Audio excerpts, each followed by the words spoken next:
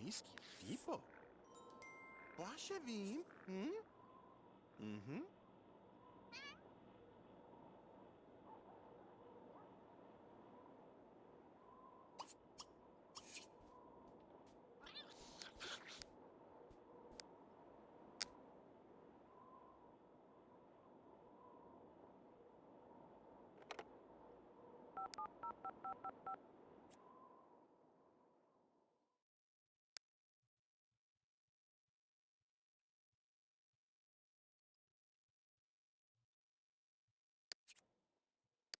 Remba va tush bah e krendo dobele e bradavish.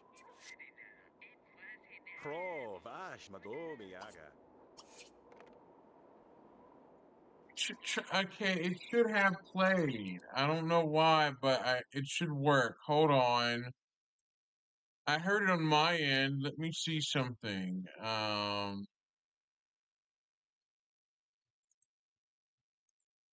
Let me test something again. Let me make the sound play again for you.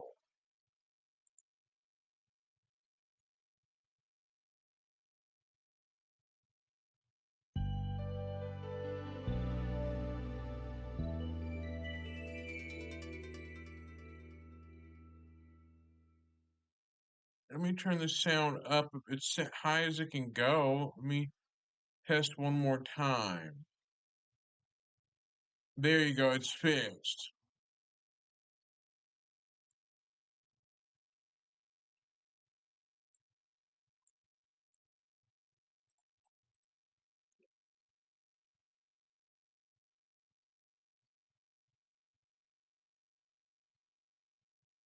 So people get their specific sound effects that I assign to it. I'm kind of in the process of getting that worked on.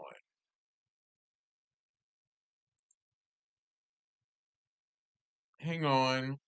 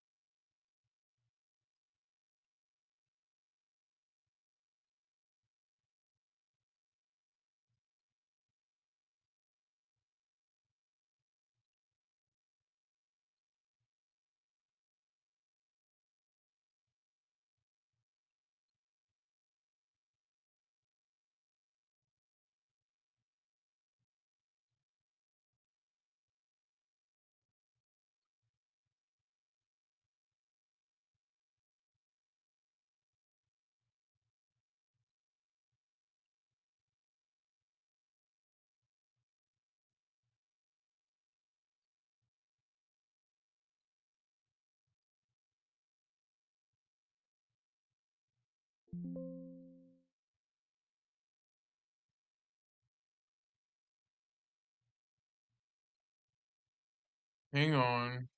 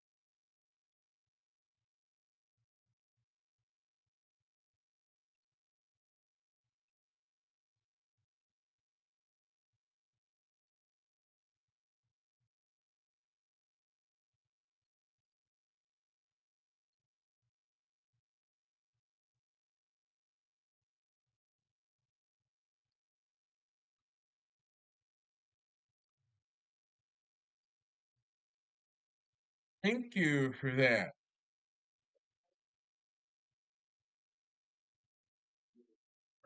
Well, I would say I'm surprised that you, if you had a Prime subscription, you would use it here either way, but not everyone can afford Amazon Prime, as expensive as it is, but yeah, I leave it up to the viewer if they choose to subscribe or not. That's their decision or not. I leave it to them if they want to do it. I don't mandate nothing. It's just I leave it up to the people that decide what they want to do. I leave it up to the viewers to do what they want. And here's my new band sound effect. That is my new sound effect when someone is banned out of my chat. And here's my new sound effect. Yes, when someone subscribes, when someone follows, there's an ad upcoming tone that'll notify an ad's coming soon. So stay tuned after that.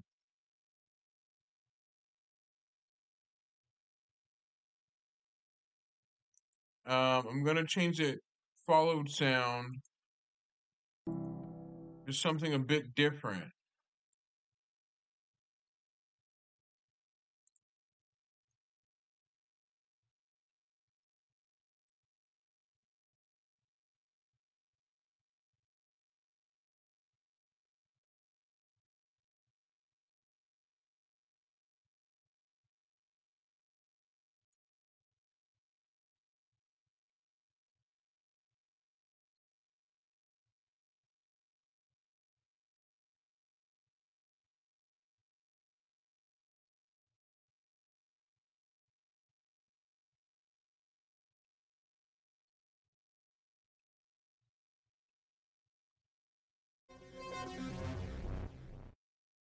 Well, that or something different.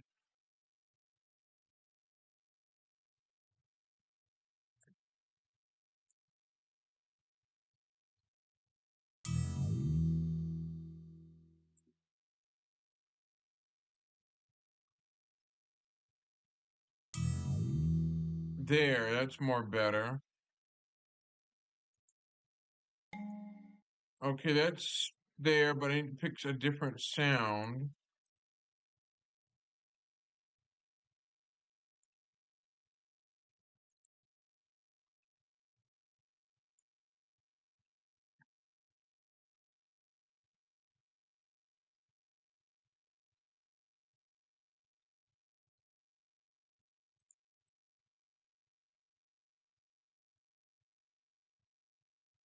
I forgot wave files are supported. OG or OGG files or OGG files are not supported in Mixitup.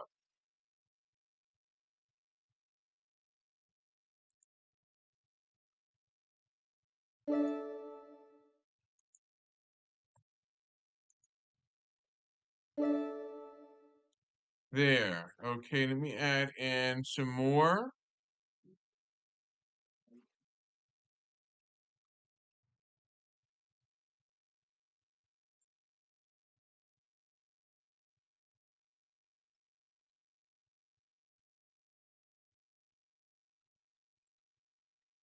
Hang on while I do this. This only takes a few seconds.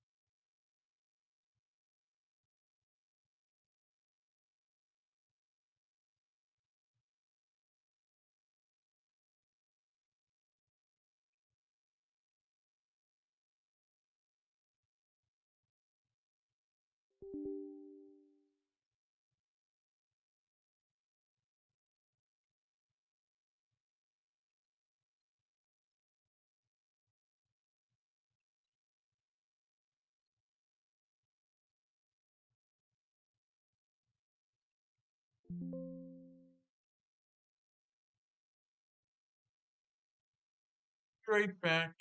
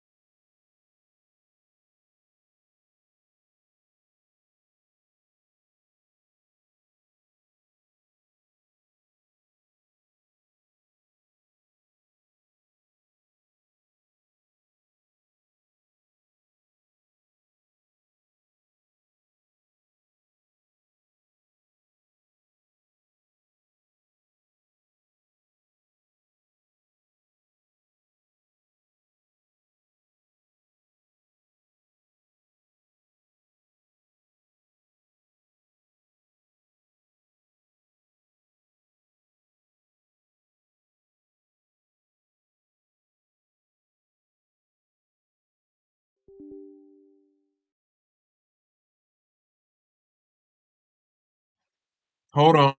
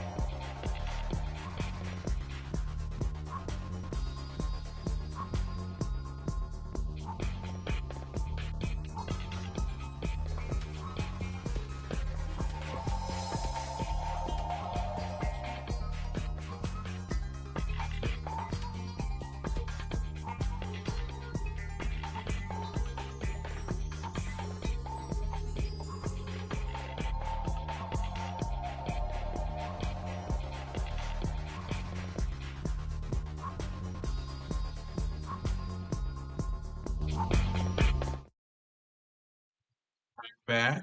Yeah. Time for more Sims adventures.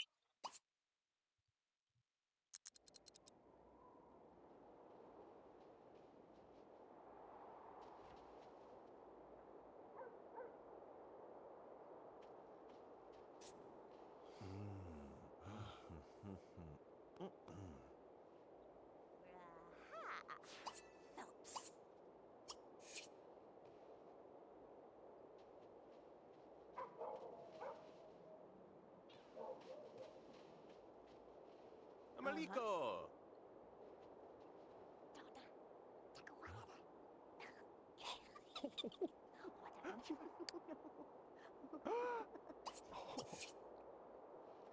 Vigie! Ai, homni bobana. Wabashi papa. Wow, you de pu. Astu!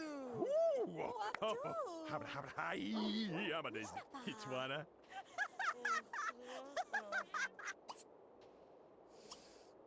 Oh, non i boshia. Argento!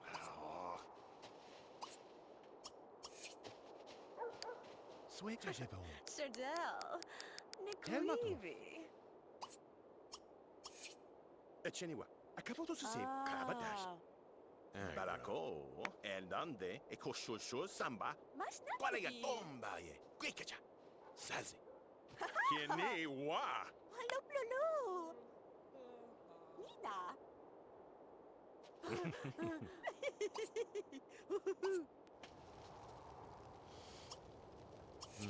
Where is Washington? Egra, no shonze? Oh, Dragon. Brita. Fui.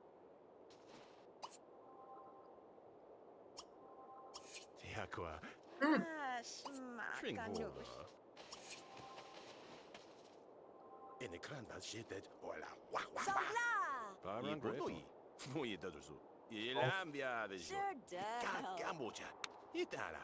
Heke. Mas nati! Wooga. Watu! Mishnapa!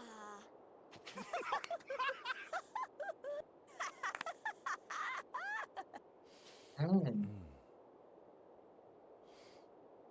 Oh.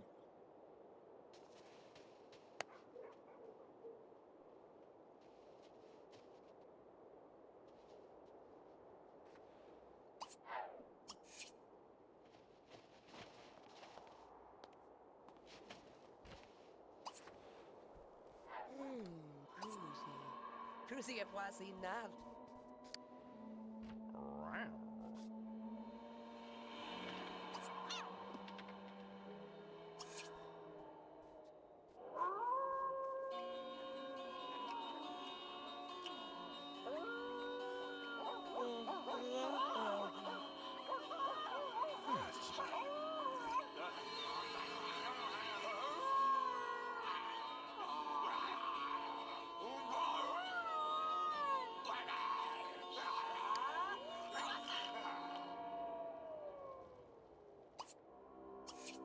Vikuna.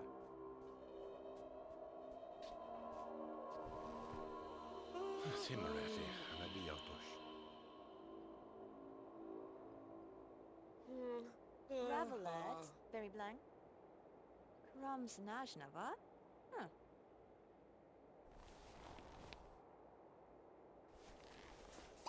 Bina! Tivano. Oh, what do we?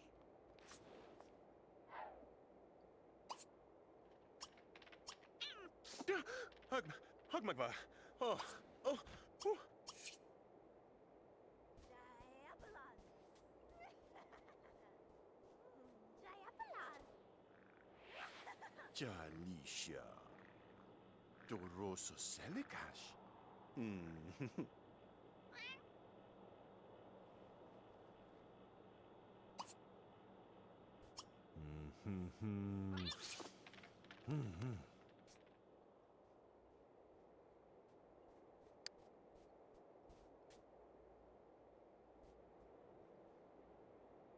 Trisha. Oh! Oh! m'échappe. Oh! Elle n'est non pas... Oh! Touchez pas là. Oh! Qu'est-ce que tu... Oh! Kaja! Kaja! Kaja! Oh! Oh! Ah! Tbudova!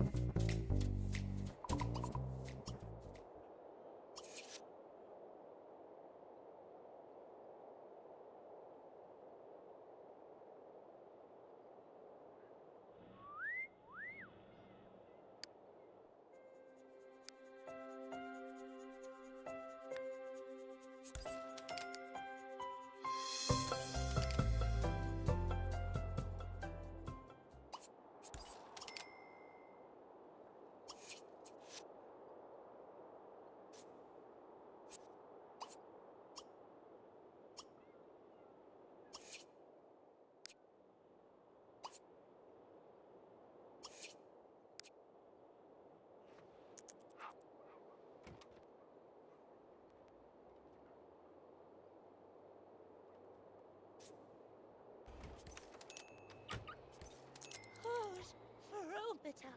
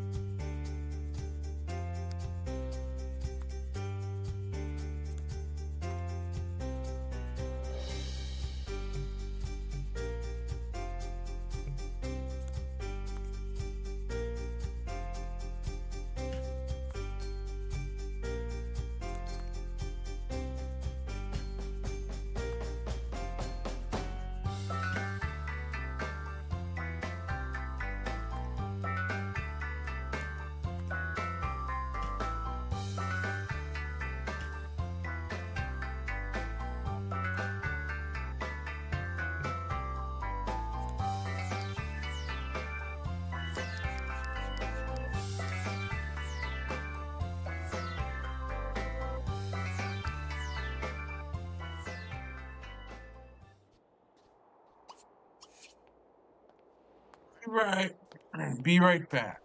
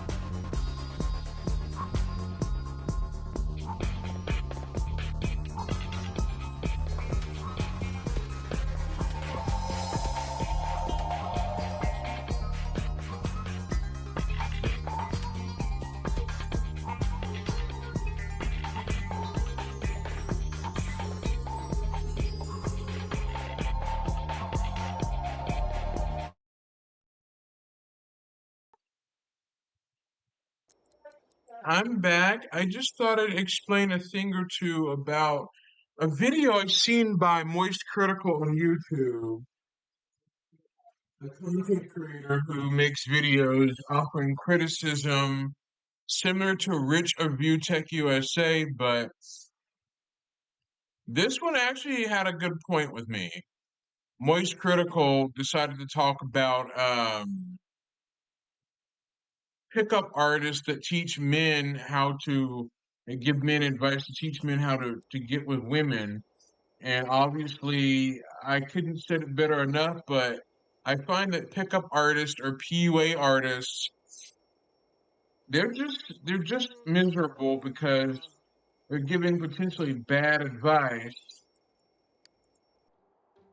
to men on how to get with women in ways that are considered harassment that might not go as planned. Like, that's my big thing. That giving men advice on how to get with women is not something I would recommend. My only thing I can say is just be yourself when trying to get with someone.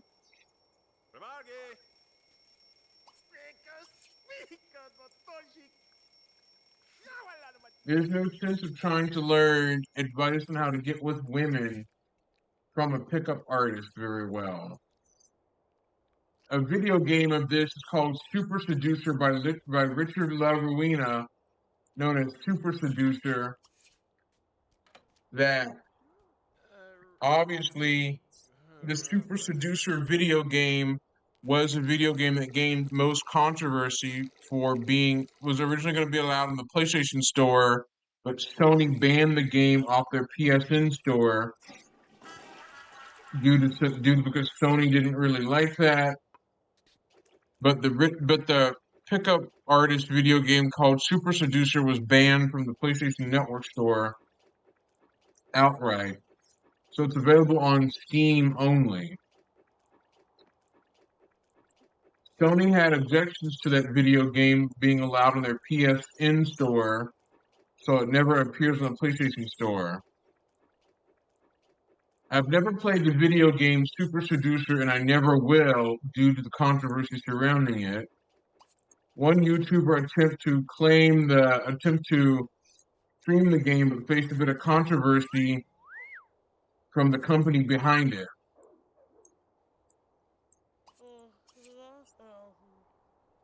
That's what I mean. That the video game Super Seducer has got a lot of controversy behind it.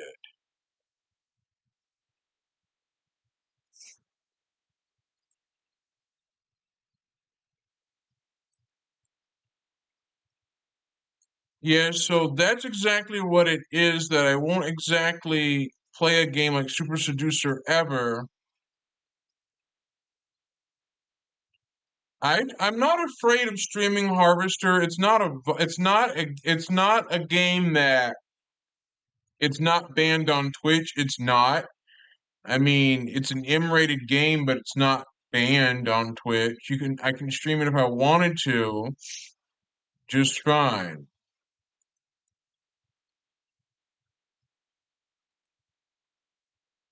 So that's what it is that lately I've been kind of wanting to overview why people that want to learn how to get with women should just be themselves without relying on a pickup artist teaching men how to do it. Like Moist Critical covered it on his latest YouTube video. I know you don't really care about Moist Critical Stitch. I know you don't, but at least Moist Critical has a good point about this whole pickup artist thing where men teach other men how just to get with women, really. Like, he has a good point about that. Stuff like that.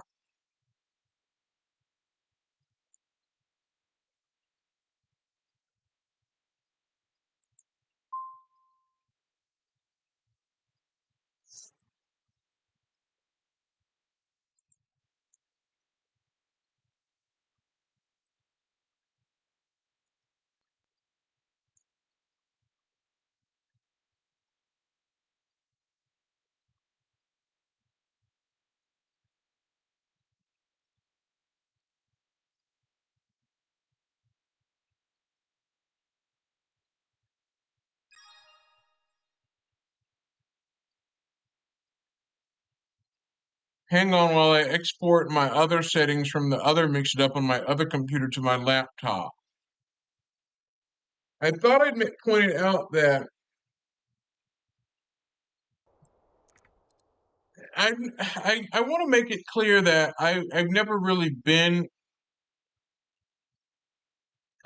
able to figure out why people have to learn how to get dating advice or coaches to teach people to teach men how to get with women, like become friends with women and become more than that, when there are morals and social standards, like morals and rules, like a bit of morale for it. Well, you have to have good morale. If you've got bad morale, then there's a bad chance that people are not gonna want to interact with you if you've got bad morale. But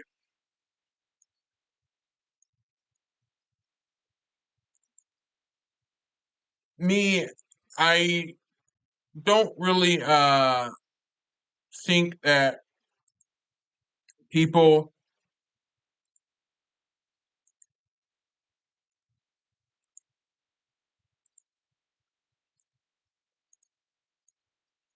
hold on. I just don't think it's a good idea for people to try to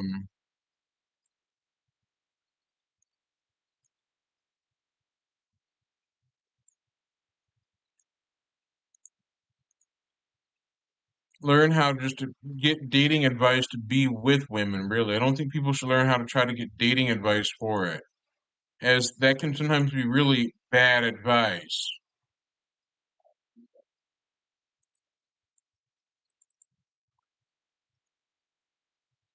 My only thing I can say is just be yourself, really, is what I'm saying. You should learn to be yourself.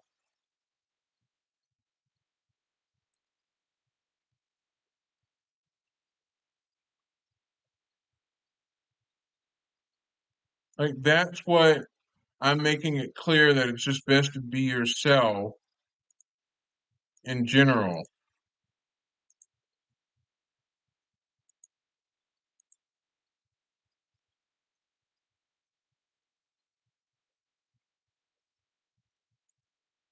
Like, that's just the gist of it.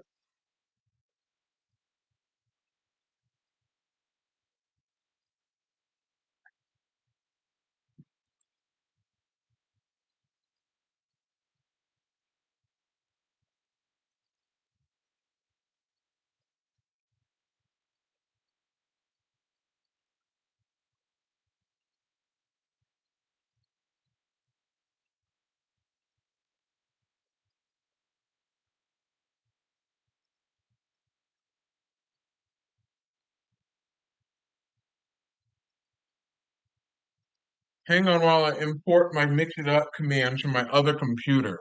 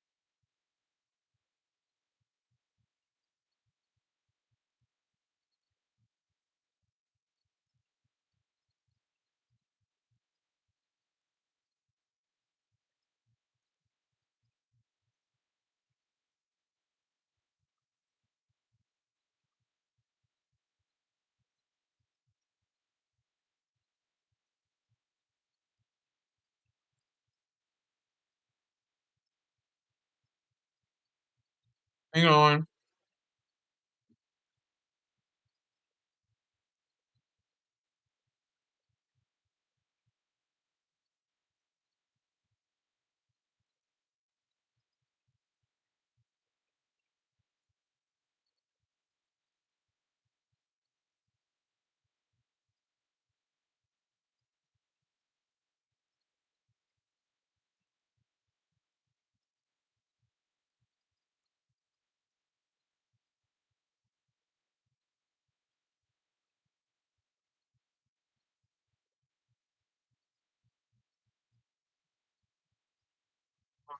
Okay.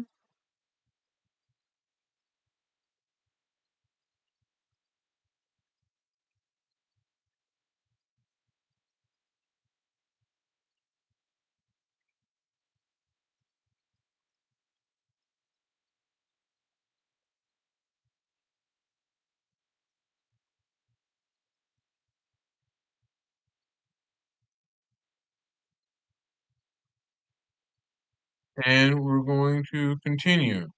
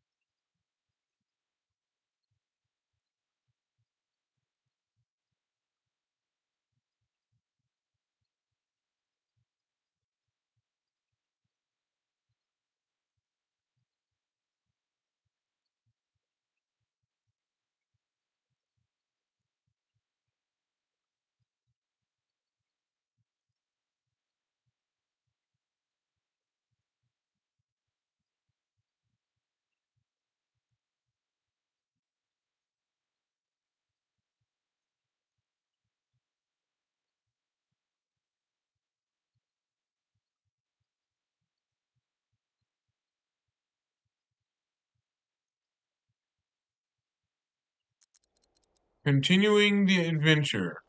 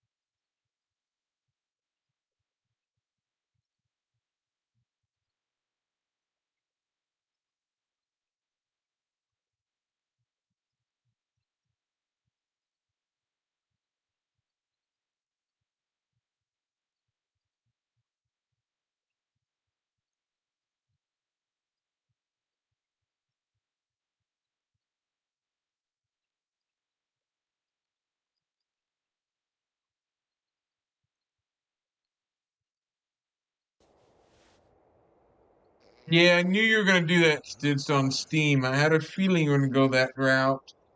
Mm-hmm.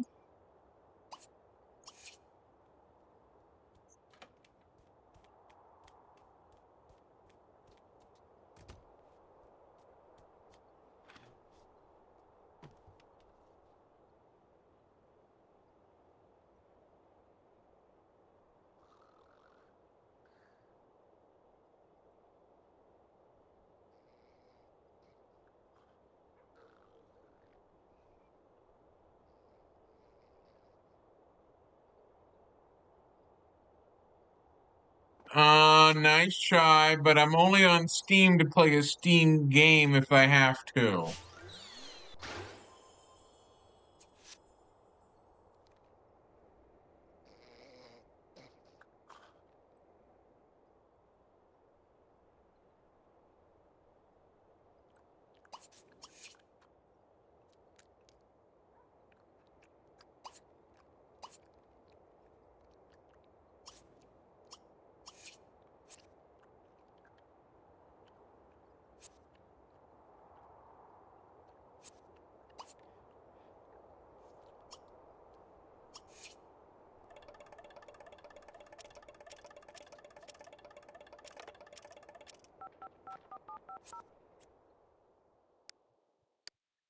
Rograba.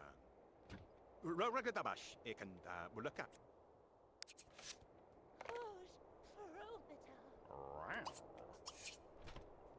I had to make Samantha Cat retire from work because she's an elder cat.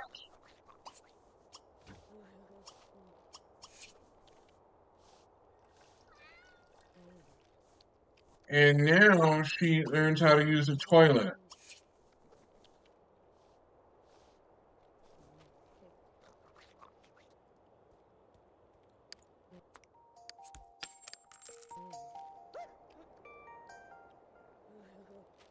Washevin? Jalisha. Mm-hmm.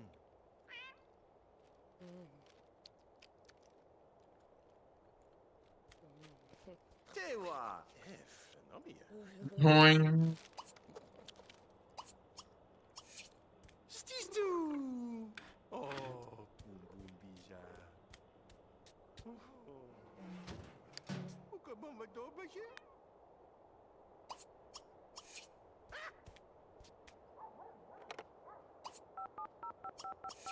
Oh, Tony.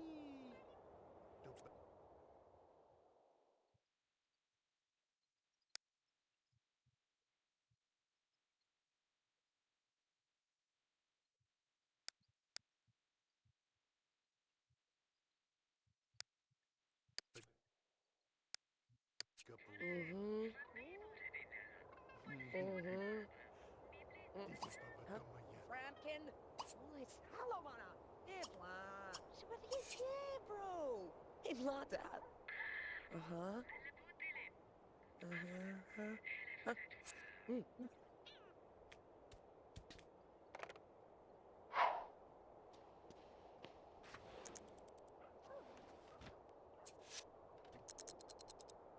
Oh,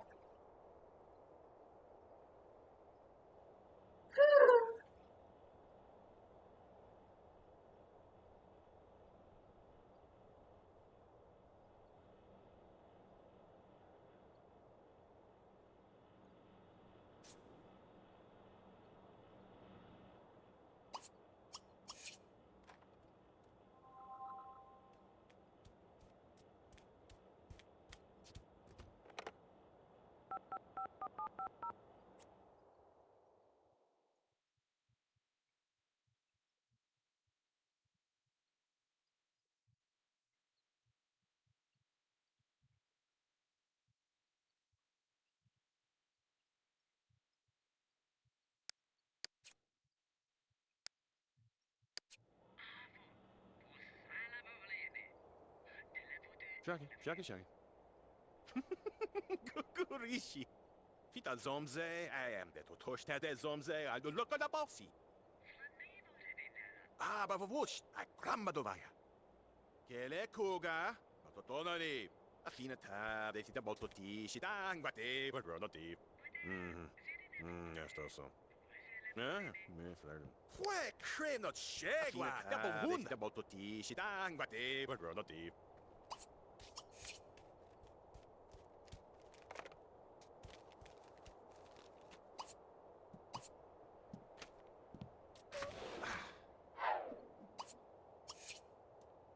Pirez-vous?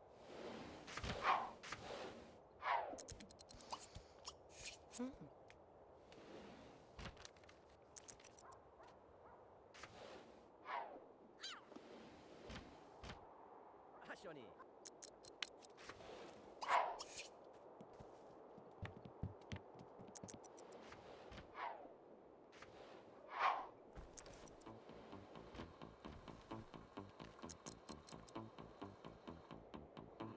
Ah, ça va.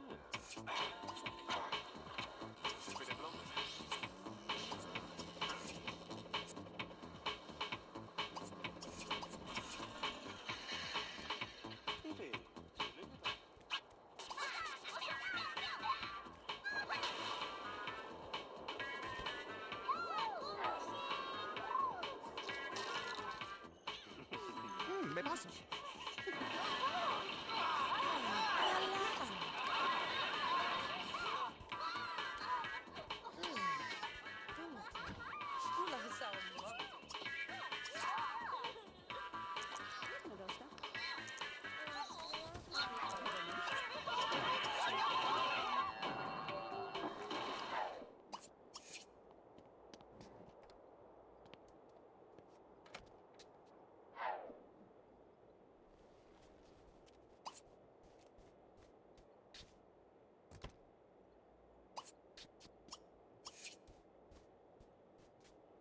Dura, Aspetta, però, Tubalakin? Tambo fa basasto, quandita na bus. Agdo di atachacha. Fin guardi.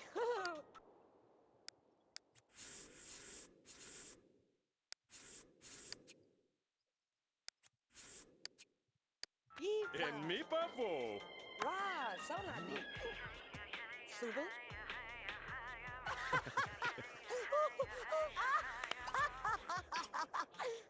Wamba. En ekran da Tamane. Contro probiote. Asi zon. Ja da uja gacha. Radidi? Usus san gata do deve. Esende. Jake Nasi. Brahmas. Shivan. Aha.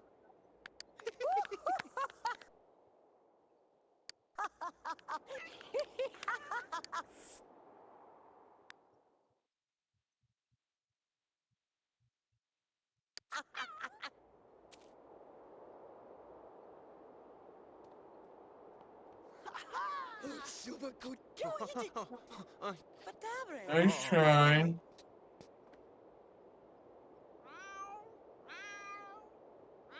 Oof, too Garfalo. morning. Ach, mas vivabo. Ekalam.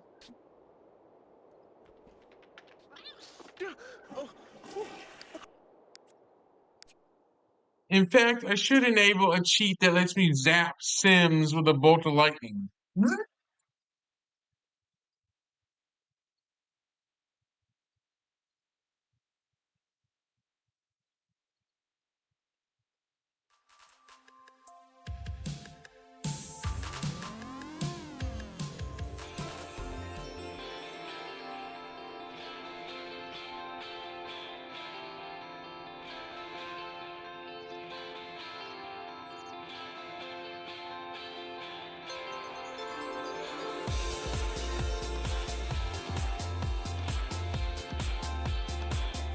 Oh.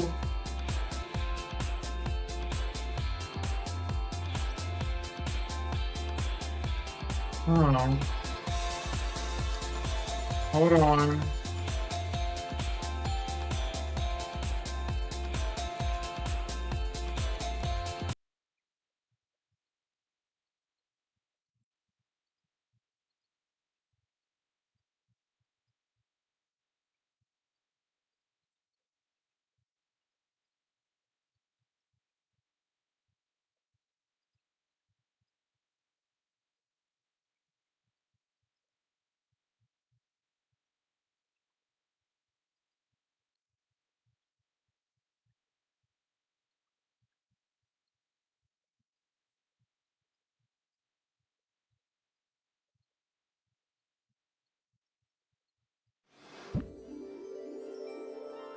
Okay, it goes into full screen on here.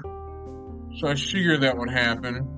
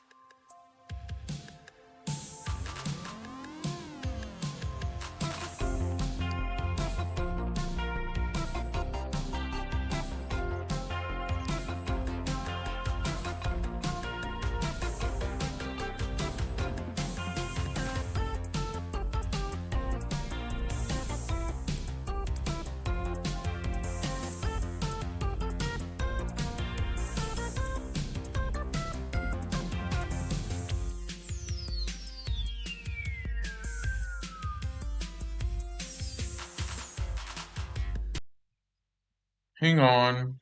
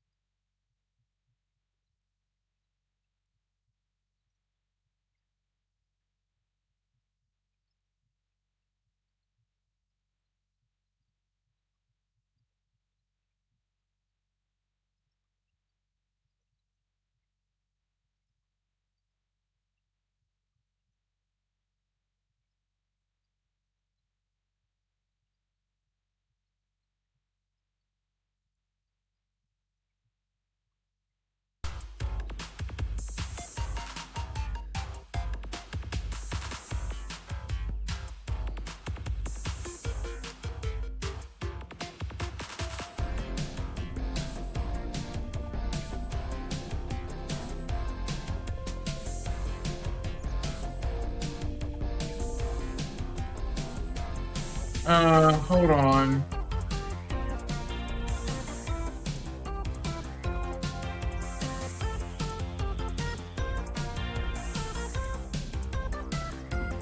The AMD graphics on my laptop, in person it takes the Sims 2 window, like right here, it takes this window here, and it kind of it kind of shrinks it to where it only takes up, like it scales it to where you have a border on the right hand side of the screen, and a border down here, and a border here, like a border on this, like an L-shaped border that is like this, but it's flipped backward on the TV screen in person. So Like instead of it being like this, it's like here. Let me see. It's like right here in person, but there's a bit of a border that's like this, like an L-shaped backwards border in person. Let me get his photo up so I can show you what it looks like.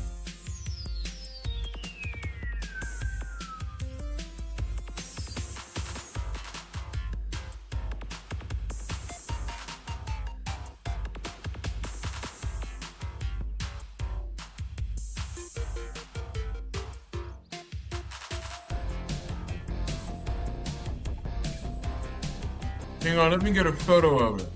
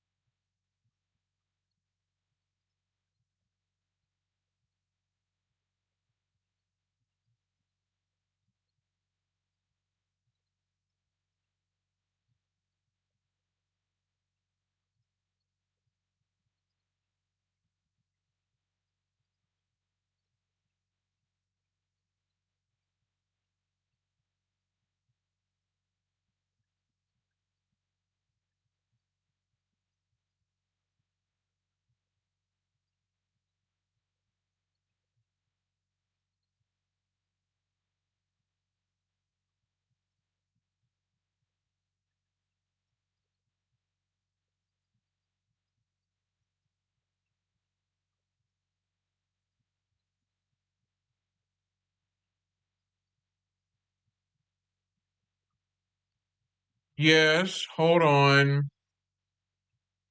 I am Bluetoothing a photo to my laptop from my phone over Bluetooth. I'm sending it. I'm using Bluetooth to transfer a photo over without plugging in my computer. Hang on.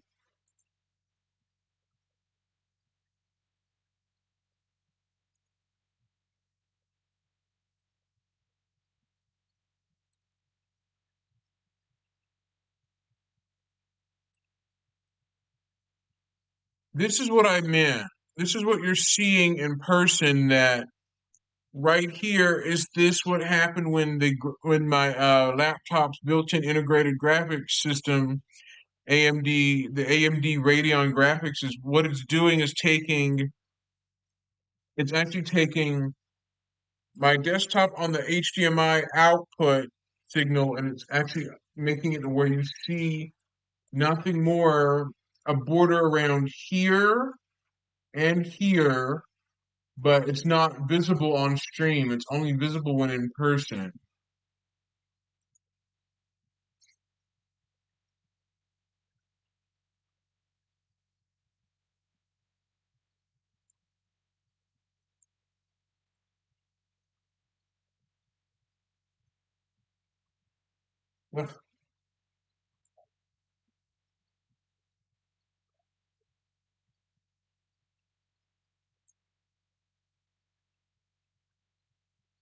Let me crop the image down a bit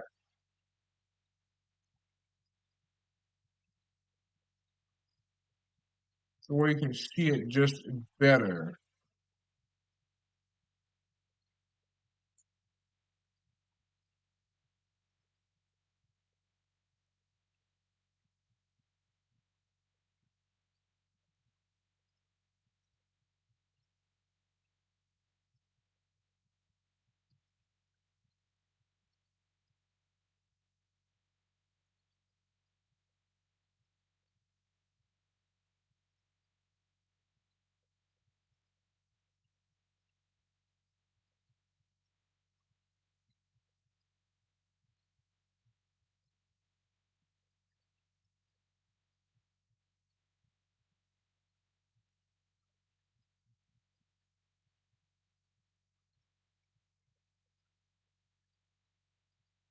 Let me just modify this so it looks better.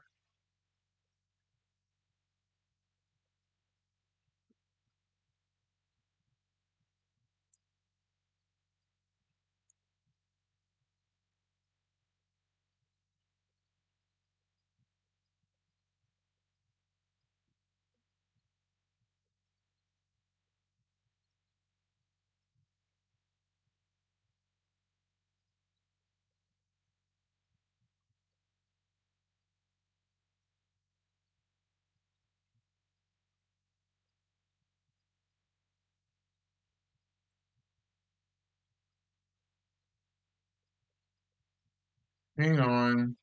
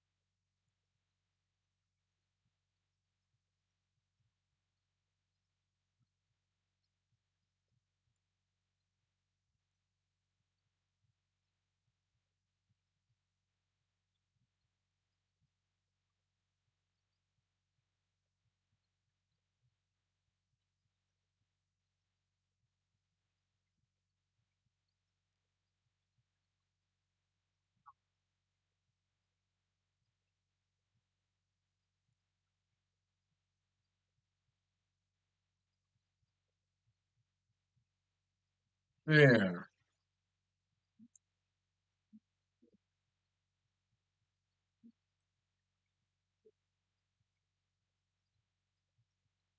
Hang on, let me show you a modified version of it.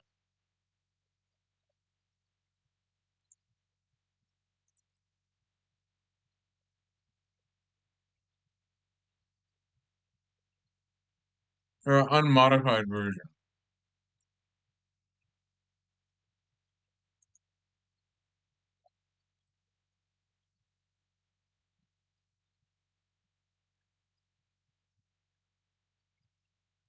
Yeah, this is what you're seeing as a result of my laptop's built-in or my laptop's built-in graphics, that it does this sometimes, that it would tell it to do something like that. It'll cause it where it scales it with a black bar around the lower half and the rightmost half of it. It'll do that. Like, that's what happens. Let's get back to it.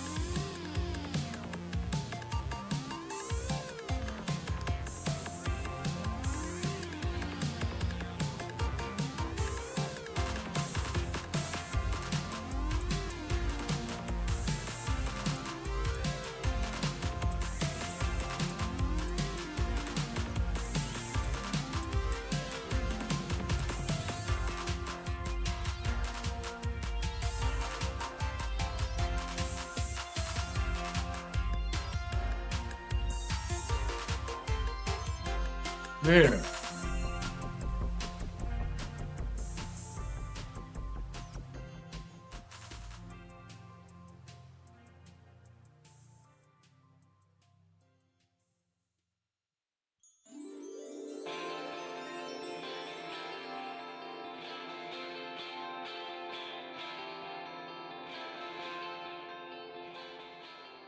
So you'll see a bit of a weird bar around the edges of the screen that I have managed to hide a little bit, but they're not fully hidden.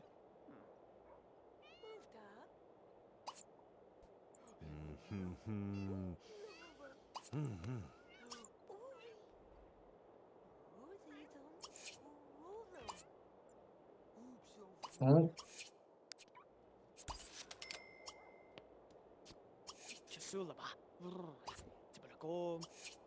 time to zap with lightning. Lightning. Ow!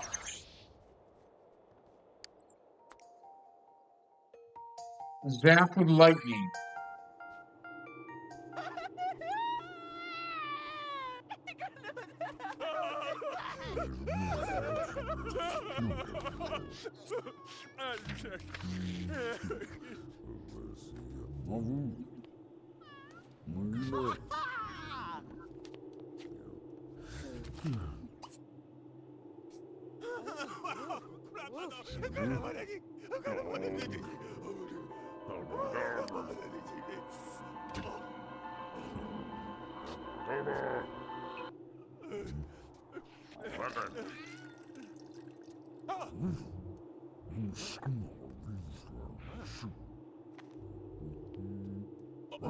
Here's a Pled for Loved One interaction. Oh, fail.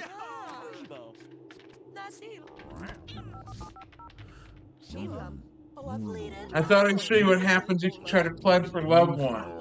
What can go wrong? Turns out he lost.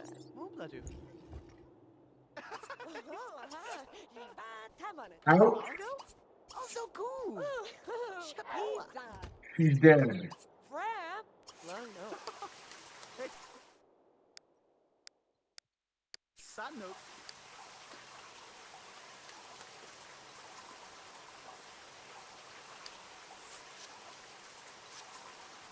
Wah, wah.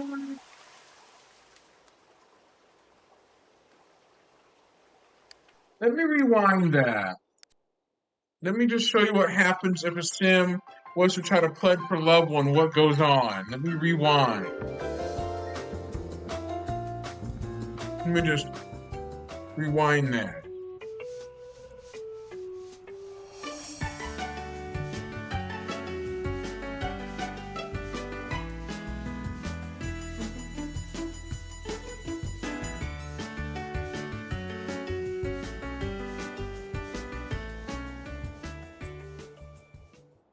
I thought I'd show you what happened.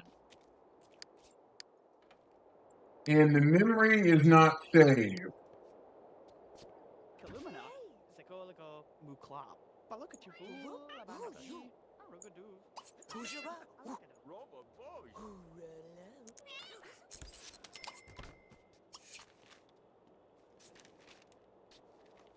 Logo, Zipa,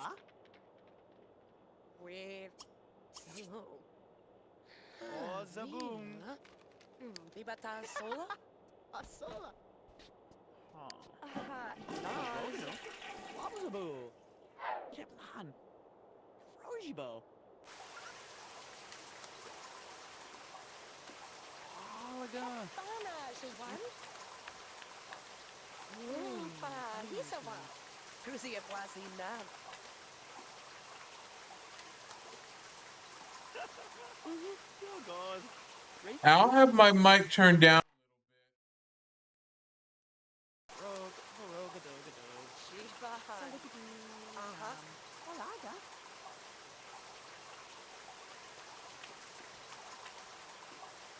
Zuda, Oh, Riva, Provision. Lagado. Ah, Taluch.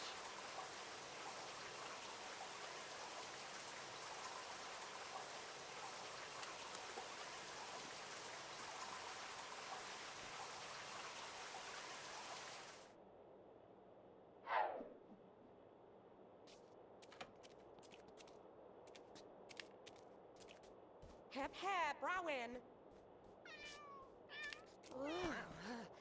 Arasad. Ufa Tweerab Stum Ramadan. Jalusta. Ralovna. Gloom. Falapni. Sarupa. Yitzam La. Sablam. Asakajon. Hello. Gonro Salon. Mobladu. Aga Blogadu. Reefgado. Rashuplagoza. Trudel full of Jababa. vegetable. Washavim. Opa. Domiski. Sabu. Tipo. Shiguna. Name. Bag. Rakanu.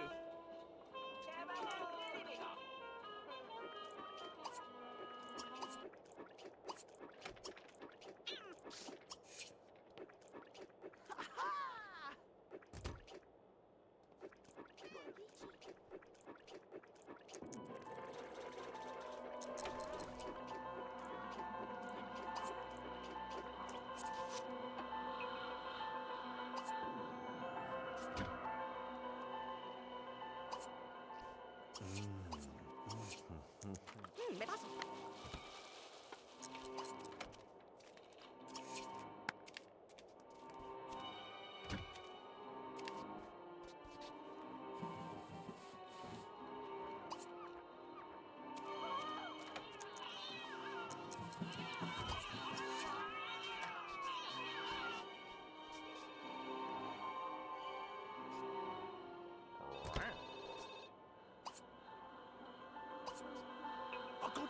Cheryl Pragday. Ufamu, ha? Tatani? Rectalie is a Uma, a Shufata. Dashmiva. Walano. Ekem. Oh.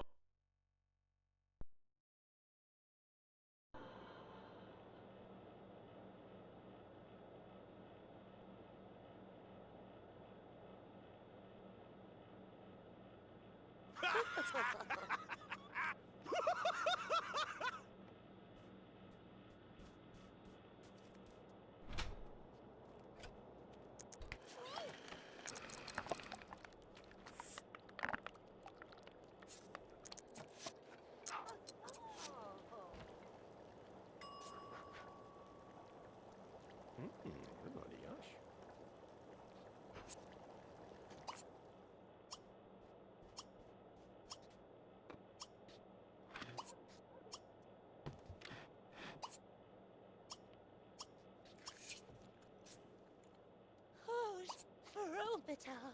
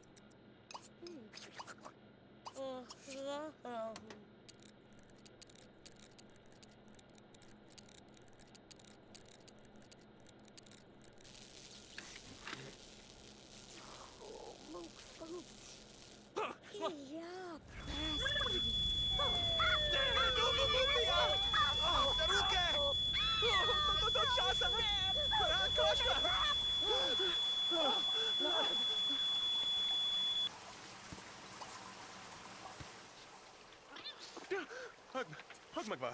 Oh, oh, oh. Javak. Mito. Ah! Oh, Flacno.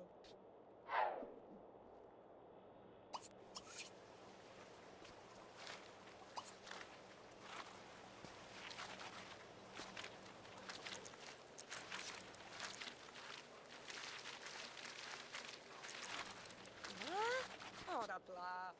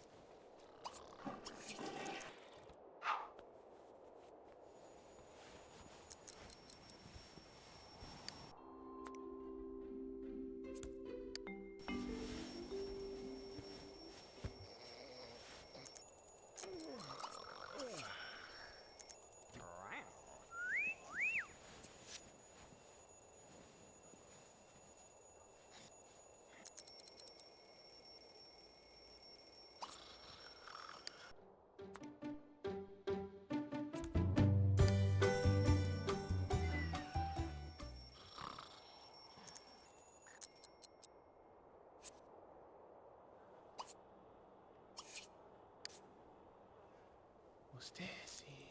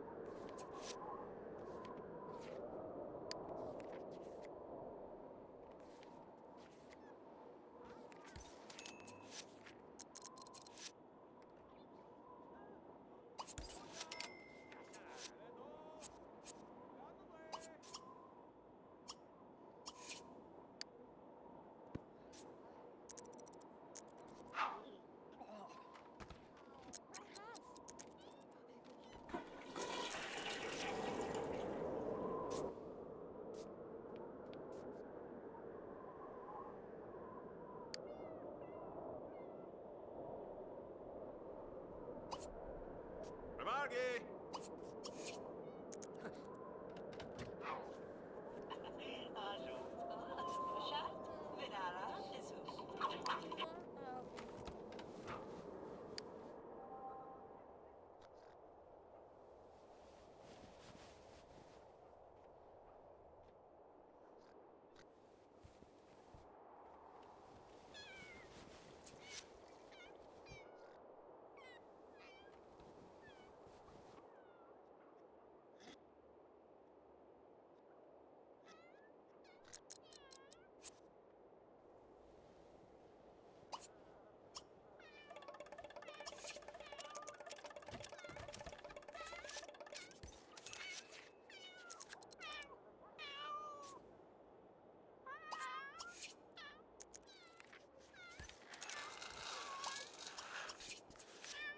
Rolf? Piano!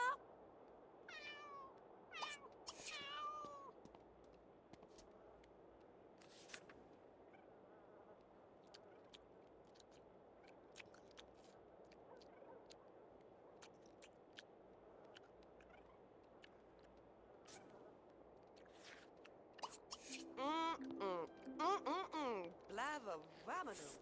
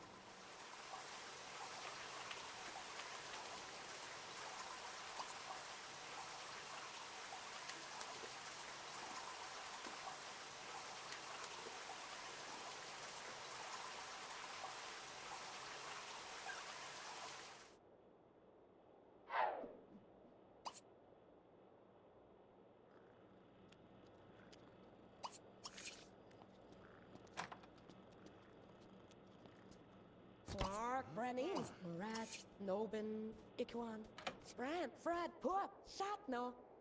Yes, we're looking at oh, Lipen, of Lanu, Hefafrine, Kermentin, Twescan can't go. Oh, Shaban, Isu, Marin, Rentu, Medicalat, Sino, Sanamarahinum, Crab, Black, Sproul, Mahi, Herman, Wona, Had, Heroe, et Morena, La Hum, Nation, the Bob. Yes, we're looking at oh, Lipen, oh, it's a black, you know what I kind of pouring in a kingdom. If I can do Sprant, Fred, Pup, Eating, my dear, Galarda, hey. Satno, the flirt attack at toe.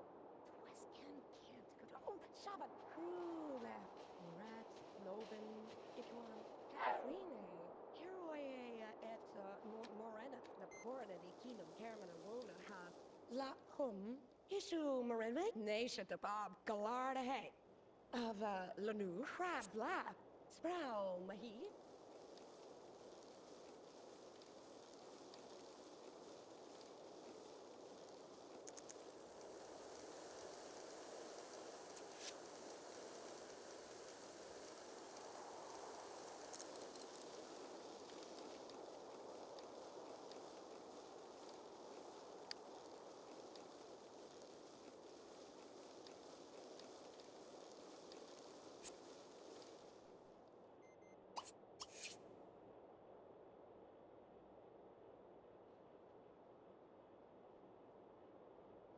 Whew, Misha.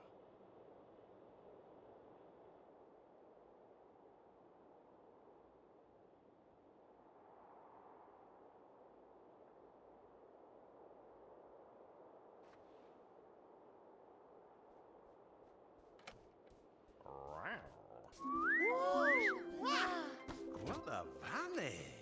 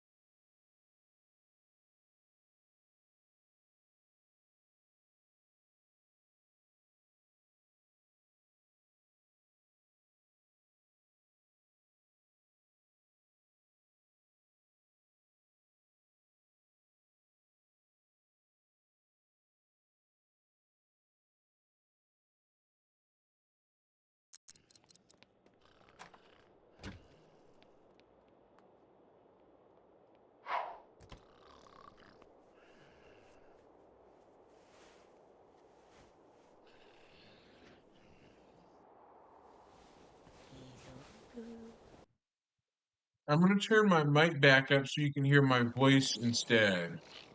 That way I can't really try to type anything into the chat from my phone or laptop. I can just use my voice to talk. Earlier, there was a fire on the lot where Denzel tries to fix a broken appliance, but he ends up getting electrocuted.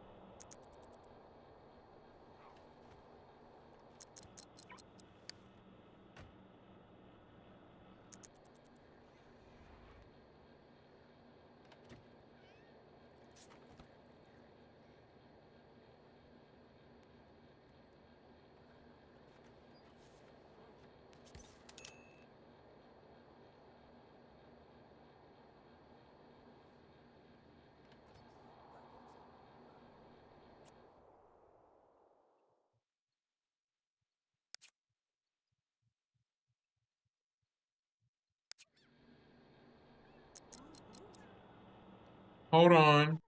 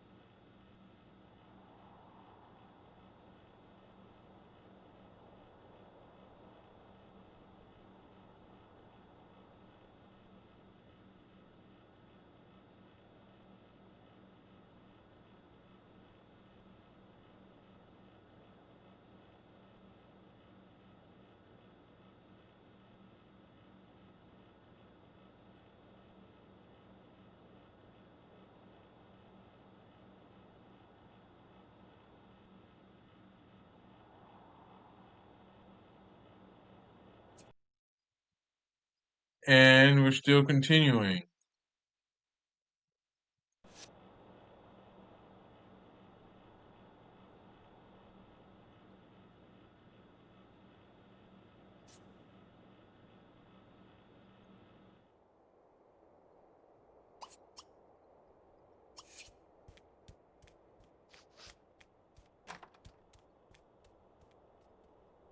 Laird!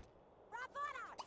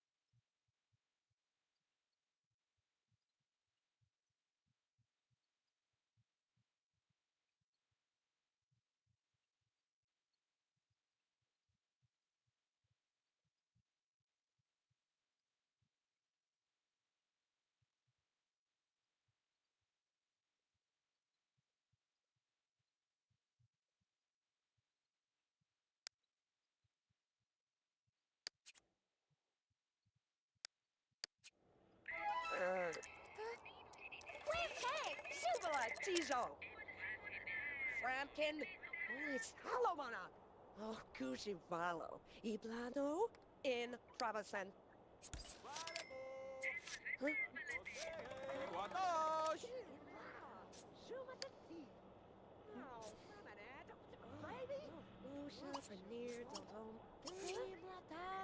Fucking! Oh, Batida! Fravin Flavadan!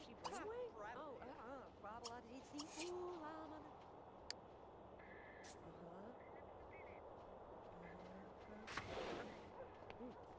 Oh, Framanad! Fula Pram! Crem Sol Pravan. Oh, she Fram! Out of the pockets? Babla, si mama.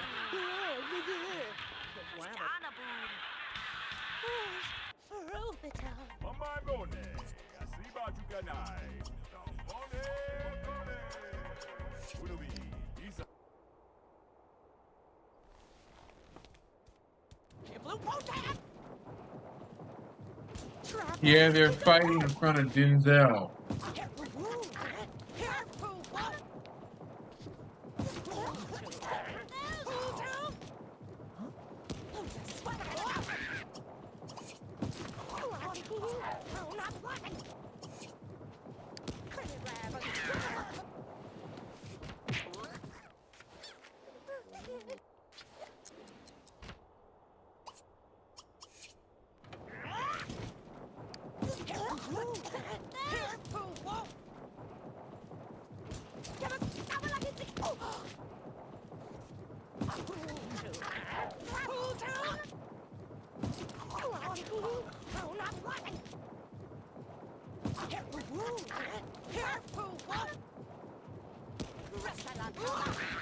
Yeah, them two are getting into a feud over Denzel.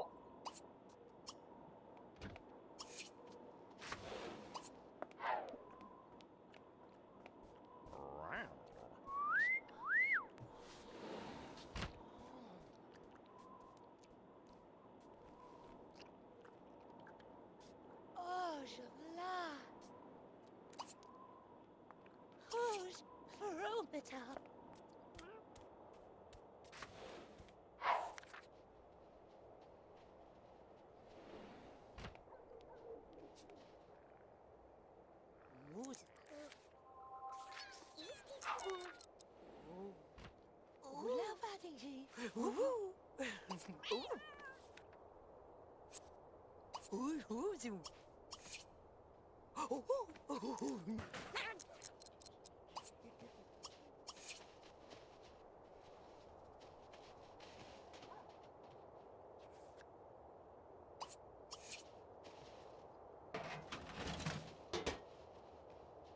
Yeah, Denzel kind of flirted with Caitlyn, or Caitlyn flirted with Denzel, forget before, but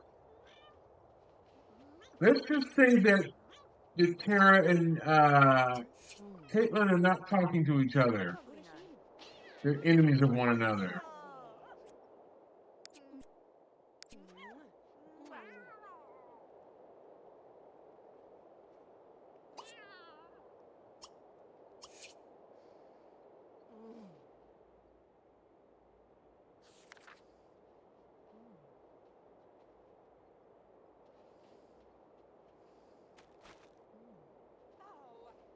Mm,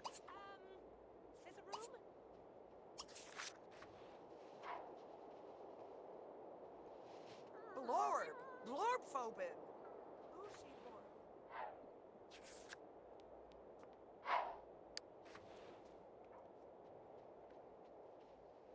excuse me.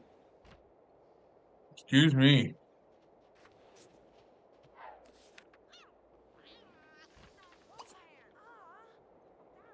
Ow.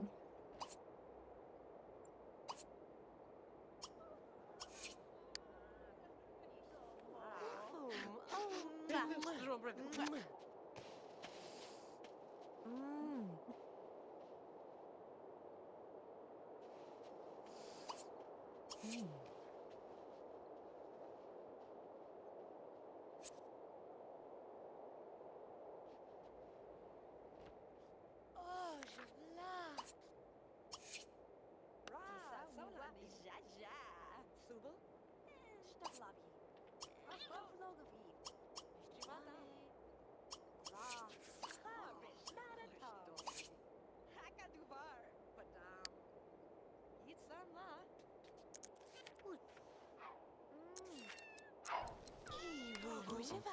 Woo, woo.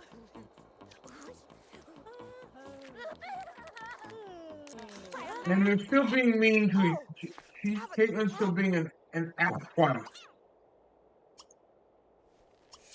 Phụ phán. Oh, one So never. here we go. Fight. Ena masa? Aha, iba tama na. Veji hijni bab Fuji nis tiru. nama.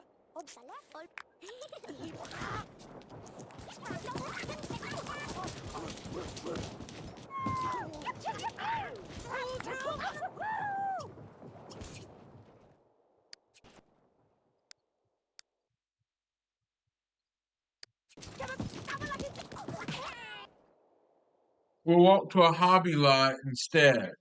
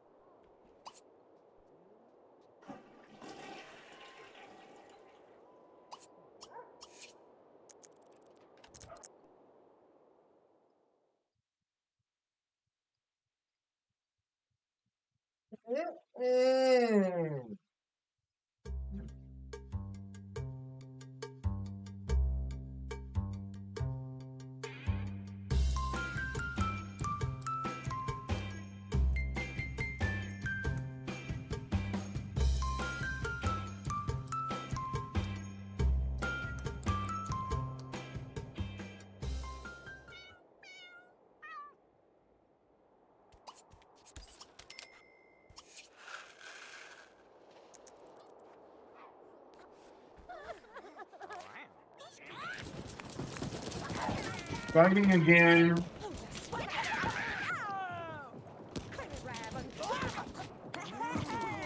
Oh.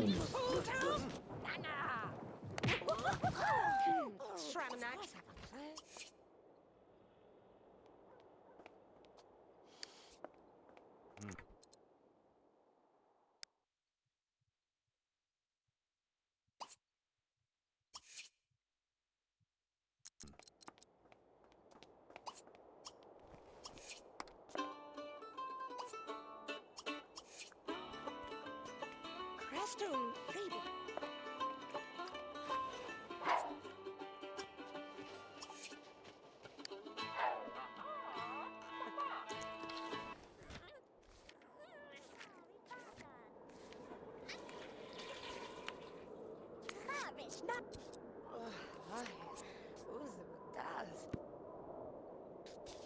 Koshas, ela Hmm? gana. Big Granjo? Java. Oh. Ina fa.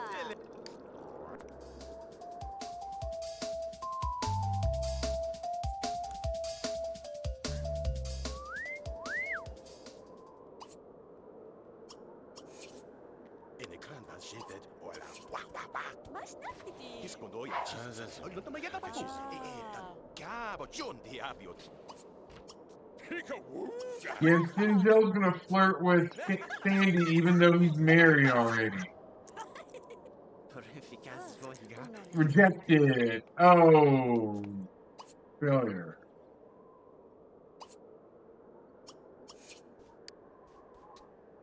Anyway, acabou de se Kabatash. Sure duh. Pero to digis Fabio, kaya maya, taje, se von pasia, e quando to vale tonta, esses puerta.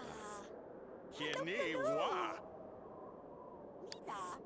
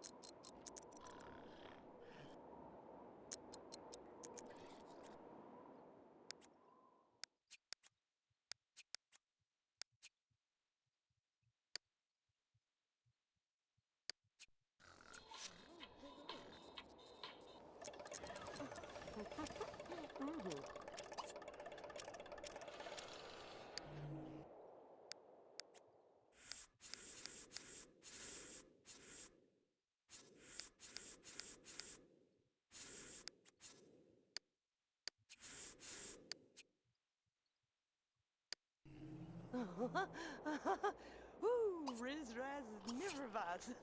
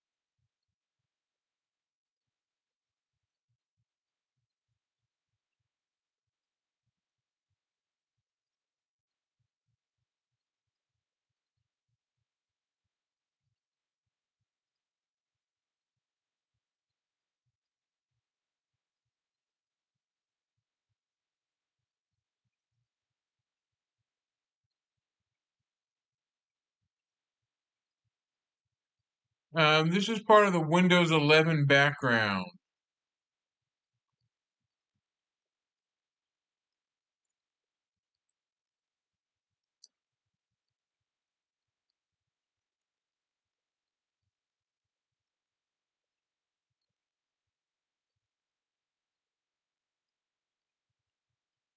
Oh,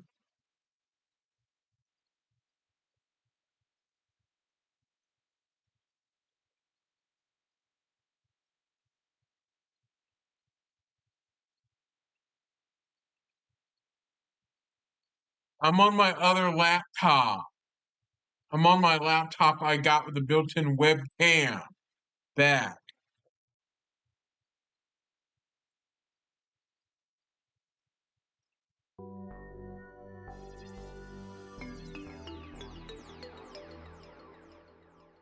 Testing something.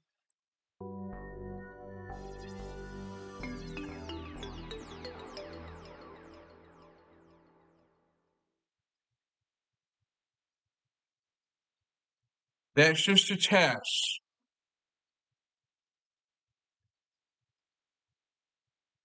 I have a new laptop I got for my birthday. I do. Remember that? Videos I made on YouTube about it. I got a new laptop for my birthday in 2023. If that makes sense.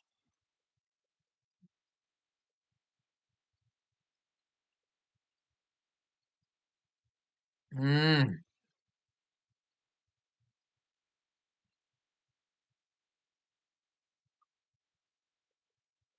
I have made a YouTube video that I got a new laptop for my birthday back in 2023-ish, right around there. Back then, videos on my YouTube channel.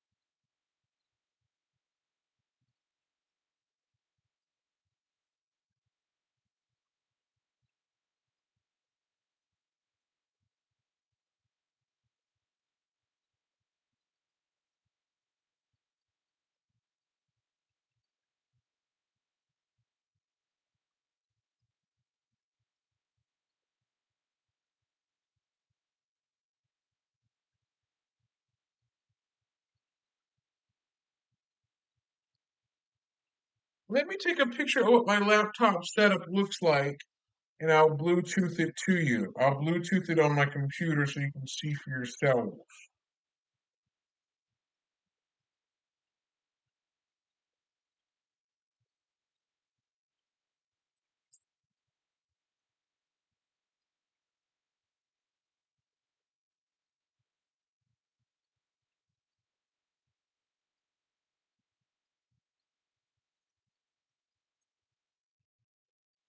Hold on, let me just Bluetooth it to my computer.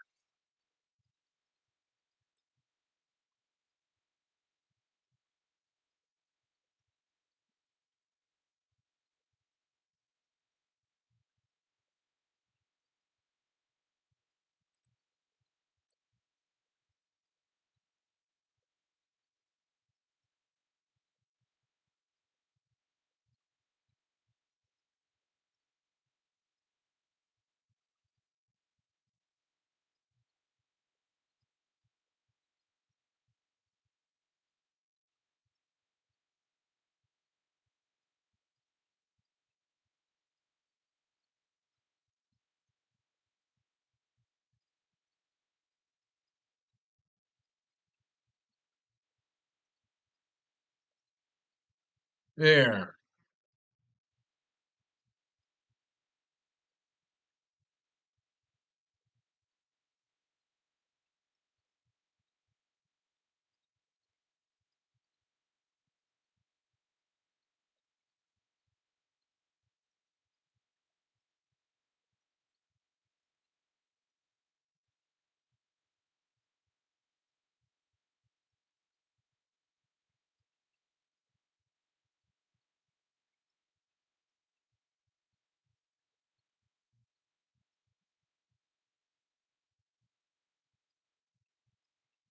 this.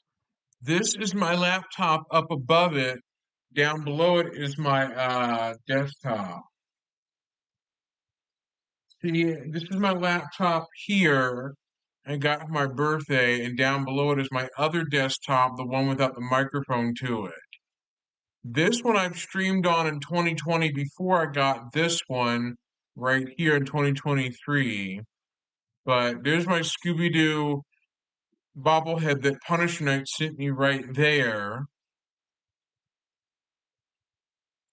There's the computer that the second one I stream on sometimes, but it's missing a microphone for it. It has no built-in mic. But this is the one above it that I'm streaming on right now, often from sometimes. But when I had a working webcam, I used to use this one with the working Logitech QuickCam Pro webcam that had microphone built into it. I would do it from here, but it would give squeaky chipmunk audio, things like that. So this is the computer that I would stream on back in 2020 when COVID got really out of hand, when we were all locked down inside for long periods. But this is the laptop that I stream on often. So that right there is exactly what I use. Up above is a laptop, down below is a desktop that I stream on, the laptop on top of it. So I've got the two sitting on top of each other, or one on top of the other, but that's the laptop above the desktop, the big one down below it. It gets pretty loud when it's under heavy load. It gets very noisy real quick.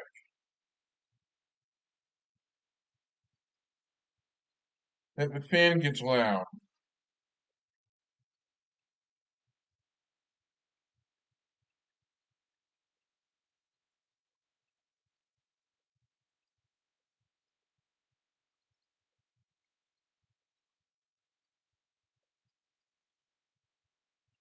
So yeah, so that's the computer that I end up getting on my birthday, the one on top, and the one below it is the one I've been had during when COVID hit in 2020, when it got really out of hand.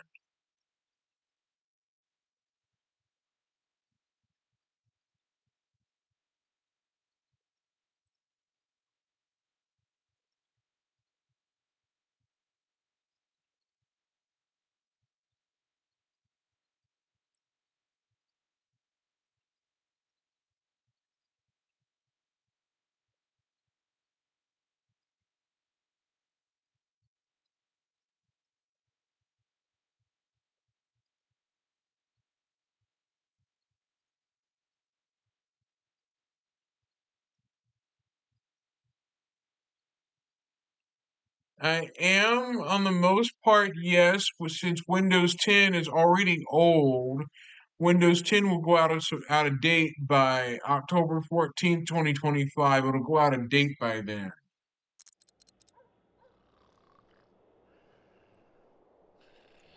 Meaning it won't get any more updates after October 14th, 2025. It goes out of date by then. So by fall 2025, Windows 10 will be out of date. It'll be at its end of life status. Then starting in 2026, that Steam will stop Windows 10 support after 2026. Coming right around January 2026 is most likely what will happen. That Valve will put out a statement that Windows 10 is no longer supported by them by Steam anymore. So that's what's going to happen after 2026. That Windows 10 users will be banned from Steam unless if they upgrade. Well, Windows 11 has a bit of a Copilot preview. It's got extra stuff in it that you wouldn't find on Windows 10 except Copilot, called Windows Copilot.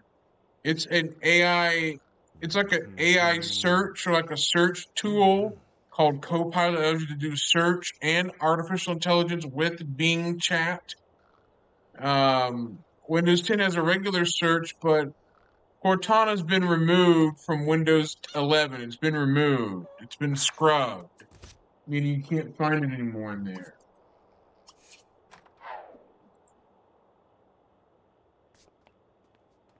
Yeah, Microsoft added Windows Copilot, which adds AI in it.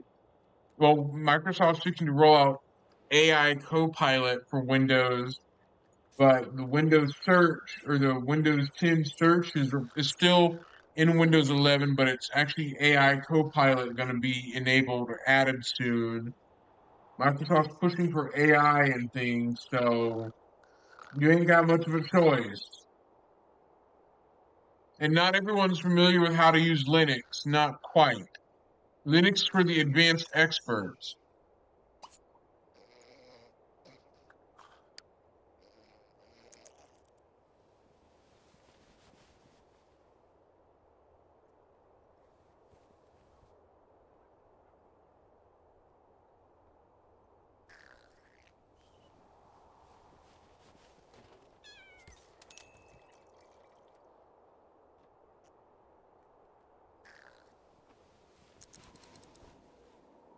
No, Linux is not intended for those that are not experienced with it. I'm afraid not. Yeah, of course not. But there are tutorials on learn how to use Linux. Yes, there are tutorials online. From beginner tutorials to the advanced tutorials.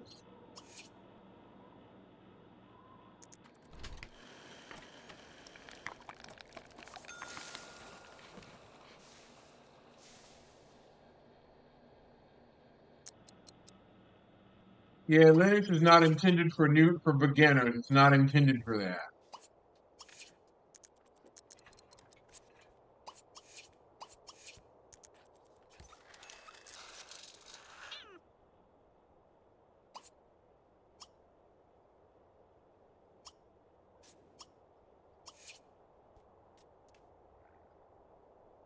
Where's the roof, amo? Muefatas. Isso. Yeah, so Linux is not intended for beginners. I didn't know how to use Linux at all until after I learned on my own how to use it with help from an online community, but I later learned how to use it. And I got the hang of it on my own.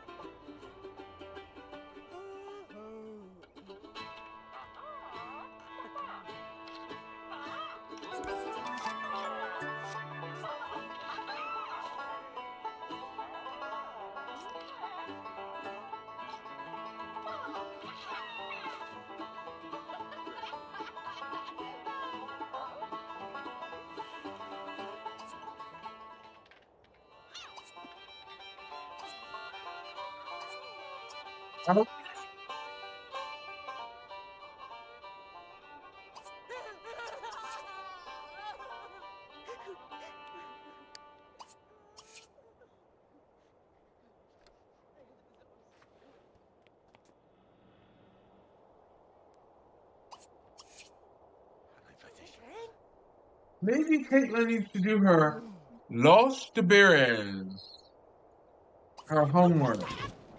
Ouch.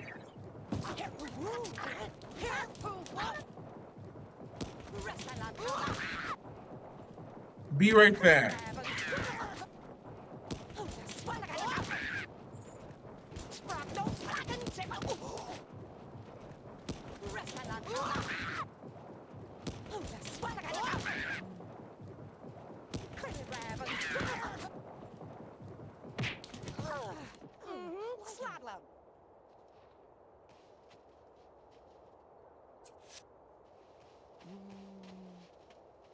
Scouter, Lapuzan.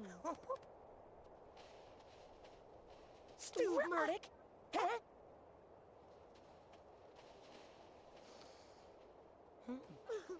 Did you really?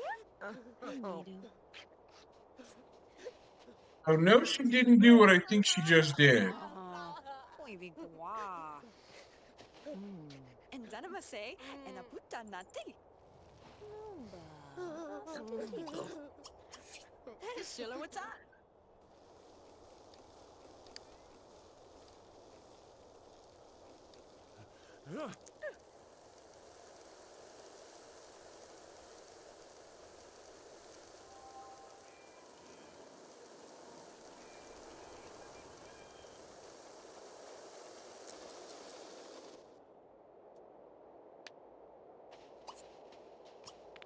Enamasa, mude, muna fifa. Anu flagda, and she can't in a moon. Zini, slinka, slinka, and a rat. Friday Klimala. Who's took a seat? Powerland.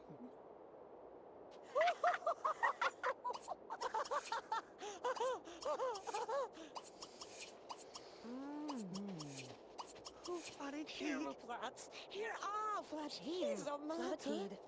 Ubit Stabble. Hypno.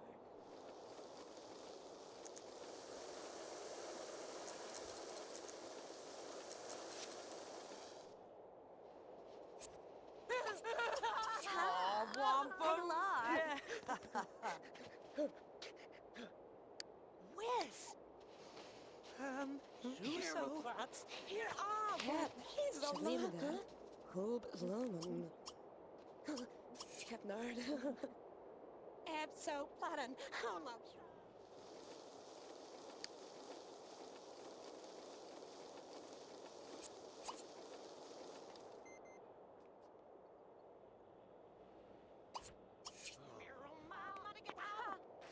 Hey,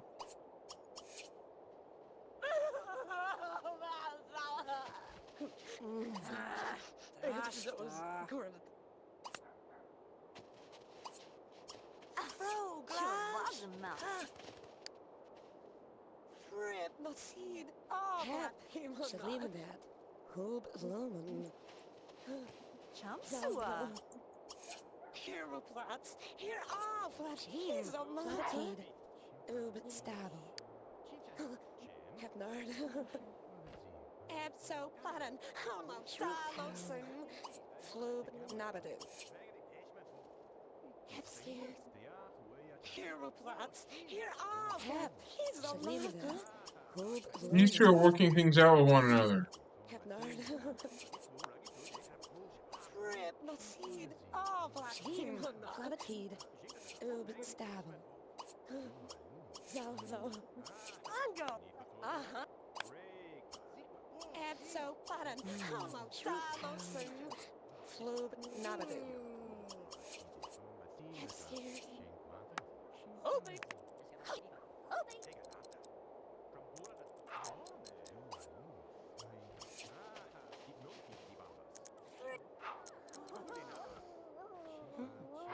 Ooh, gross.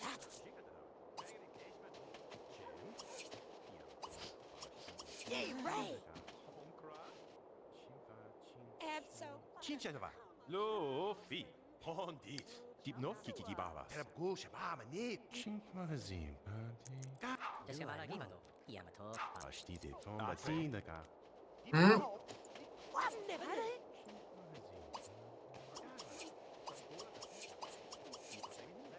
Hey, Shrar.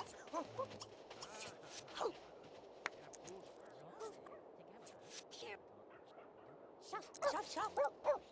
Ram. Cool. Jaska mala kifado. Chink magazine. Cara, zikwa pojin. Regba. Cinquanta di. Dua luf. Shemuf. Uh-oh. Terap gusha bama. Izzy is destroying the furniture. Chincheva. Pegalata. Yamatov. Pashti. Izzy? Really?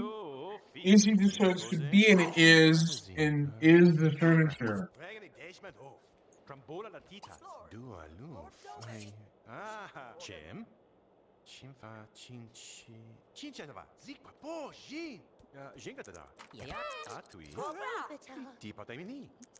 Chink magazine. Yamatov. Pashti de ton batina ka. Chimfa, chinchi. Chinchanava, regally dashment ho. Quataba fishy. Just come out like Ivato. Hondit. Letty, mama like. Reg. Honkra. Okay. Chimpanzee. Cara, era bucha, mani. 50. Yamato, pasti de bomba zina. Chimpa, chinchi. Chinchanava. Atre. Nefu. Chimpanzee. Cara. Supertas. Abi. Yamato, pasti de bomba zina. Pegalata. Storf. Luffy. Quataba, fishy. Jingadada. Atre. Hatuli nafa. Nipato. Chim. Yamato. 50. Dua Luffy. Trambola latita. Chim. Chimfa, chinchi. Chinchanava. Regally Bucha, mani. Shemu. Atui. Ufam. Yamato, pasti de bomba zina. Zika, boji. Tipo taimini. Peppers.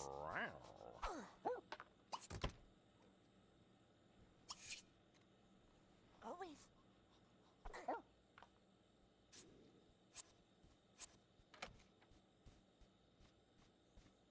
Vanit, Isuike.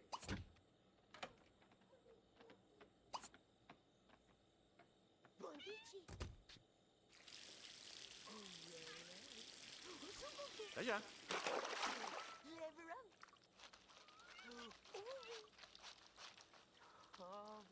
Izzy needs a bath. Mash.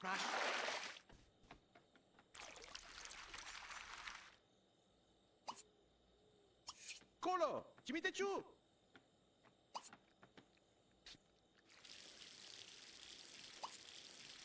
Ta.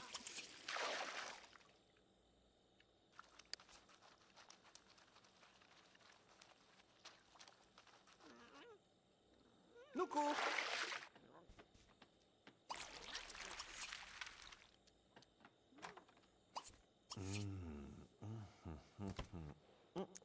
Switcher.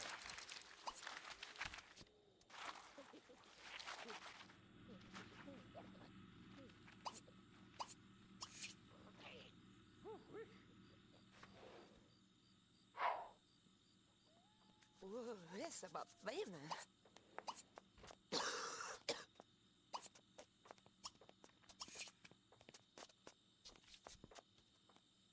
Oh, fantastico. Oof, ram.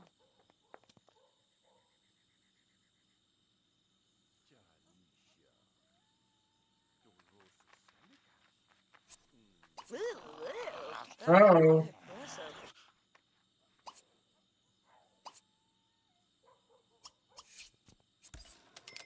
Wazum. He's a mataking. Oh, Jim. Oh, Javla.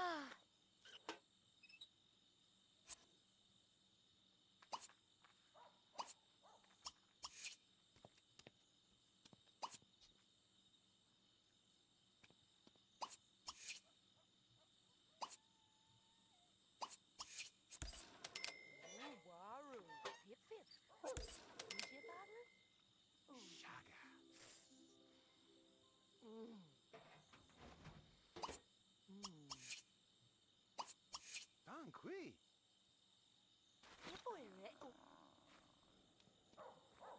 No. Sukfatas. Hunda. Name Bruce. He's a werewolf. His eyes glow yellow at night. Mutma Faban.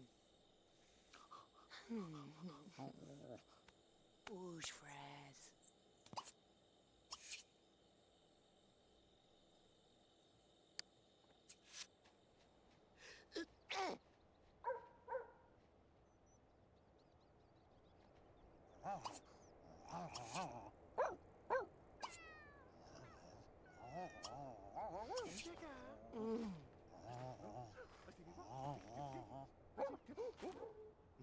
No, Nick.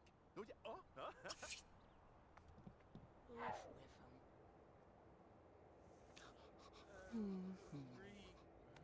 Oof, ma'am.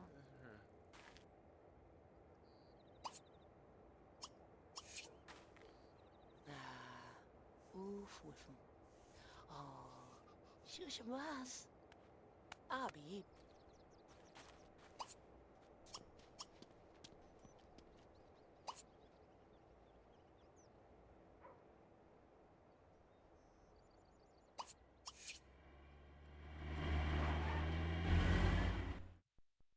Oh,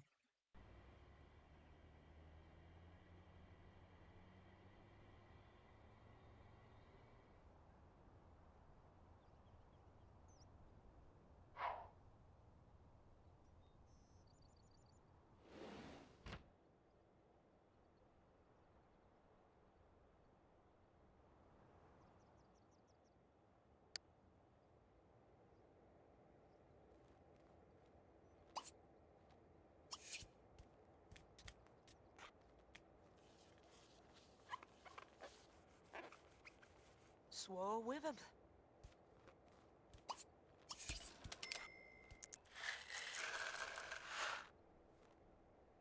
Sway. Oh, you.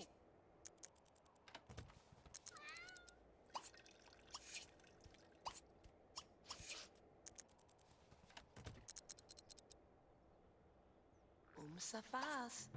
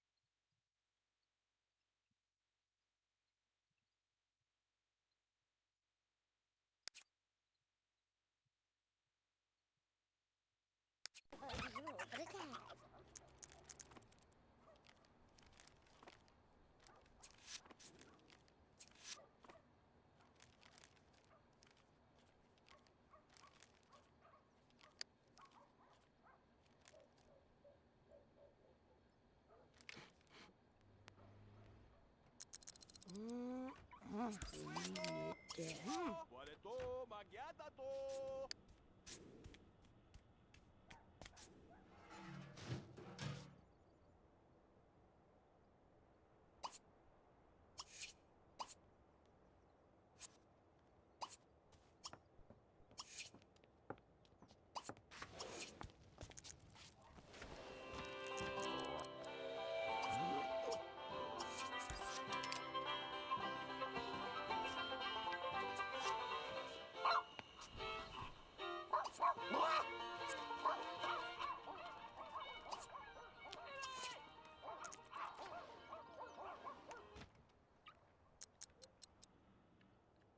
Who's Ferubita? Oh, he's a waffle.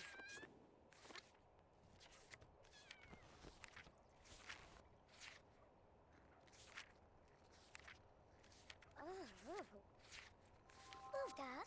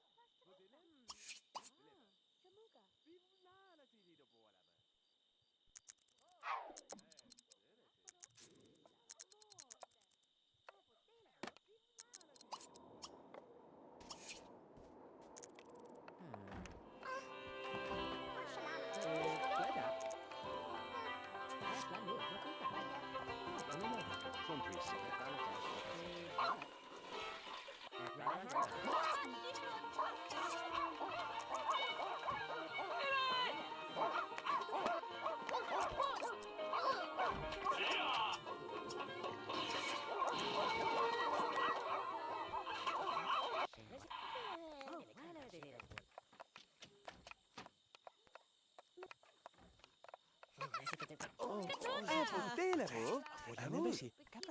Televo deliver? Essa é verdade?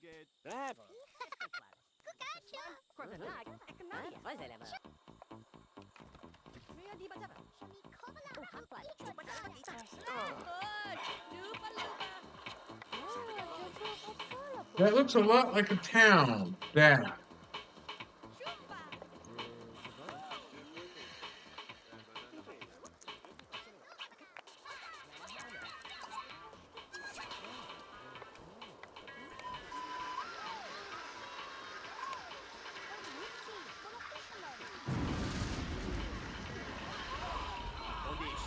Igwe!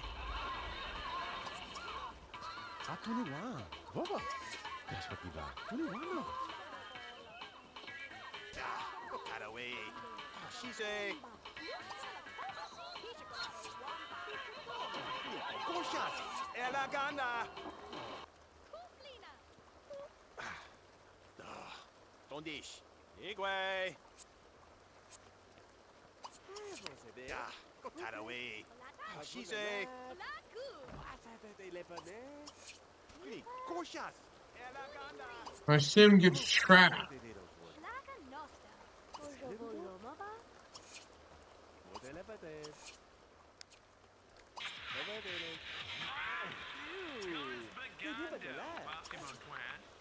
What? There.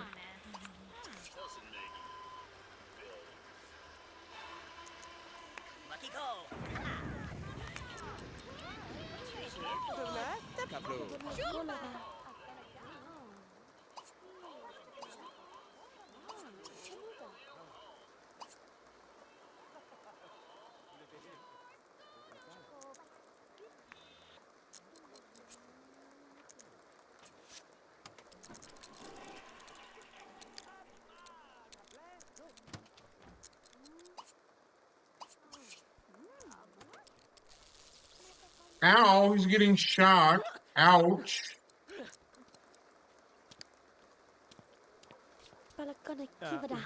He got shocked. Ow.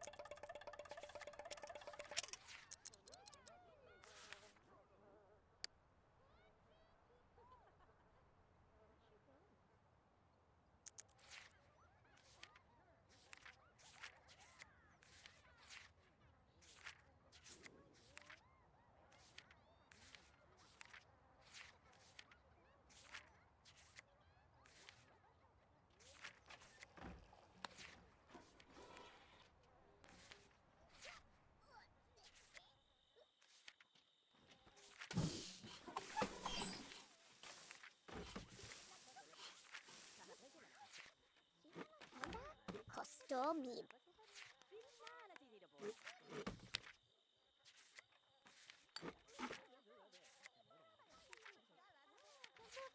Carbon.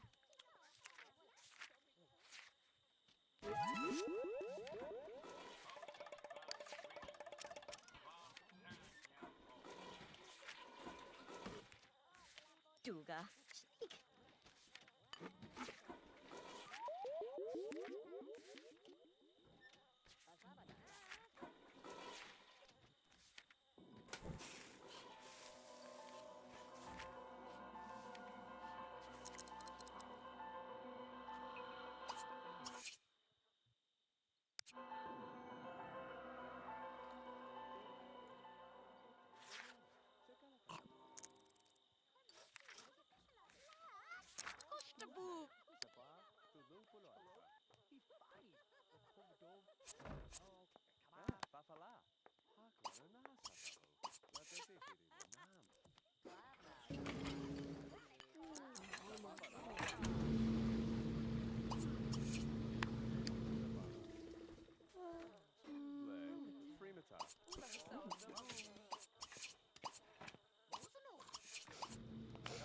Uçastaza, wow. Rakim. Hello there.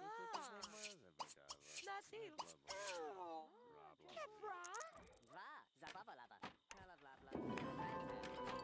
Aha, guana hala bla bla.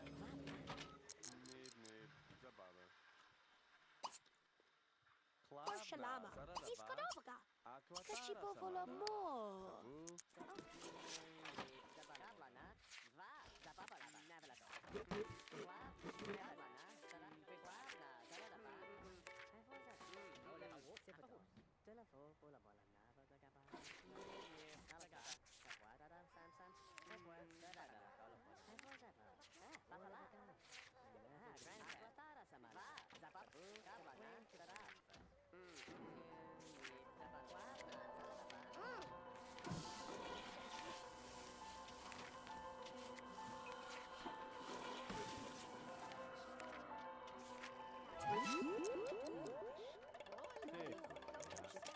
De melon goody, melon klarfus.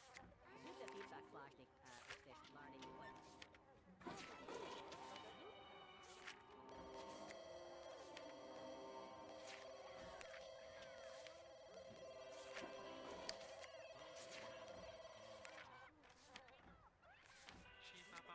Hmm. Mm.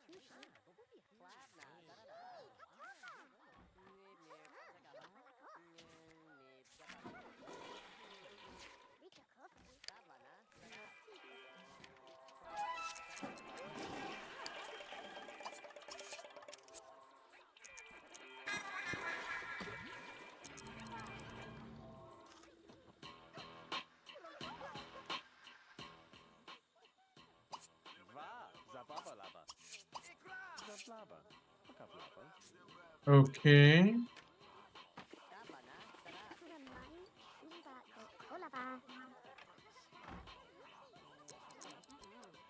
Mm-hmm. Mm. Sabadema. Kurabati balaba.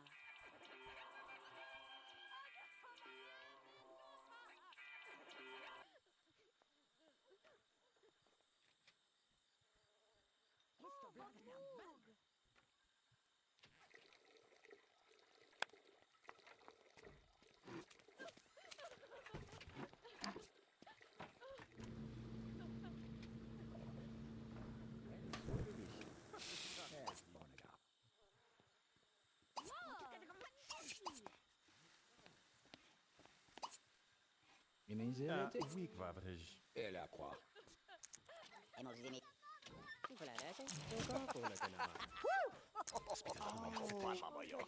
Pipiki devo. Amalad, omalida. Oh, wala de dedo. Asetta krave. Esile de bo.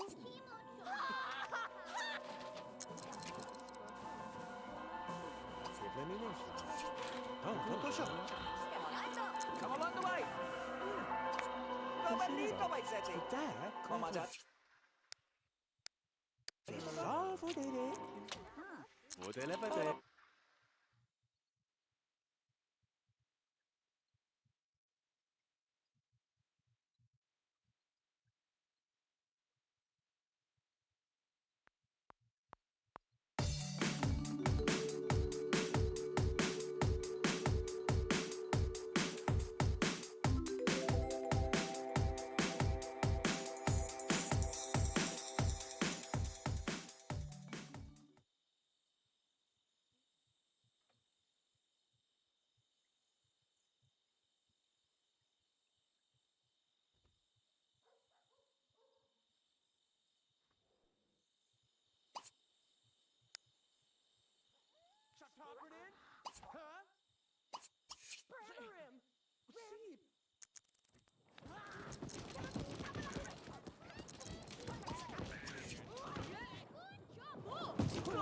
Fight.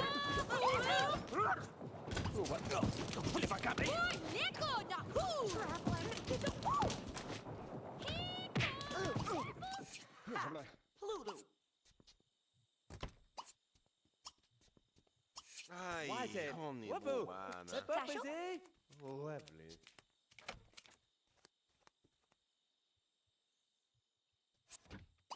Cram that! Cleared. Oh! Robert! Papa!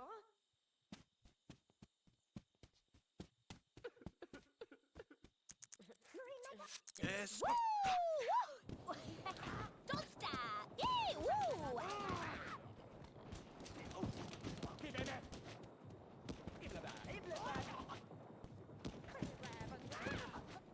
Up.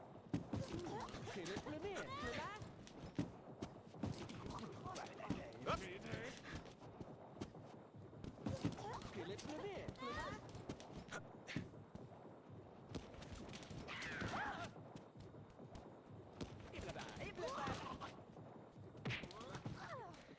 Flample by pleasure.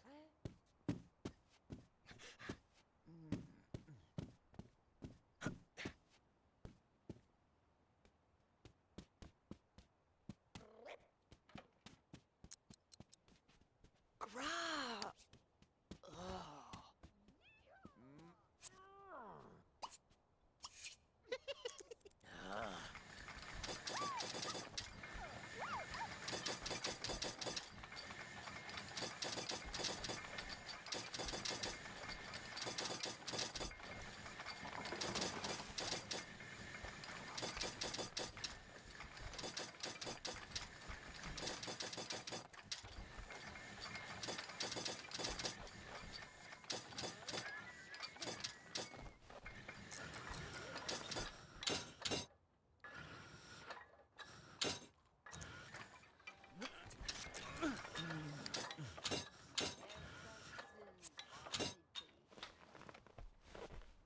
Ah, ma bativa.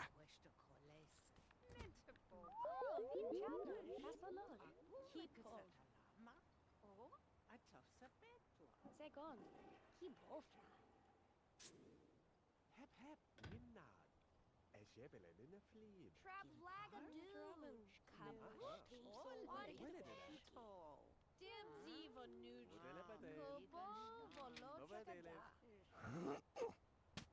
Kitty de la bam. Wooden ever. Zabu. Balaj. Hekaduva. Kiba dosh. Kibata solo. Miki.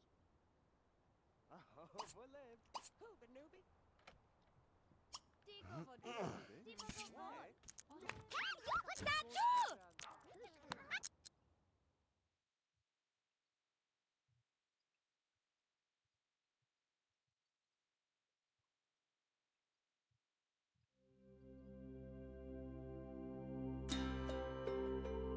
Hmm.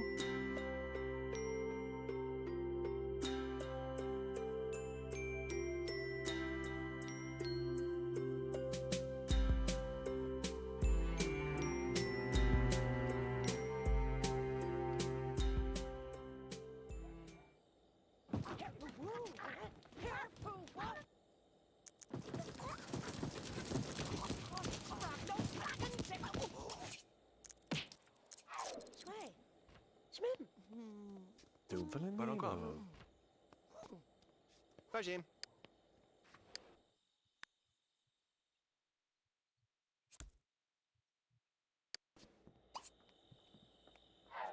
Oh, Framanatira et toi.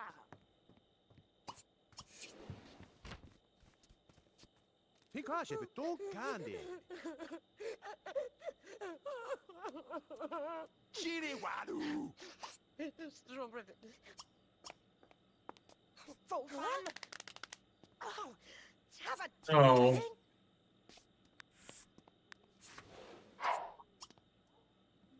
Cavallo. Ecco pa baiane. Gigi.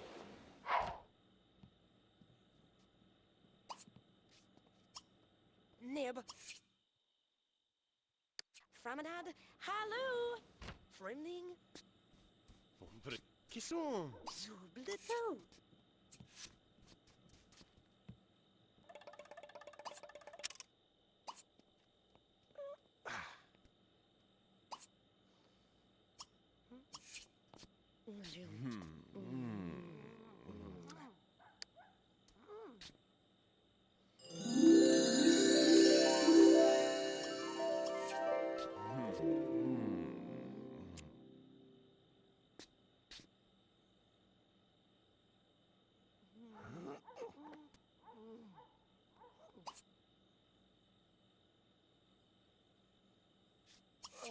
Ai, use what does.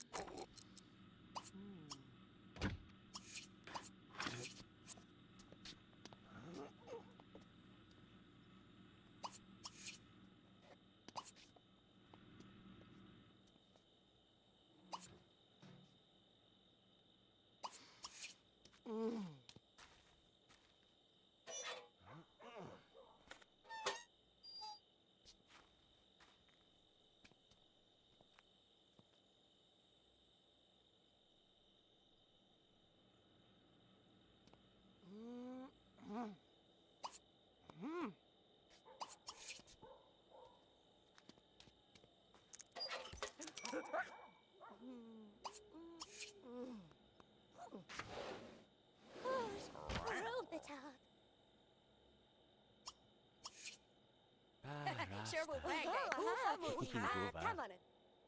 Mraddock. Here off like his Frip no seed off like him.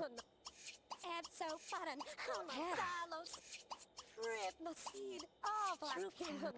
Hey, Clark! Here off like his so fun.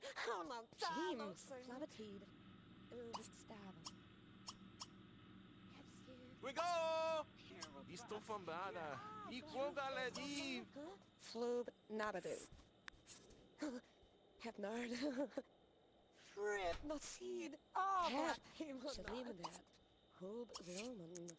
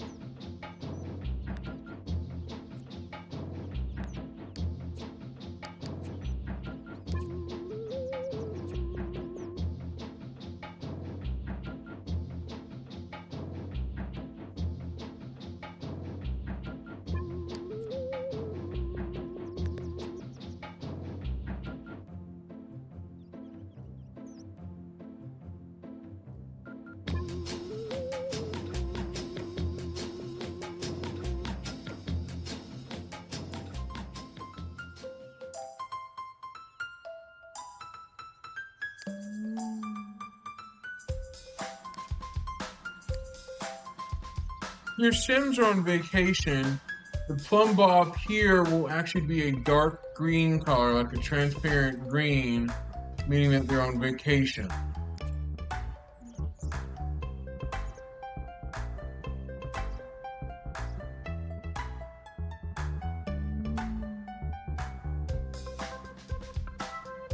And if you click on the house that has a plumb bob that is transparently like a dull green color, it means that they're on vacation and you have to play the lot where they're at.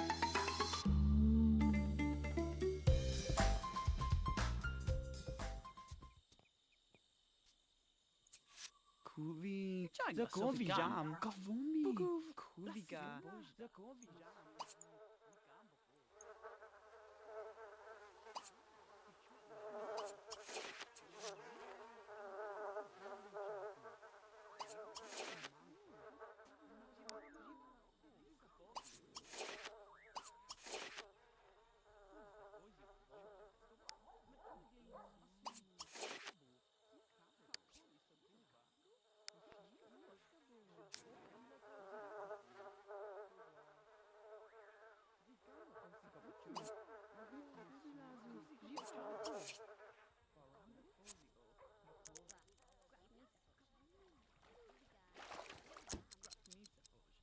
Dag dag.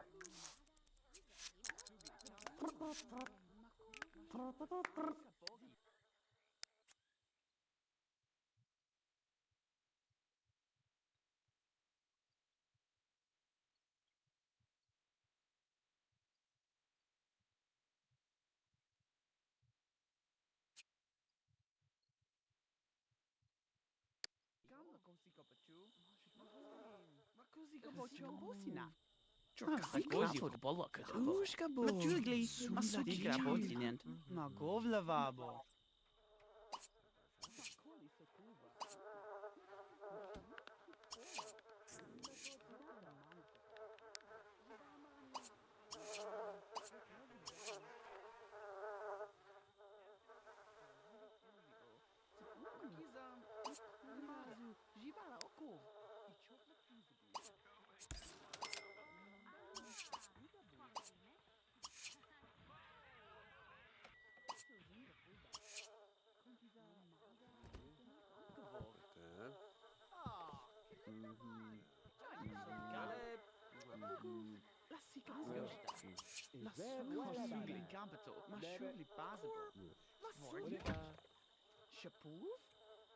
Kovlo chaknu. Quaj volocatus, quala chamika vatus, Kuvi, kibadoza, jiba kovi jam. cab voloshan, Jibla? Kova. Ma kovi sibla koji. Lisa bogi. Tu stabla koshi. Anjugi. Kiba go.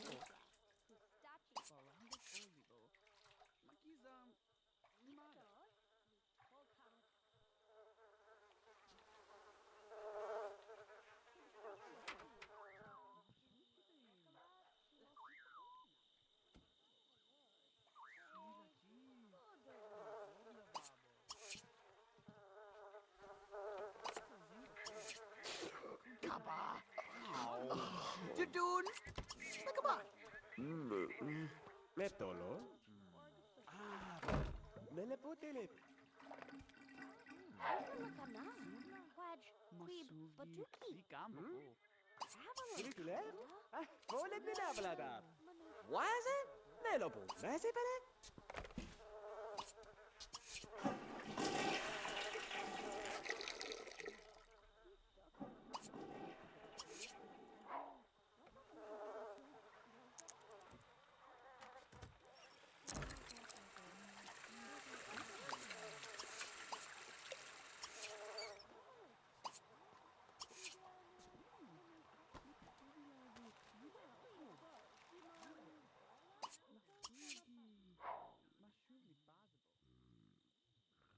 This is their hotel rooms that I booked, part of the reservation. They're on vacation.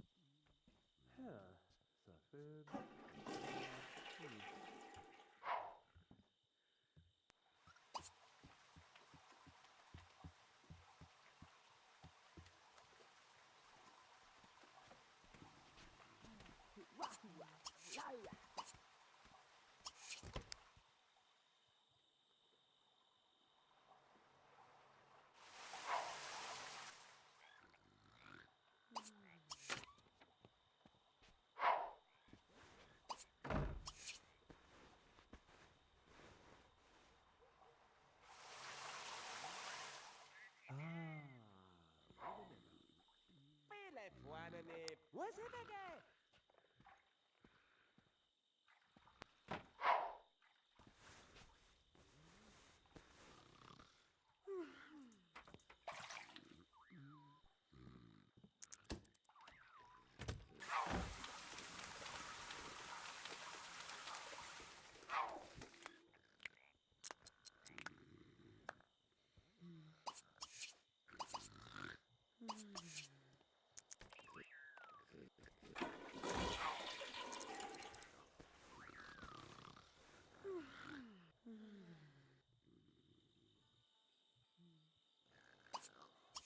Burby.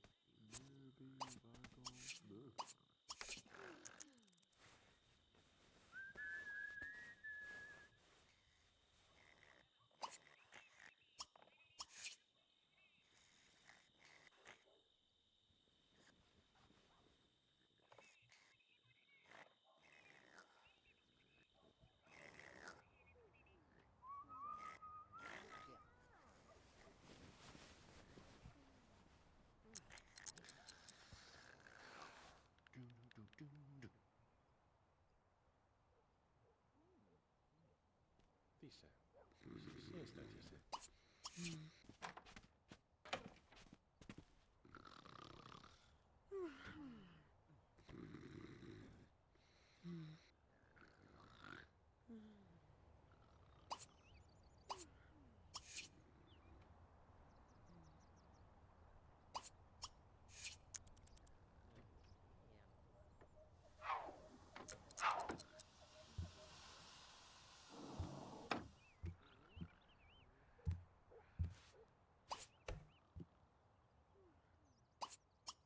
Flascia bonta. Razza alla posti. Buonissimo.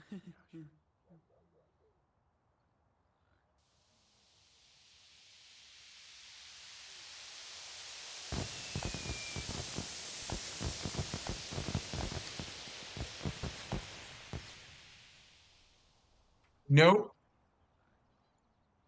Good samba jos. Ah. Rock la bosch. Javanda, la Boston. Balaston. They woohooed in a sauna. Yes, you can have Sims do a little bit of woohoo and a sauna boo. They can woohoo together here. Good samba jos. Rock la bosch.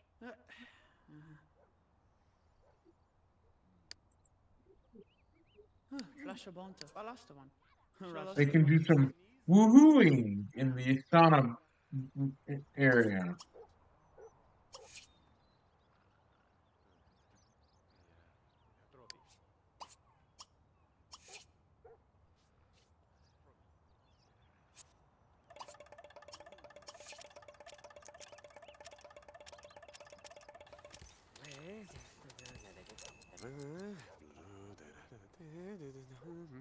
Ah, ça fait donc. Et v'là bref, Jacob!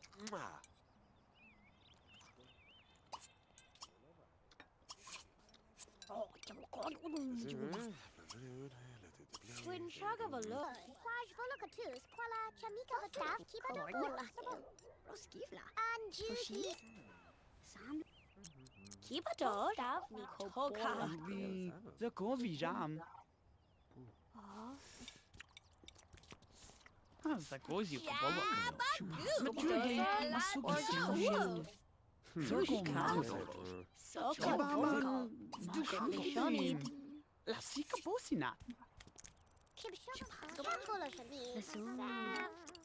Ratina Gola Shani. Sundaki. Magovla Babo. Makoli Sokuba. Makos. Torgabo. Mashuli Possible. Possibly Capital. Makoli Sokuba. Chikavos. Grief Nisa. Lucy. Shapu.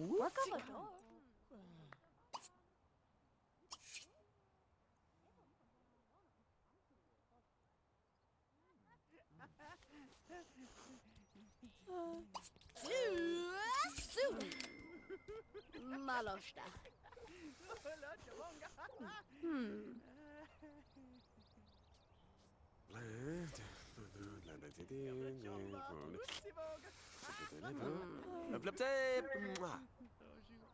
Chalamak.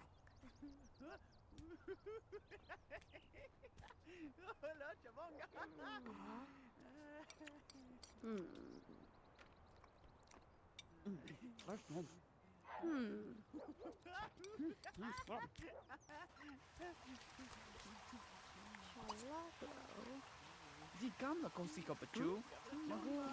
Ma così come ciò.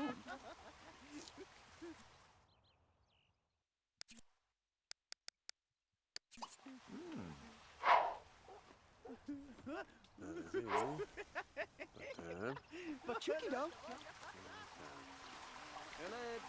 Salo kachu.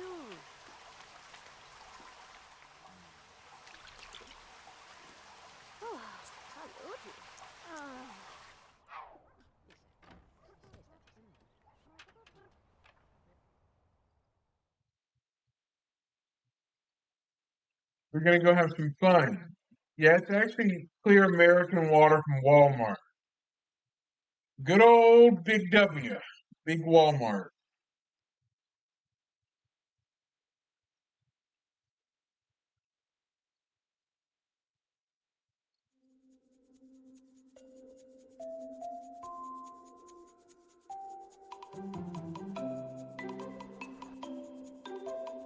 This phone is a Cricket phone with Galaxy Amp 2 on the back cover. A Galaxy Amp 2.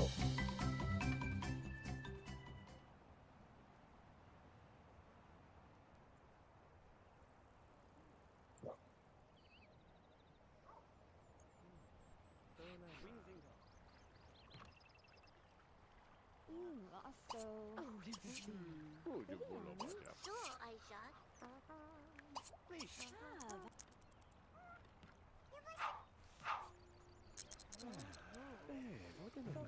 Inko toba. Sure, Master. Hello, Brennan. Bravo, Chavo. Rachi shunati. Chocolate de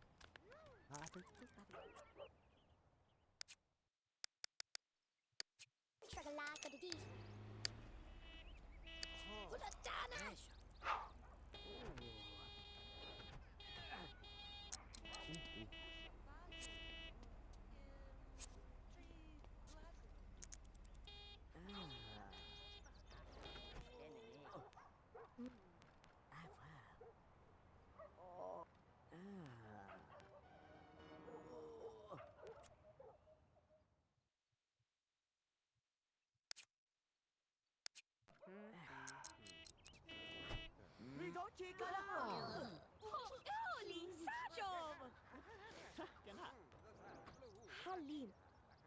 Lapit kila kob. Wala para. Yapitam.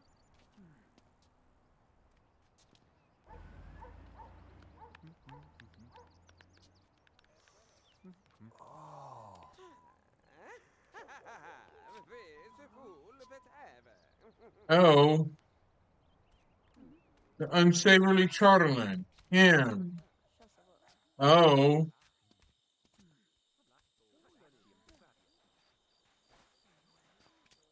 That one.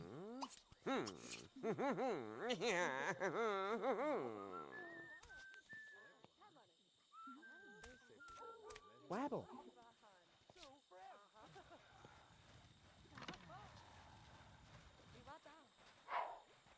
Sure, no pa wood. Hashi undike.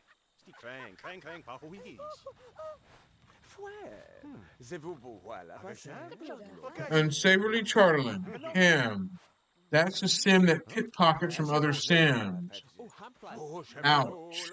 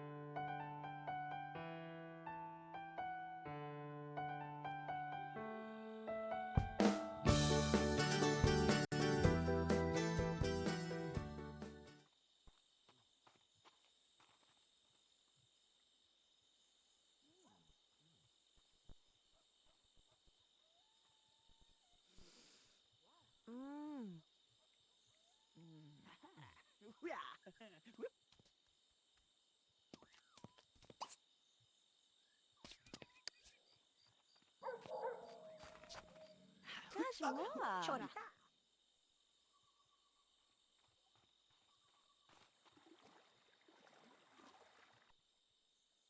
Hmm.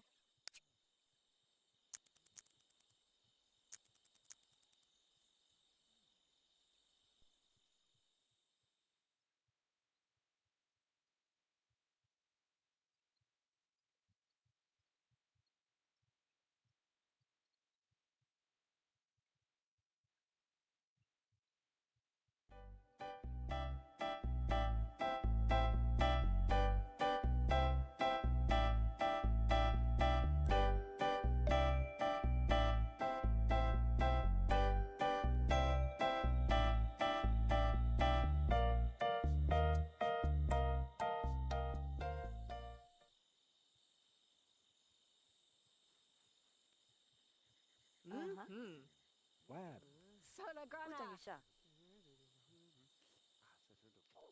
Boleh ba? Zeh, boleh mana?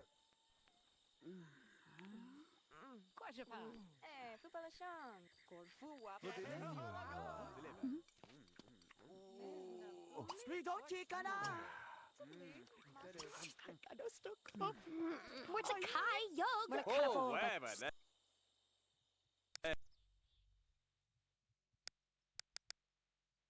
Definitive.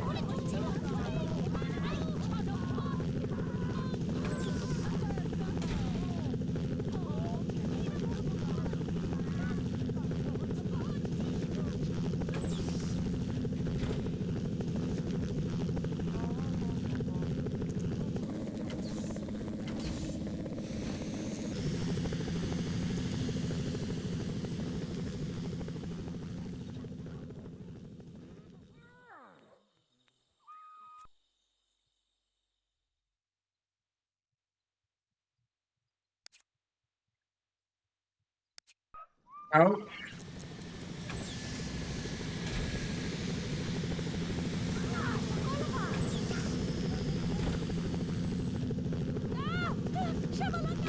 They get bee chased by bees.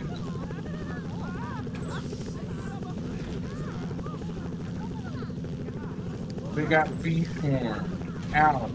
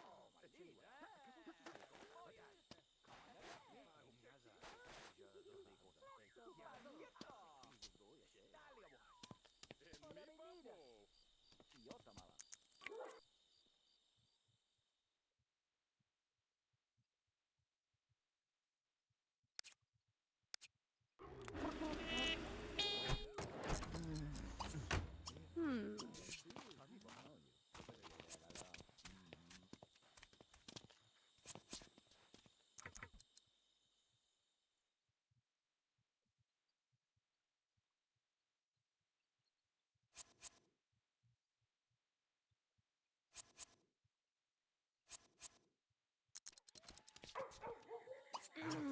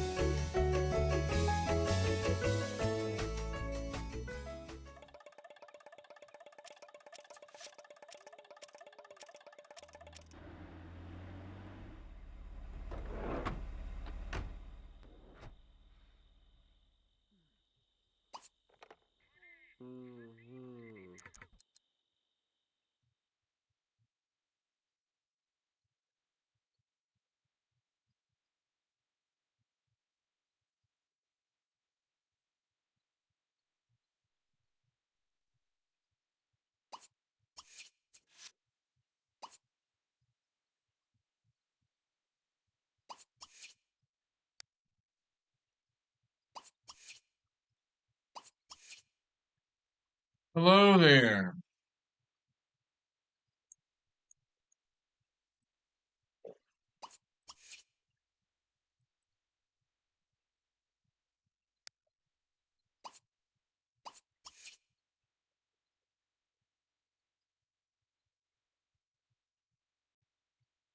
Yes, I know exactly where I spotted you at, but I'm not gonna say where.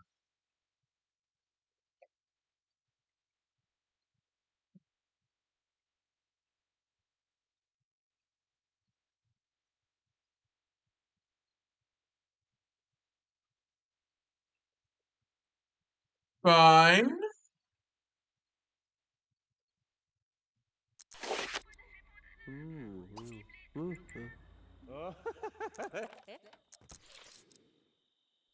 Flea McGurn.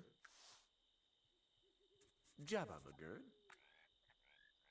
I often play old Sarah. games, nothing new too much. That's just me.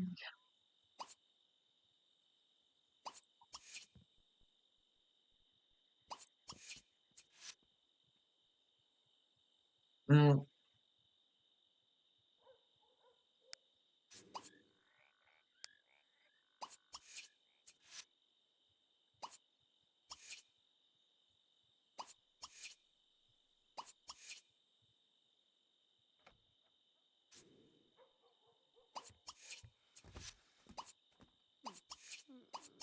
Csallag. Szaszavod.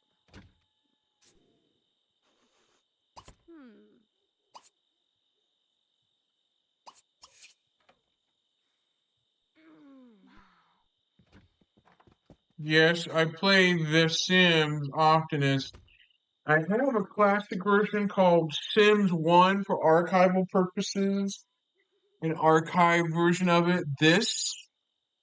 But this doesn't run on modern computers because the game is a decade old. It came out over a decade ago. This is Sims 1, the first game that started it all. It kicked off a revolution of simulation, of a life simulation game. It kicked off all of it.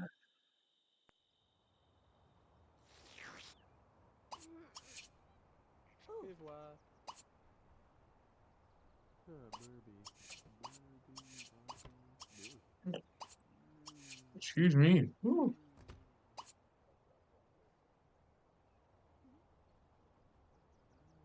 Well, okay, I take your word for it. Um, Csalama. let me get to the bottom of this. This I ran on a Windows XP virtual machine and it ran fine, but this game glitches out on a virtual machine, meaning I cannot place doors, I cannot add or remove doors, I can't, but I can get it running in a virtual machine fine, but the DRM, the copy protection stops it from running. So it uses safe disk DRM that is rendered useless on Windows 10 and 11. So I can try to get the game to run, but I'll see what I can do. Let me show you what I mean. I'm going to switch computers. I've got a virtual machine, or not a virtual machine, a VNC connection to my other computer, so I'm going to do it from there. I'll show you what I mean. Hold on. Give me a moment.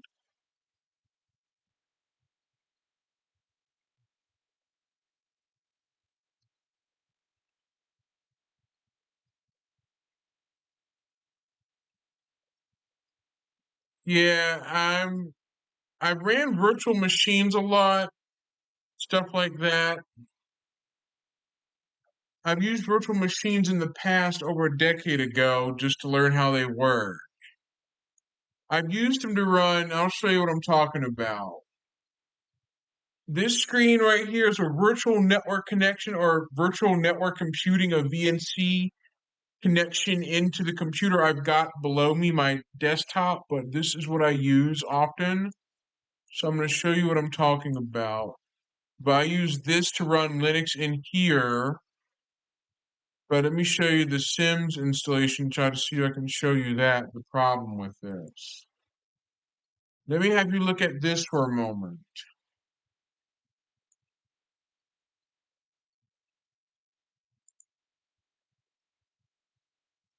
Okay, let me see if I can get it to run. And compatibility, setup, show more options. I learned how to use a computer since 1995 with my own personal desktop with Windows 95 on it. Hmm.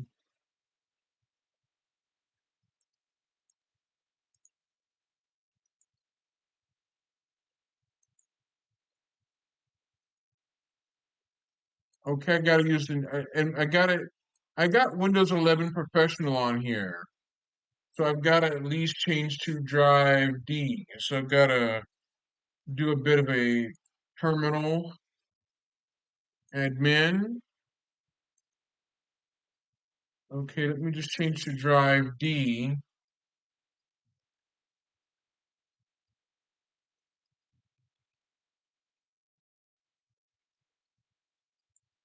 Okay, let me just do. No, I don't want safe disk. That's safe disk. The SECDR8 or DRV is safe disk. I can tell. It's the way it identifies itself.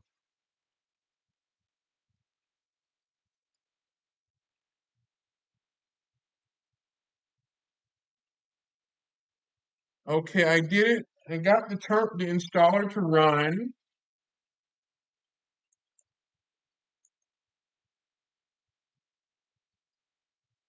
Okay, now it's launching in a weird window.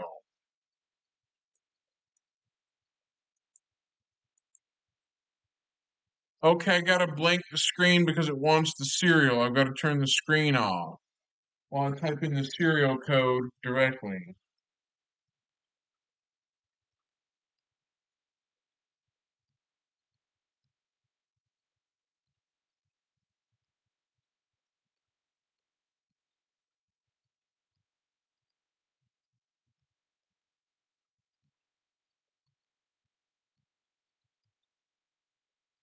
There.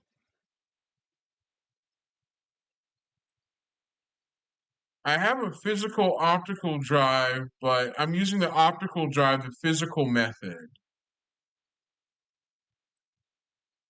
I'll just use the physical disk method for now until I can get it virtualized without the disk being physically present. But the copy protection will detect it as being virtualized and block it from running, I'm afraid. I've tried that before.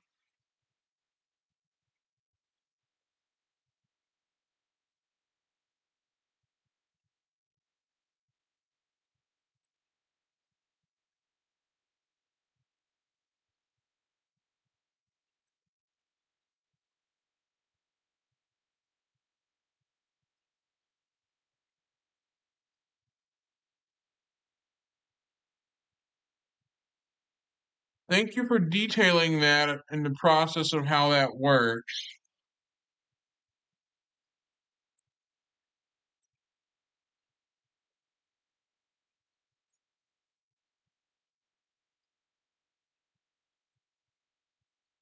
So hang on.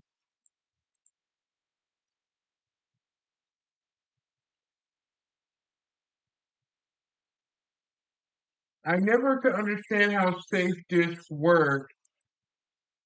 So I didn't know much about copy protection on disks, how they work. I'm not exactly sure how they work though, but thanks for that explanation.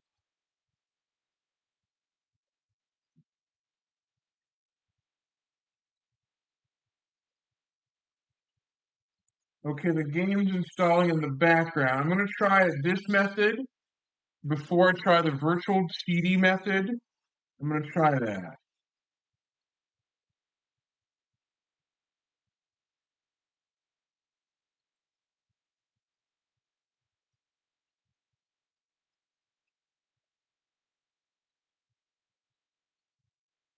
When I ran Sims 1 in a virtual machine on here, the sound was a bit crackly and stuttery.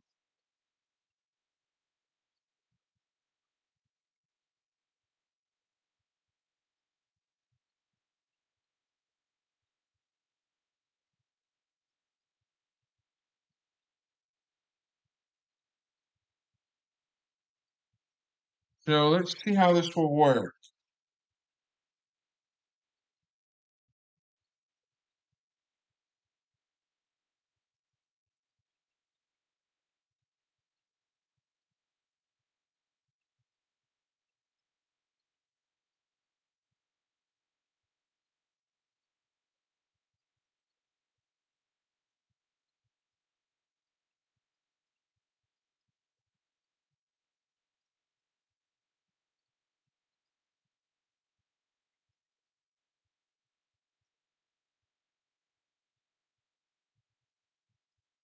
I could play this on Windows Vista on a Windows Vista laptop or earlier, but anything past that, you're gonna have world of hurt. Let me try that out. Okay, let me just do.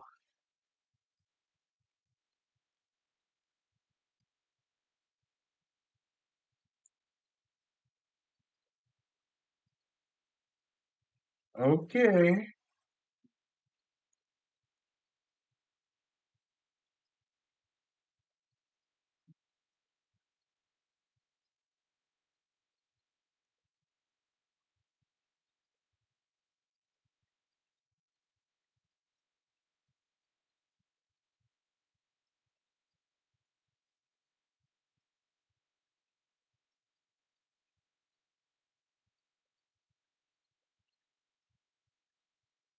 Oh, I'm gonna try this method and then try the special instructions. I wish I had a netbook with Windows XP on it. That'd be a lot easier to have.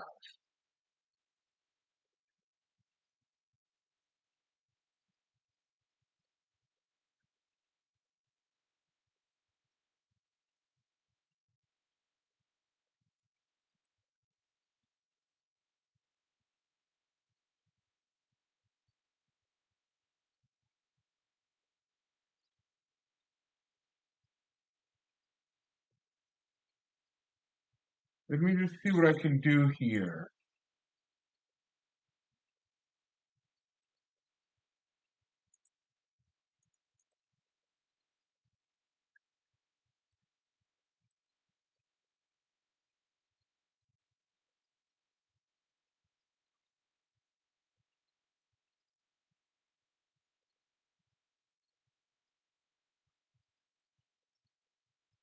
Hang on, let me open in terminal here.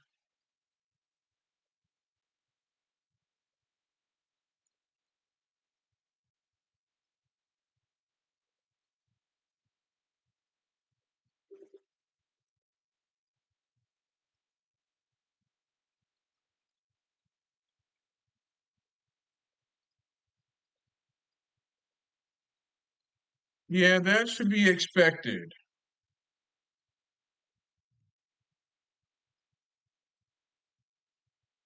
Nope, doesn't work. It immediately fails to start. Nope, fails to start.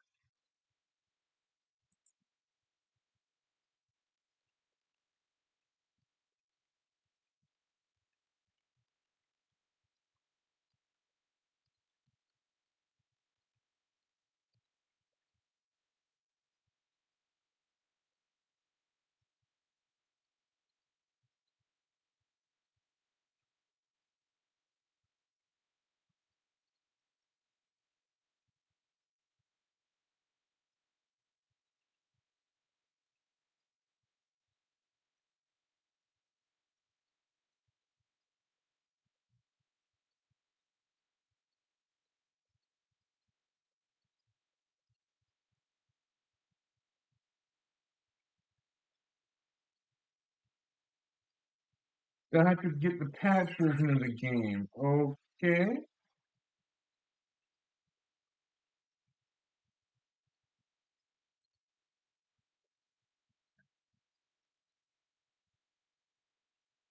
I'm going to try this method.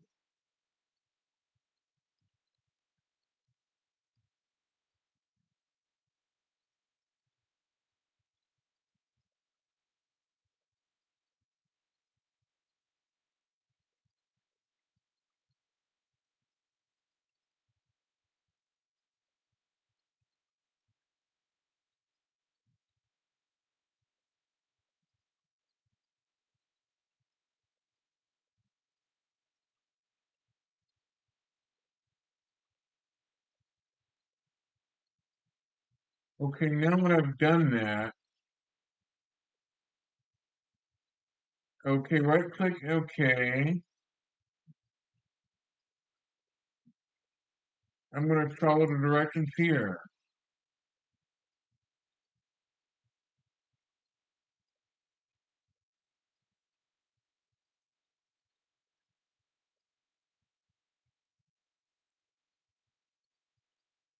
Okay, so it says click on the compatibility tab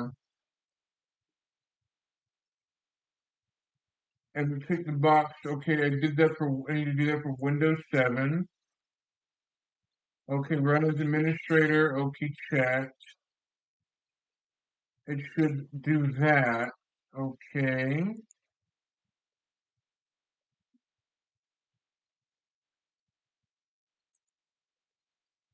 In the shortcut tab, I gotta hit OK. Okay, I gotta create a shortcut. That should look like this.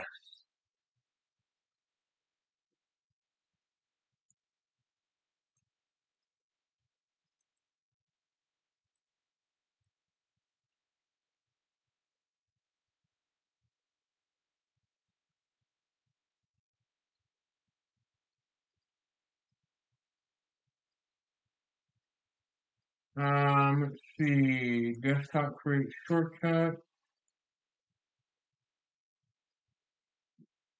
Properties, let's see.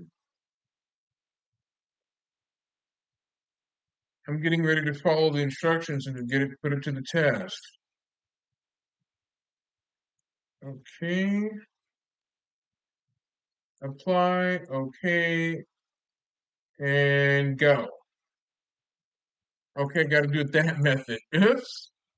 I have Windows 11 locked down for security to keep things a bit safer.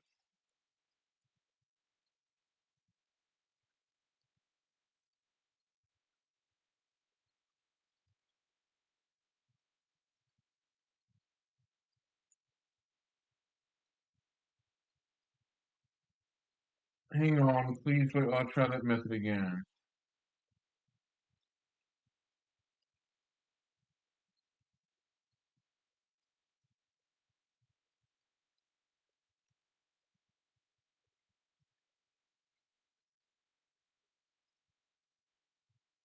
Not quite.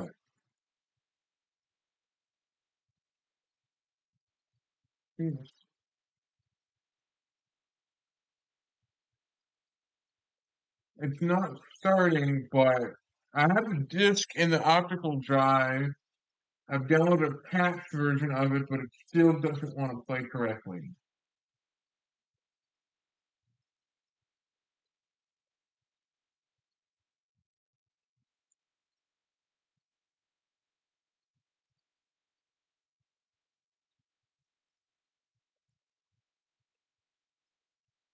Hmm.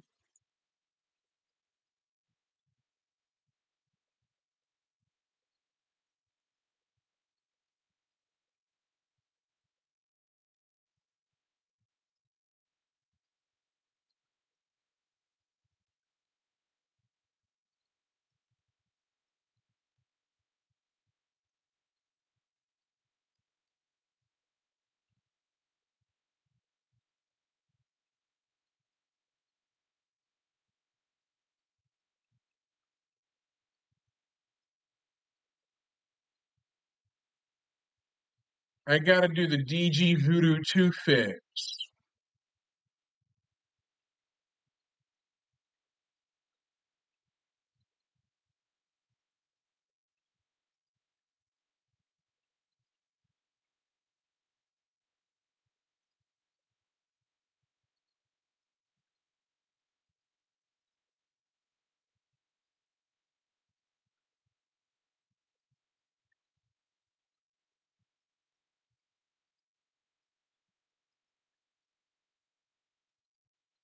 You can, but you gotta follow me first because it may not let you send a DM. I'm on Discord too, as well.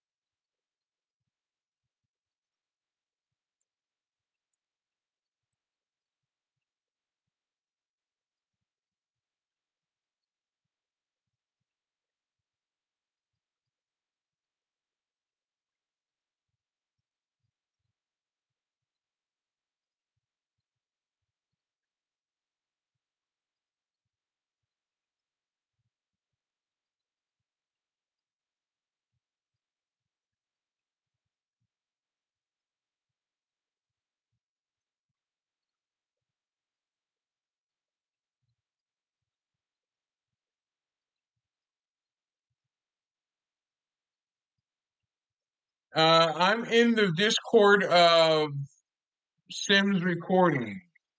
There's where you can find me there.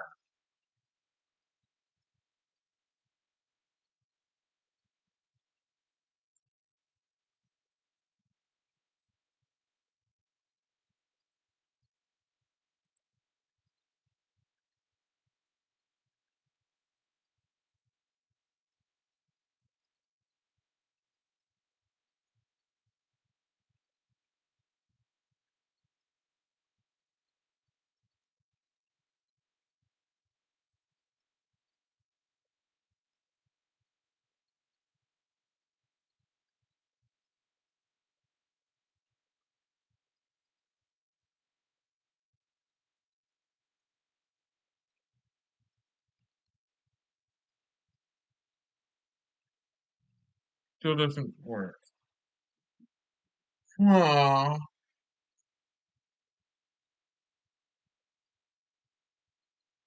I'm in the Sims Recording Discord is where you can catch me at.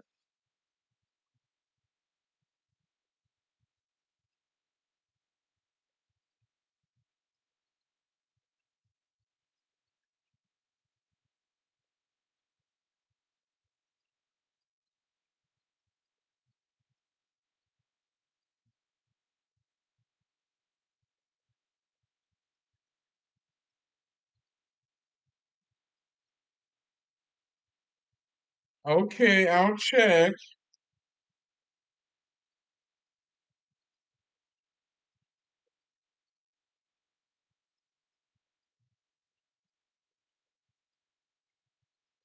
I'll appear in your Discord as well. If you have, I don't, but if you can send me an invite to your Discord if you want, but I'll try checking there. I can see it. Oh,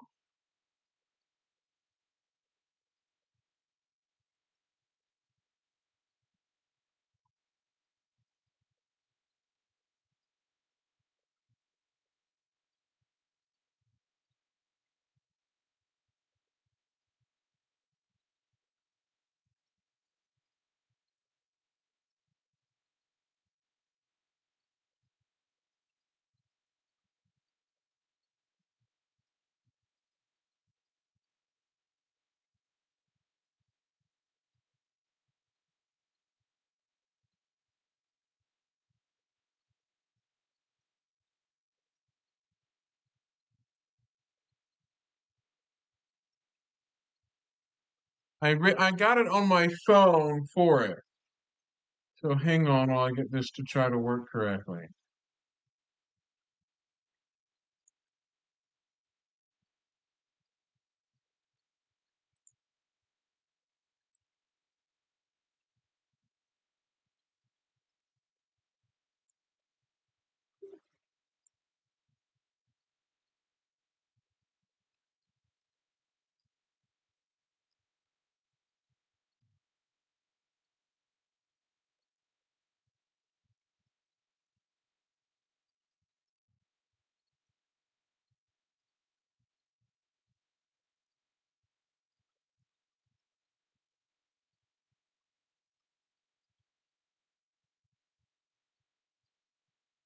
In Windows 11 Professional, I tweaked the setting that blocks all applications or all exe files from running unless if they're signed by a developer.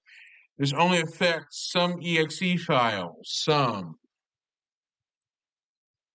I did that just for security purposes.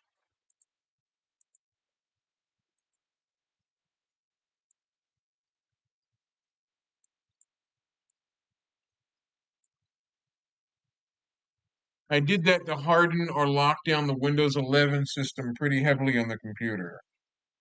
Put it in lockdown.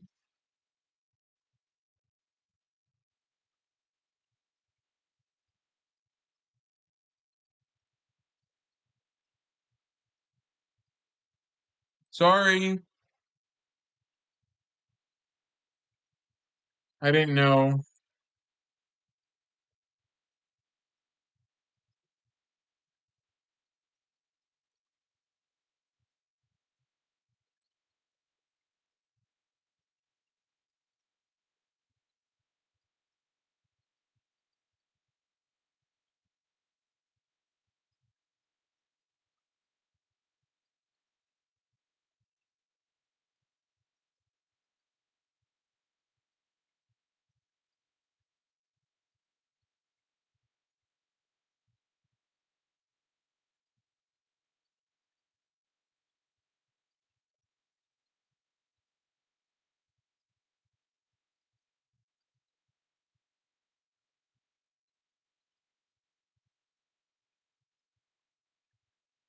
Okay, I'm getting read sector errors for some unexpected reason, even though I did the instructions to check all that.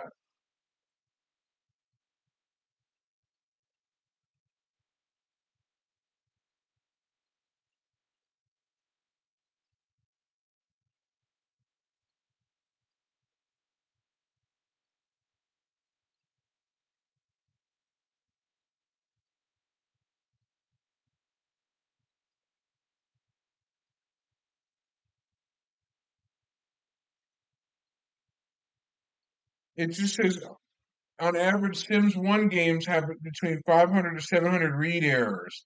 Yikes.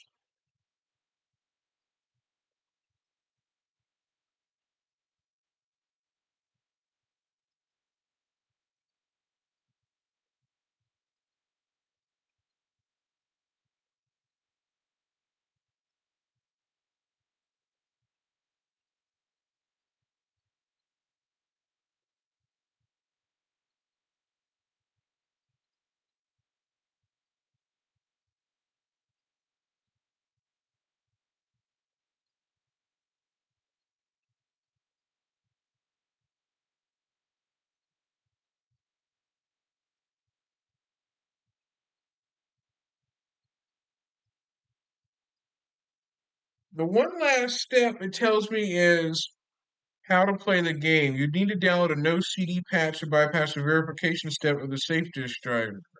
This is the recommended option for going forward on all current and future versions of Windows. The Safe Disk driver will be removed from Windows at some point.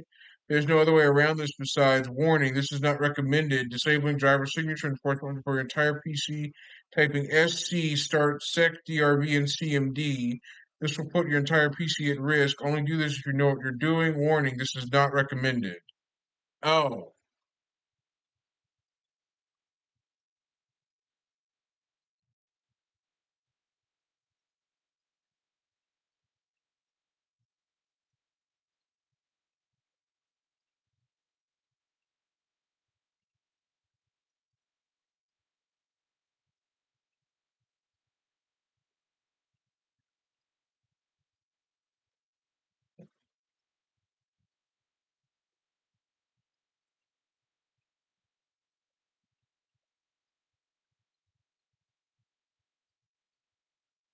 hang on.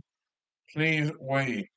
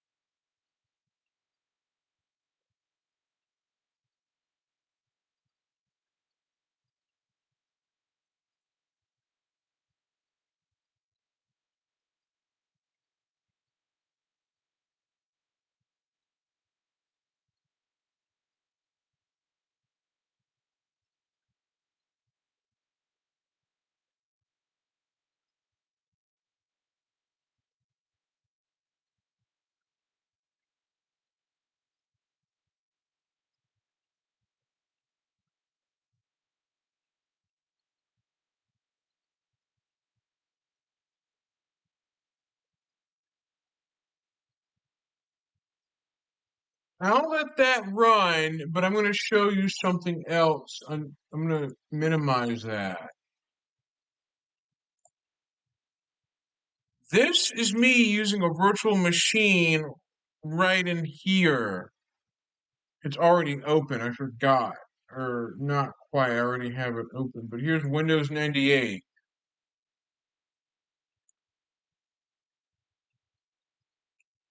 Okay, I got to change that.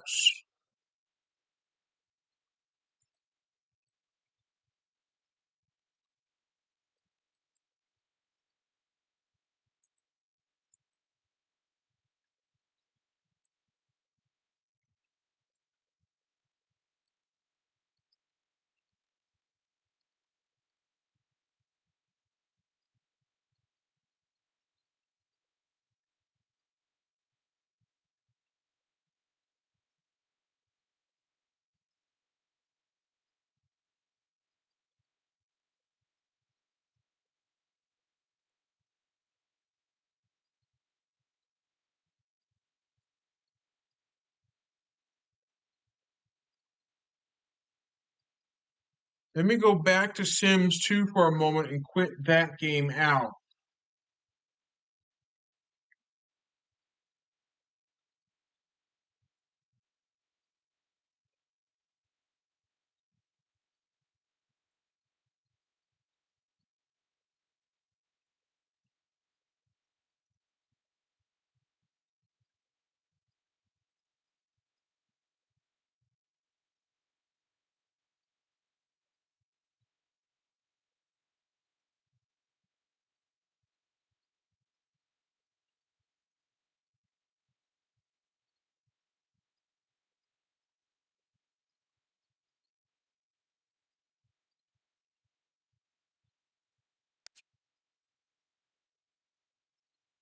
I was born in 1992, over a decade ago, at least 2 decades.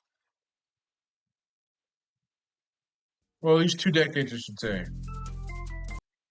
So I'll take you out of the Sims world and throw you into the technology world. We're going to jump areas for a moment.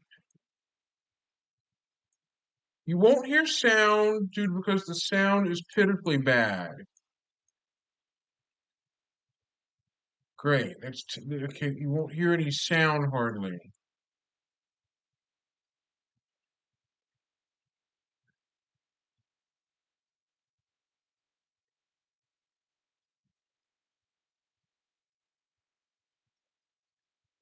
Okay, that's nice.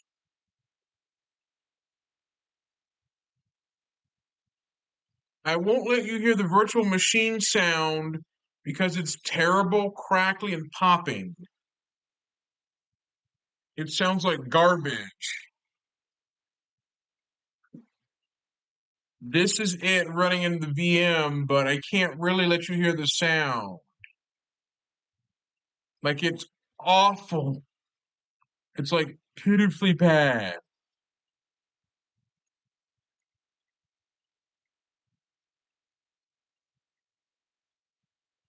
This is the free version. I got this free for home for non-commercial use. I'll show you what I mean here. This is VMware Workstation Player, the free or the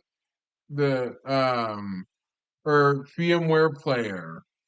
See, right at the top it says non-commercial use only, the player program.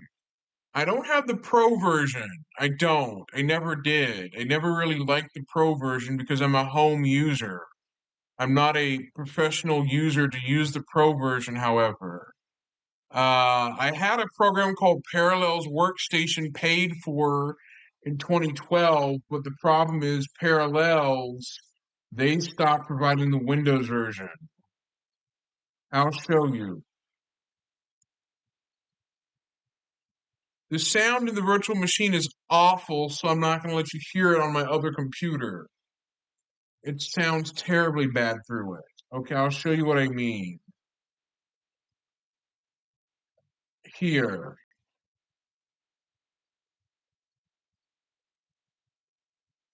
I'll show you a program I used to have in 2012 that I paid for but I can't use it anymore. It's dead to everyone. Here we go. Edge Canary is opening. It's like opening with its sweet time, so here we go.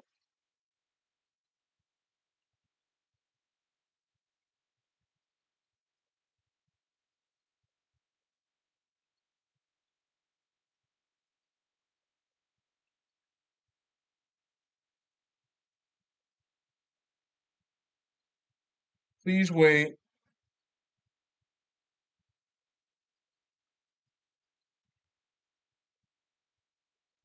I want to show you something cool too I got as a result.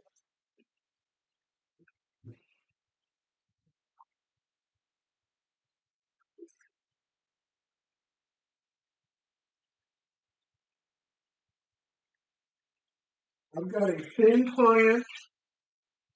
I've got a used thin client off eBay. No thin clients are used in enterprise use, but it doesn't stop them from being used at home as a little web terminal. I've got a thin client box.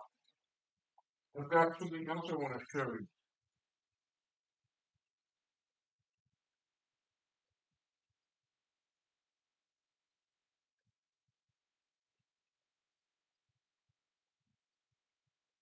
I've got a Mac Mini 2005 PowerPC Macintosh Mini. That is an Apple Mac Mini Power Macintosh version. This thing is a PowerPC Mac, the 2005 early model. A friend of mine had it at his house and he let me have at it. And I told him it's a Power Macintosh, that it's very slow and old from 2005.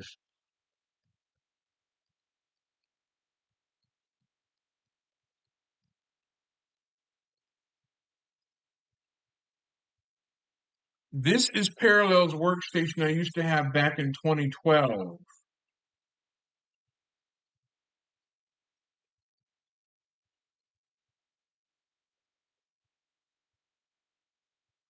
But it's only available for Mac though. They shut down the Windows version, but it works on Mac M1 on ARM-based Mac. So it's powered on Macs that are ARM-based. I don't have an ARM M1 to try this on. You can play Windows exclusive games on your Mac through Apple's Rosetta translation layer on Mac M1 through a translation layer technology. But there's performance problems translating x86 to ARM and back and forth. There's like performance problems doing so. So I haven't really tested that.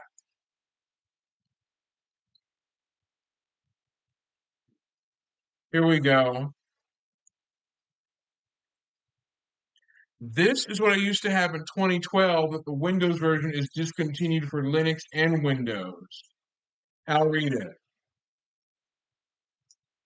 Parallels Workstation is the first commercial software product released by Parallels Inc., a developer of desktop and server virtualization software.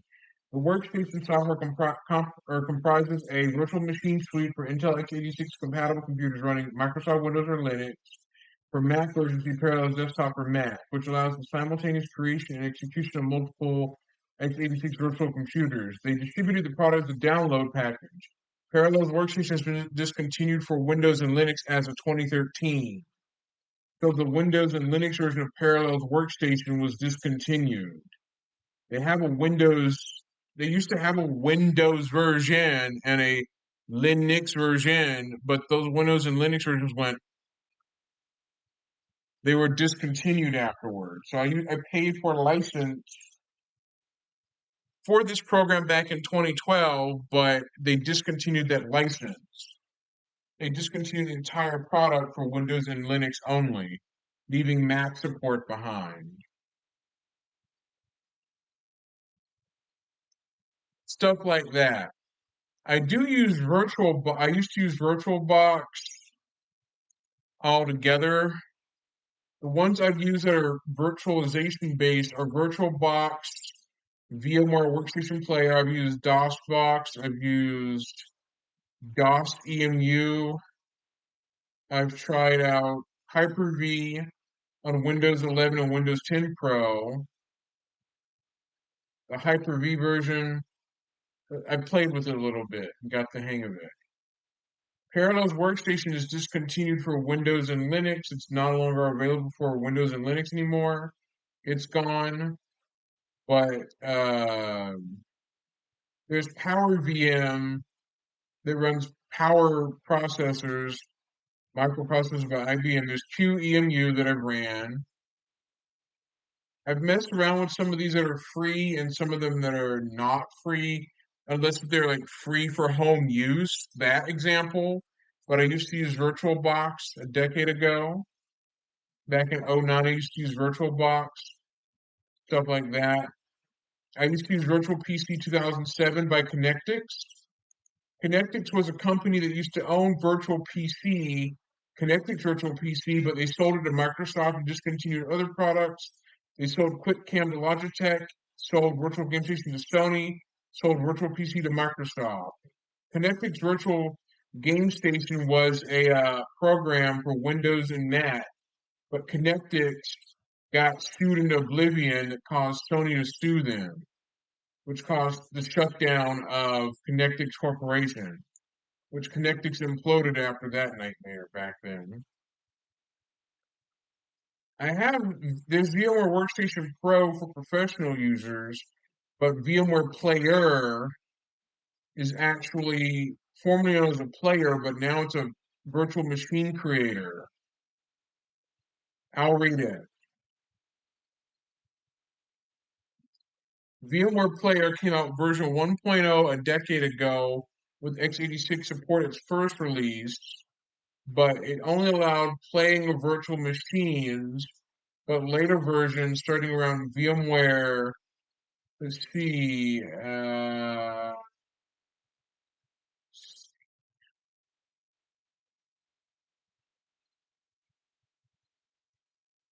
hold on. I want to say around VMware 8.0 that lets you create virtual machines, a later version,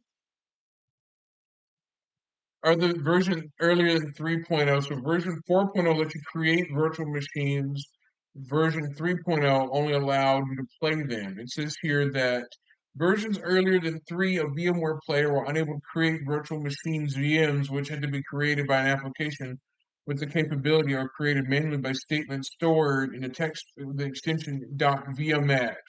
Later versions can create VMs. Stuff like that.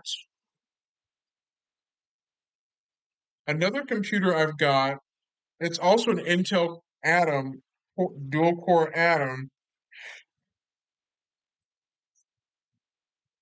is a Dell Inspiron Duo computer I got with my Twitch affiliate payout back in 2023. And this is a dual core computer, a dual core netbook. It's dual core anyway, so it's compatible with x86. Well, it's not x86, but it's compatible with 32 and 64-bit versions of Linux. So it is 2 gigs of RAM. This has a hard drive I put in. It's a solid state drive in it, but the battery is toast on this thing. But it actually acts like a tablet with the built-in digitizer touchscreen. I'll show you what happens when you try to run it on the dead faulty battery. What happens when you try to run it on a broken battery. And power it on.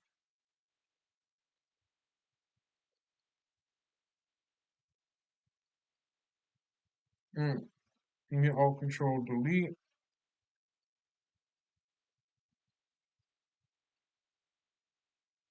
This is it running off of the faulty battery that's in the computer. The battery does work, but it's known to not hold a charge for very long. I got it refurbished, but with a bad battery in it. It does power on. Actually, this used to have like a cellular data connection in it, like a WiMAX or like a cellular data, like a 3G cellular modem in here on some configurations, but I got this one refurbished off eBay. Let me power it off before the battery goes thunk. Even though the battery in this thing is old. It's been refurbished, just the battery's not been replaced on it to make it portable.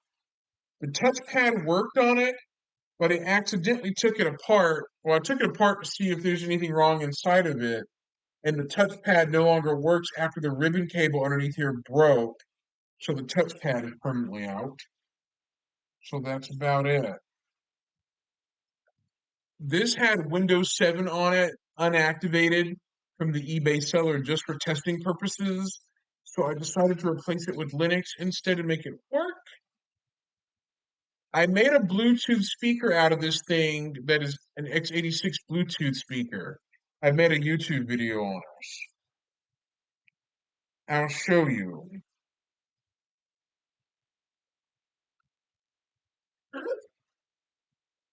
It has Debian on it, a variant of Debian. Ubuntu requires a little more RAM to run on that thing. This thing has 2 gigs of RAM. That's not sufficient enough for heavier Linux distros on it. Debian seems to fit just fine with this.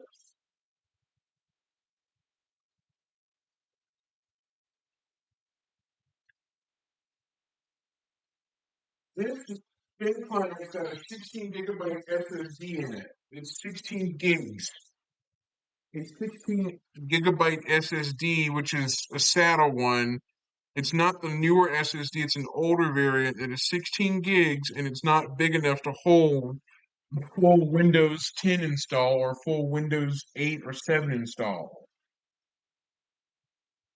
Unfortunately, it's running on Debian Linux. I installed in this thing, and it's silent, fanless. It's an AMD Radeon. It's an AMD dual-core system on a chip, and it meets the bare minimum requirements of running Linux on it. This meets the bare minimum requirement. I know that 32-bit versions of Linux are dead, but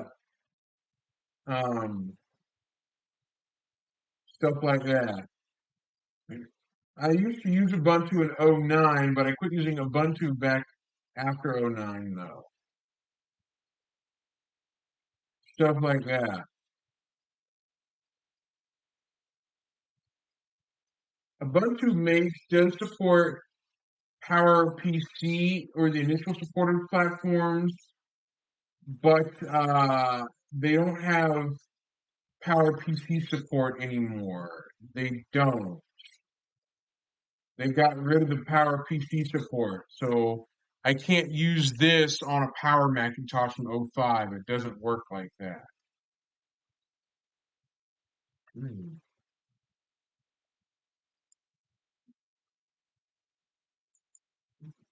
PowerPC Macs are no longer supported by Linux anymore.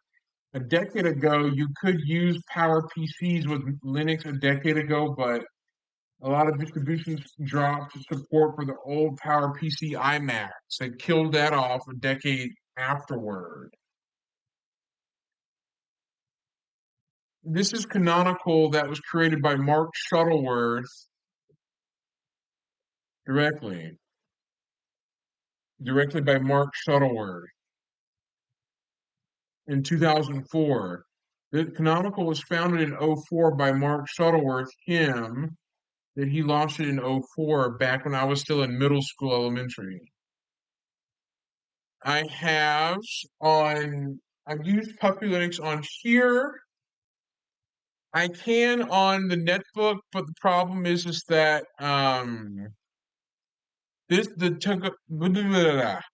the Dell computer I showed just earlier relies on a touch screen. It's got a touch digitizer in it that doesn't really work with Linux completely through until I have to install a proprietary driver that was meant for it. I'll tell you who made the touchscreen in the Dell Inspiron computer.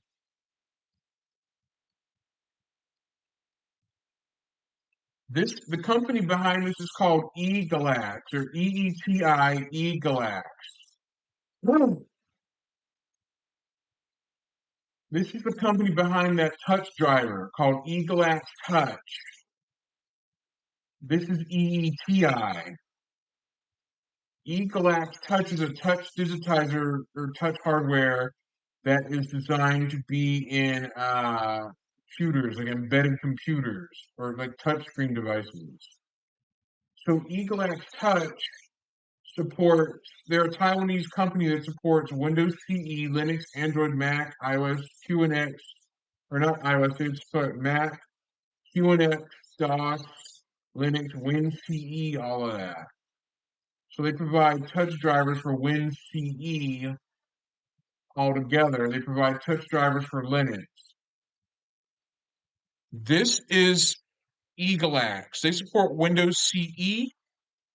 They support Linux, Mac, and Windows. But the Dell Inspiron Duo is like an Intel Atom dual core netbook, but it's got a touch controller in it for the touch screen. So Linux, you got to calibrate the touch screen to tap accurately. If you don't, you're going to be having all kinds of you'll have all kinds of like hoopla with the touch screen. You will. So that's why. So I have to like get the touch driver off of the Egalax website right here that lets me install it on Linux to use the touch screen accurately. That I can tap on something, like just tap or double tap. I'll show you a demo of that now. Let me break out that computer and get it and show you it now in action. I can't show you it through a screen capture because there's no HDMI on this thing. This is a computer from 2011. So I've got to utilize the built-in webcam to show you on my laptop. Here's the charger. So yeah, things get a little silly when I mess around with old tech. Sometimes things break, sometimes things work, sometimes things hit me in a nightmare to deal with. And I get frustrated by it sometimes. And I work my best through it. But here we go, we plug it in.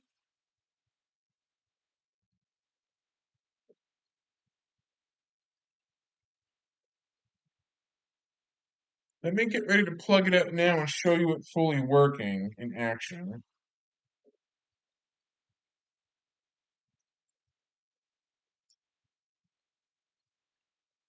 Let me get ready to hook this thing up now. Here it is plugged, and it's going to attempt to charge the battery, even though the battery is old. It will charge, but it won't fully hit a charge though. So let me power it up.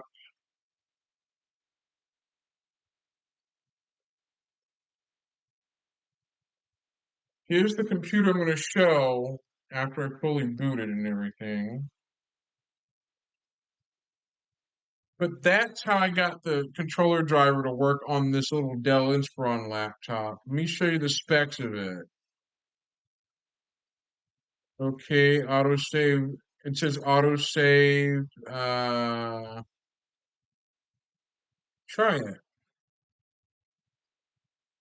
Edge wants to autosave stuff as a workspace.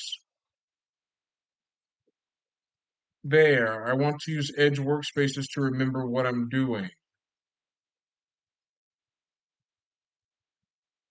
So let me just move to, okay, it's going to do a workspace. So let me just do here.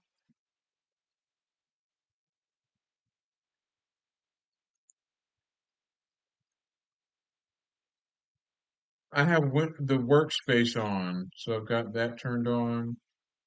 Let me show you.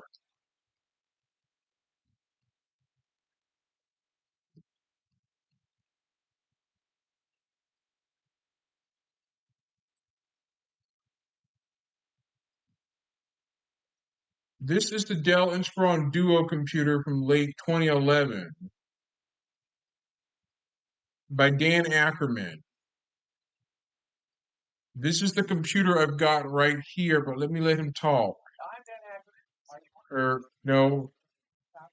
Basically, what it is that, or I'm on the other computer, sorry, but this is the computer that Dan shows. It's got Windows 7 on it, and you can flip the screen, lay it down, and hold it like that. That's what it looked like with the working battery with the built-in interactive touch. But this is what the machine looks like after I put Debian Linux on it. Let me close it. It looks like this. The screen's a bit bright, but let me adjust it. Hold on.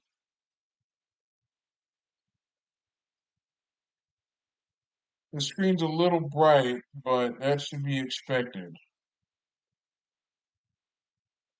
Let me just go to the Trinity control. I'm using the Trinity desktop environment on here. And let me hit, let's see, let me click here, let me tap around, peripherals, laptop battery, tap to hide that.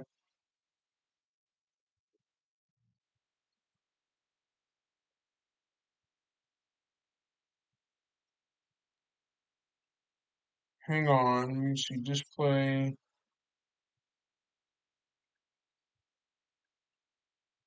Let's see.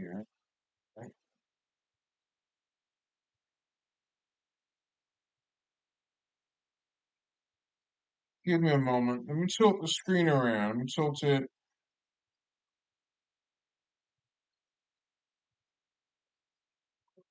I can tilt it into a tablet formation.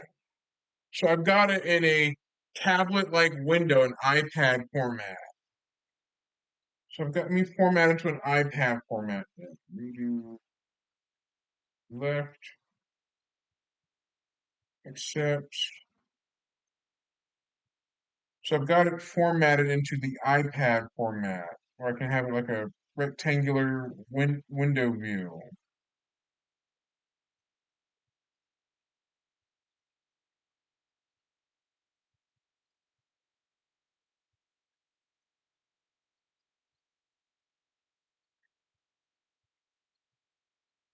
Okay, let me just figure out how to quickly figure this out. But that's the computer right here that has the Dell Media software on it. But this is the Dell Inspiron Duo laptop that was in 2011. That right there is the computer that Dell made that has 2 gigabytes of RAM and it's a dual core Intel Atom 550.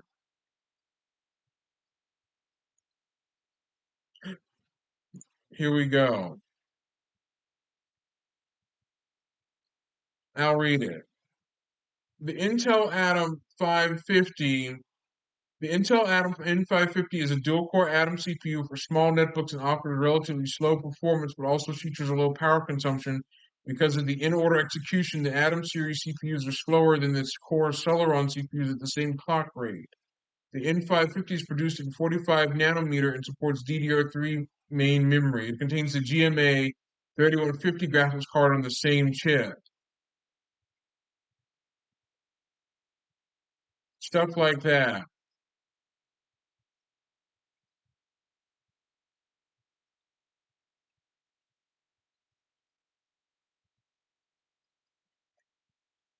So this is a dual-core Intel Atom N550 processor, dual core that can run the minimum of 64-bit OS stuff. It's got 2 cores, 4 threads. It came out in 2010, but it's discontinued. The maximum of memory it can handle is 2 gigs of RAM. That's the maximum memory amount it can go to. It can't go higher than that. It won't go past that point. It's capped at 2 gigs of memory, which is a big ouch, but it's really meant for netbooks, meant for low-end computers. It's meant for like netbook formats. So basically, the Dell Inspiron Duo skips a port. It gets rid of the VGA connector. It has 2 USB ports, no SD card reader. It lacks an SD reader on it. Of course, the one I have in my hands does. There is no SD reader in it. It lacks it altogether. It forgoes the entire thing. It's got Wi-Fi and Bluetooth. It lacks the Ethernet connection. It lacks that. So it basically skimps out on the third USB port. It skimps on an SD card reader. Some Dell Inspiron Minis have an SD card reader slot, but this one skimps on that. This one skimps on a VGA connector. This one skimps on Ethernet altogether. stuff like that. However, the Dell Inspiron Duo only ran on 2 hours and 18 minutes of battery life. For video playback, it ran for 2 hours where it shut down. Okay, stuff like that. So the Dell Inspiron Duo didn't last in the multimedia test. It came up short for 2 hours. In minutes, the video playback of the Dell Inspiron Duo was 138 minutes. The Asus EEPC one was 266 minutes. The Acer Inspire 1 is 251 minutes. The Samsung INEP 3110 AO1 is 251 minutes. Gateway LT 321U is 208 minutes. HP Mini is 162 minutes of playtime, so about 2 hours, which is for the music playback, but for video, it's a lot lower, but for music playback, it's a lot higher. For encoding tests, well, encoding, not great. Sorry, encoding, not great, but the multimedia tasking test was not really great. Shorter bars indicate better performance, higher bars indicate worse performance. The JALBUM photo conversion test, shorter bars indicate better performance. Adobe Photoshop image processing, the shorter bars indicate better performance, higher bars are the worst performance. So this computer is a complete a snail computer. It's a bit sluggish. This thing is $2.78 power consumption cost, while others have a higher power consumption cost. Stuff like that. The computer's processor is 1.5 gigahertz Intel Atom N550, but it's about other 10-inch netbooks. This is a dual core version, though. It's not single core. Intel made single core Atoms that are 32-bit capable only. The one I've got in my hands you just saw is a 64 32-bit compatible machine that can do both versions of Linux altogether. Although the 32-bit version of Linux is limited support for it. The 64-bit one is recommended, although the 32-bit one is actually slightly long in the tooth. Hang on.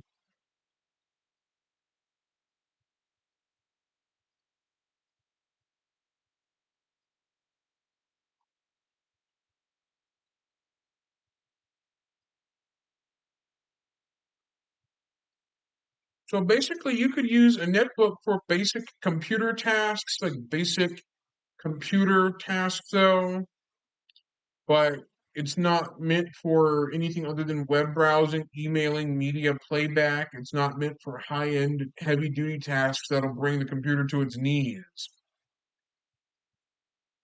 Dell could have made this computer a bit more zippier with more beefier specs, but they chose to skimp out on it and make it low end, like make it a little lower, like lower end at a high price though. The Dell Inspiron Mini series was just mini netbooks back in like 2009 to 2011 that were mini netbooks that were very small, that were meant for like net-based stuff like web browsing, email, media, social media checking, not meant for the heavier tasks that bigger computers can do.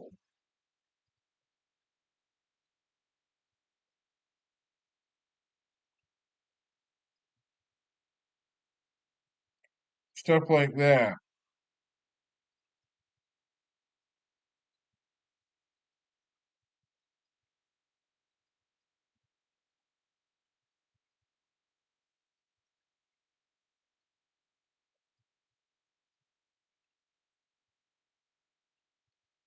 Let me hit apply. I use the touch screen to tap on stuff that way.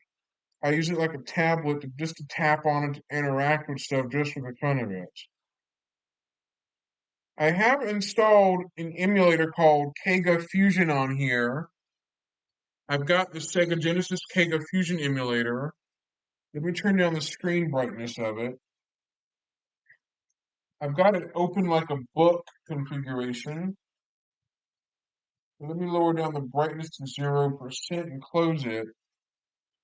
But this is what it looks like right here. I've got it acting like a Linux tablet that isn't using Windows 7. I know that Windows 7 is out of date anyway, so why bother using an outdated version of Windows anyway on the internet when that's a security nightmare to deal with? But let me put this computer here. It works off the adapter, you just can't use it on the battery for long because it'll shut down on the battery due to the battery being broken in it. So the battery is partially broken, so it will still work. You just can't run it for very long without the adapter plugged in to keep it running like that. Let me show you some more stuff that I enjoy. ImageBurn's still running, doing all the read errors, which may take over 40 or take over 2 hours or more, about 1 hour or more, since it's got that read error intentionally there. So it'll take a long time, which I'll be patient with that, but here we go.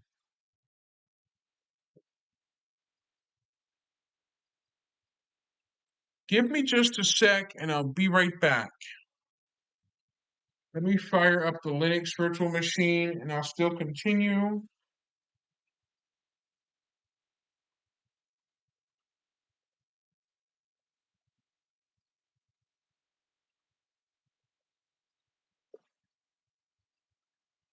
Okay, that loud beep just decided to hang a bit, but here we go.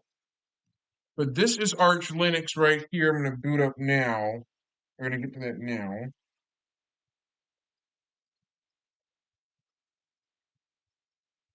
I've got my webcam turned off at the moment. Ew. But give me a moment. I'll be right back. Give me at least a moment.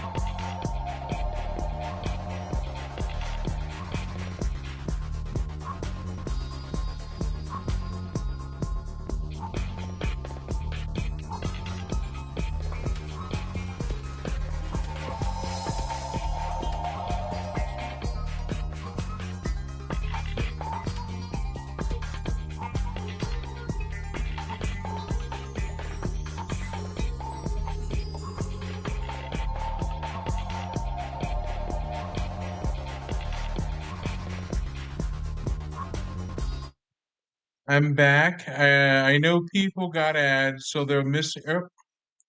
I know people got ads, so they're gonna miss what I'm saying. But here you go. As I was saying, is I don't forget, but here's Arch Linux right here. But let's just jump right into it. I'll take you inside of the world of open source and how it looks. This is actually Arch Linux right here. This is Arch. Arch Linux is actually a backbone on the Steam Deck. Of course it is.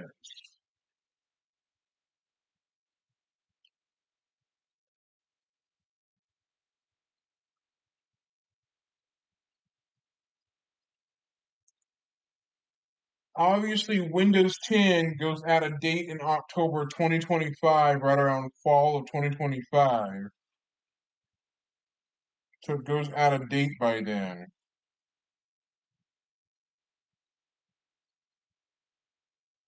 It just does.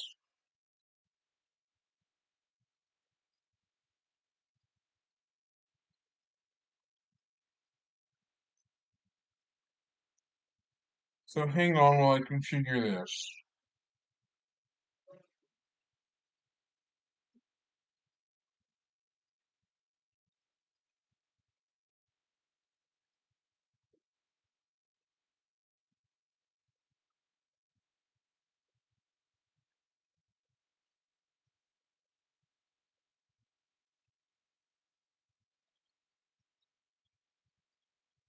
You might not be able to hear that computer, but I know how to do this myself with Arch in and of itself. I know how to easily get that to run.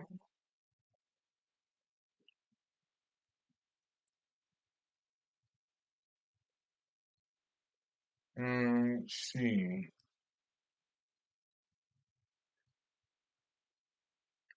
Here we go. I'll take you through it. Core time.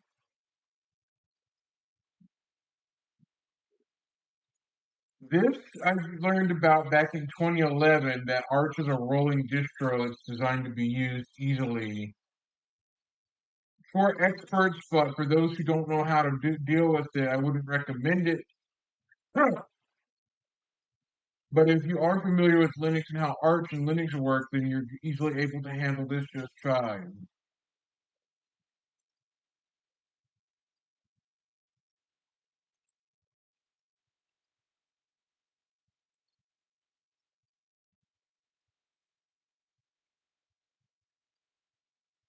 Hang on.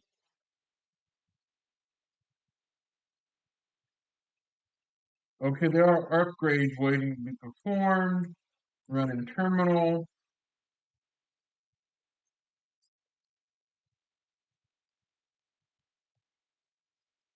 There. There's a tool called Arch Guided Install known as Arch Install. Like Arch Linux added in a guided installer in text mode only now. They did. Before you had to do everything by hand through the Arch install handbook, but they made it easier now with Arch Guided Install. Arch Install is just a script that runs in a terminal in live CD of Arch that lets you install it with a series of prompts and questions. Stuff like that.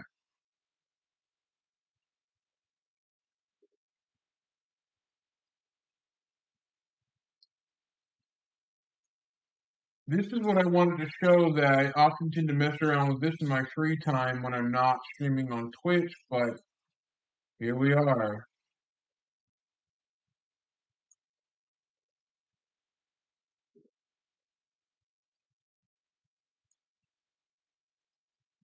Let me shrink that down. Let me expand that. You'll see the way that that warps when I shrink the terminal window.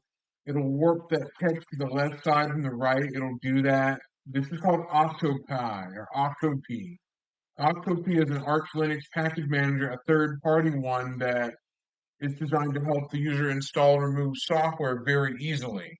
In this, in Arch compatible distros only, though, it won't work in distros that are not Arch compatible.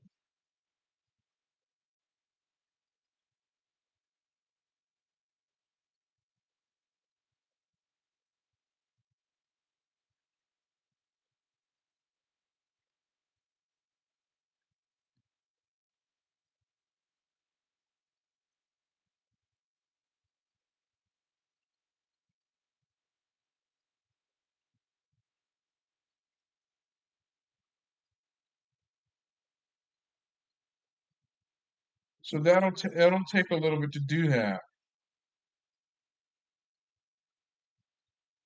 Yes, it is kind of like that, but this is done third party though.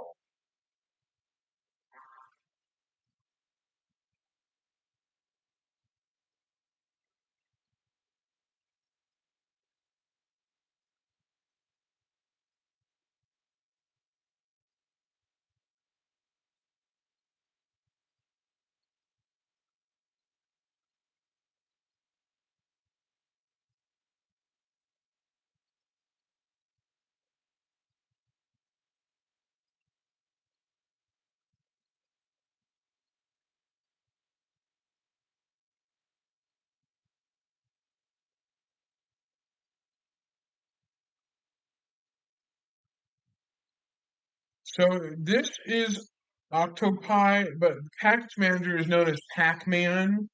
I'll type it in the chat, not to be confused with the video game Pac-Man.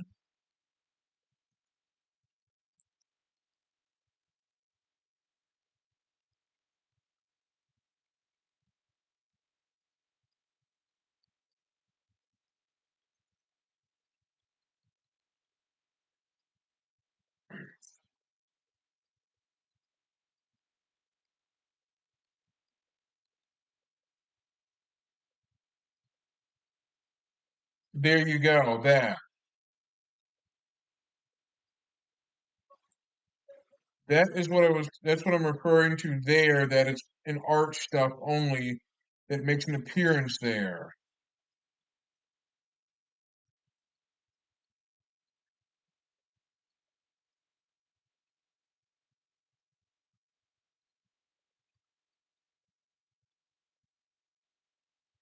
I'm working with this thing to get it to where I can make it look correct.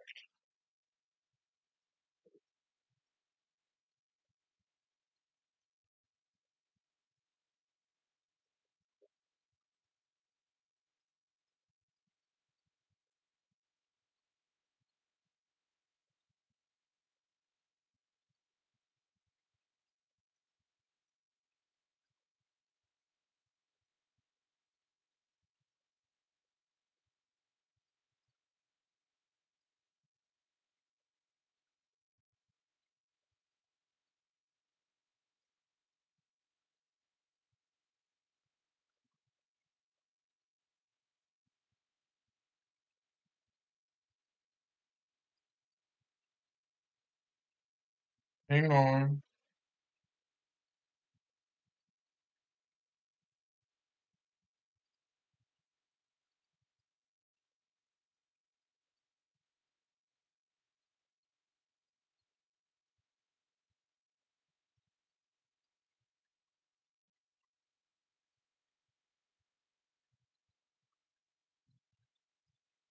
I got a question for you. How do I pronounce your name? Okay. Um, ever used to use bulletin board systems back in the late 80s where you had to use a modem to dial into a BBS, like the dial-up connections, like AOL connections, like you had to dial into the bulletin board just to use it like the internet, so to speak? Okay. Oh,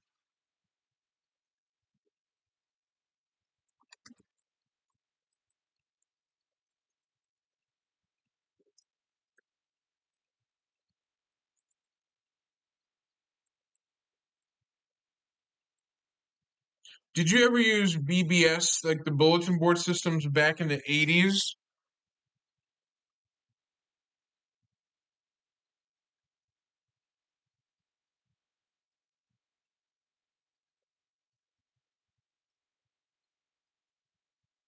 Oh, I used to use the dun do do do do do do do do do do, the good old AOL dial-up connection, early 2003. Good old AOL dial-up, where it would just disconnect itself and an incoming call came in on the home phone line. You'd get knocked off the dial-up internet and have to wait to reconnect after the phone call is finished. I miss those days of dial-up, where you had to deal with random internet knockouts of phone calls. Oh, I got dial-up in 2003, but I got cable internet in '05, mainly cable internet.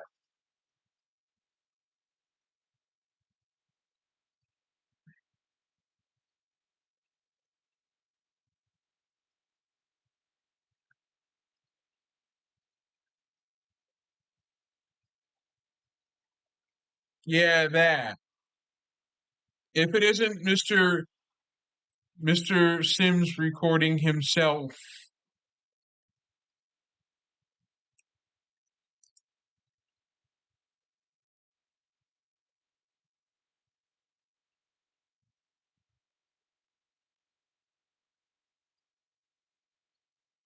Well, I used to use AOL where I'd randomly get knocked off the internet if a call came in, or I had to wait till 11:59 midnight on a Friday night when I got home from school to connect on dial-up, or Saturday night at 11:59 midnight to use the dial-up internet after midnight Friday and Saturday nights into Sunday mornings and Saturday mornings.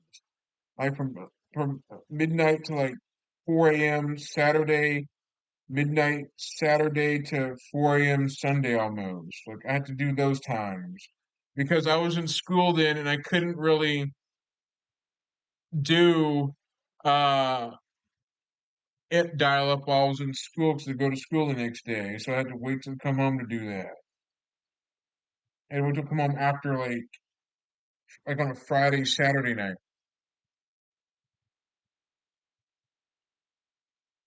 Oh,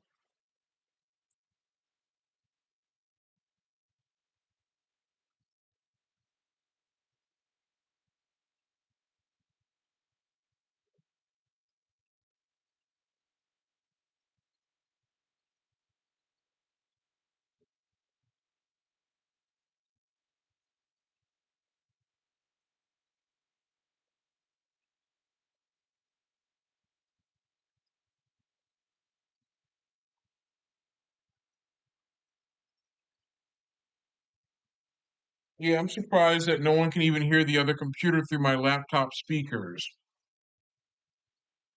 Okay, the upgrade's finished. Now I gotta restart the virtual machine. Reboot.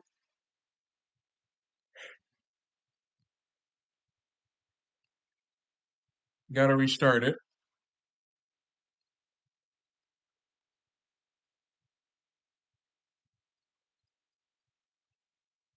I'll show you some other things you normally didn't know that were around a bit.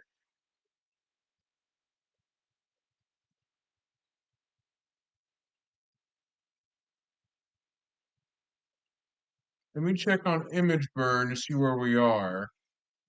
Okay, it's still got a bunch of read sector things that are going to happen due to the way that safe disk creates bad sectors. Of course, that's going to take a while. Still, obviously, but hold on, here we go. I did get an Xbox One from a friend of mine that let me borrow his Xbox One, but the problem is his Xbox One was dead. It wouldn't turn on. After I got an AC adapter on eBay, the OEM adapter, it wouldn't boot. I kept hitting power and it made a faint ding sound, but the problem was the Xbox One, the system that a friend of mine had, it was full of roaches. His my friend's roommate did not help keep the house clean, didn't help keep the house clean, so his PS4, Xbox One, PS3 were all got roach material in them, and I ended up smelling the roach gunk. I was like, ugh, roach smell. His PS3 died, where I tried hitting power and it would go beep beep beep, flash the red light. It would blink the red light and it'd go beep beep beep, and it wouldn't turn on anymore. It was working before I first started PS3. PS3 Fat Piano One. His Xbox One, when I hit power on the front, it would make a faint beep sound and not spin up the fan or anything in it, and it automatically just wouldn't boot again. It wouldn't turn on, period. Like, it just went, it died. And the roaches got in it on the Xbox One a little bit and gave it the roach smell, but the roaches weren't in it. But the PS4 had a little bit of roach material in it, but the PS4 still works, but the PS3 went into thin air. So it couldn't do much. I couldn't use it. He told me to throw it out, so I threw out the Xbox One. I took it apart and took the hard drive out of it and formatted the hard drive in it. But for the Xbox One, he told me to throw it out. I gave him back his broken PS3 due to roaches got in it and messed it up pretty badly. It just stunk like it gave off an acrid acid odor. Roaches give off a foul, musky smell. I'll tell you what they give off.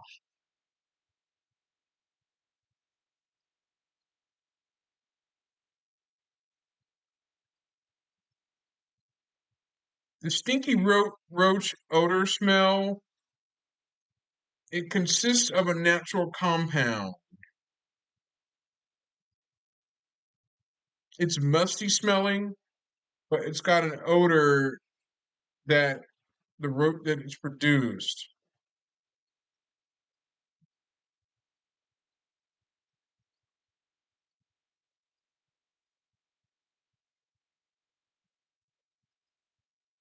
The roach odor smell's got a compound in it. Hang on, let me look at Terminix to tell you more information about this. Okay, let's see.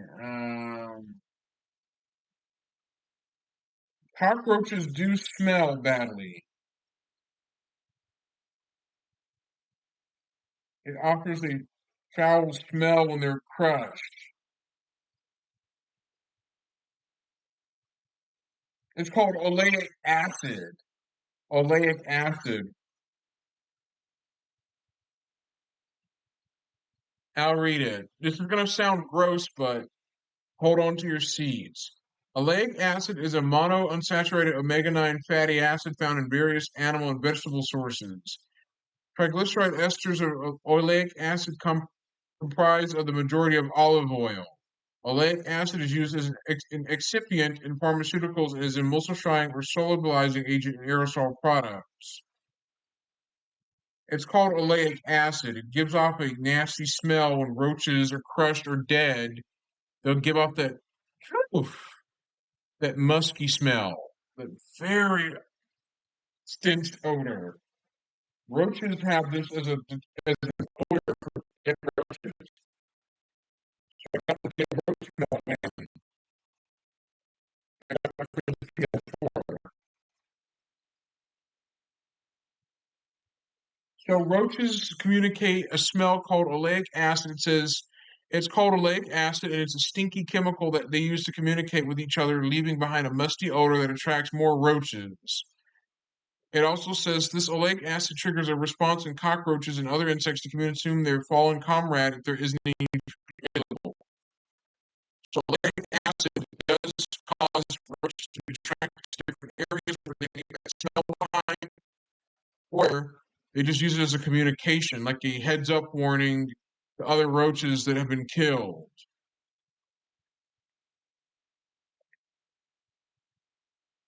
So yeah, so they give off a death stench when the roaches are crushed or they're molting.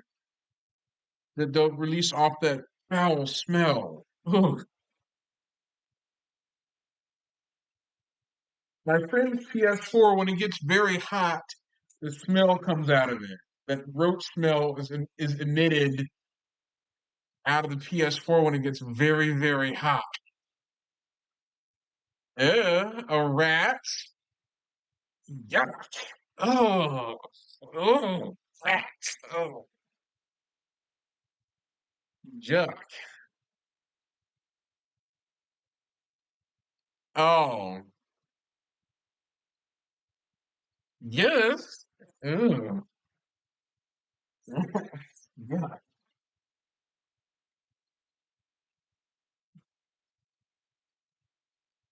Ugh. That's the worst thing to ever run into is rats inside of a computer, literal rats that die inside the machine. Yeah. That is oh so gross. I know it's not funny, but it's disgusting for techs or IT technicians to discover odd stuff inside of it. Like, ugh, that's just so disgusting. Again, I've only encountered bugs like stink bugs, shield bugs, like stink bugs, kudzu bugs. There's one bug that'll scare you, that'll spook you out. I'll show you. Be warned, it might spook you. Called a kissing bug. This is a bug that can seriously make you sick. Yes, it can. Or let's see. Here, we're gonna go to Wikipedia and I'm gonna show you what the bug looks like. This is called triatomene or triatomene. Or triatomene is the name of the bug or the bug species. It is a subfamily of the Rediviridae, a scientific name. This is the kissing bug that it's actually in South Georgia or in Georgia. Yeah, I've learned about this bug, but I've never encountered it yet, hardly. Never had. I might have seen it outside, but never really encountered it ever too much. I'm gonna read it, but warning! This might gross you out. The members of the Triatomene, a subfamily of the red Velidae, are also known as cone-nosed bugs, kissing bugs, so called from their habit of feeding from around the mouths of people, grows, or vampire bugs. Other local names for them used in Americas include Barberos, Ventrillus, Pitos, Chipos, and Chid. I don't know how to pronounce that. It's in Latin America, the Latin American type name or something. But it says here, most of the 130 or more species of this subfamily feed on vertebrate blood. A very small portion of species feed on invertebrates. They are mainly found and widespread in America, with a few species present in Asia and Africa. These bugs usually share shelter nesting with vertebrates from which they suck blood. In areas where Chagas disease occurs, from the southern United States to northern Argentina, all triatomene species are potential vectors of the Chagas disease parasite,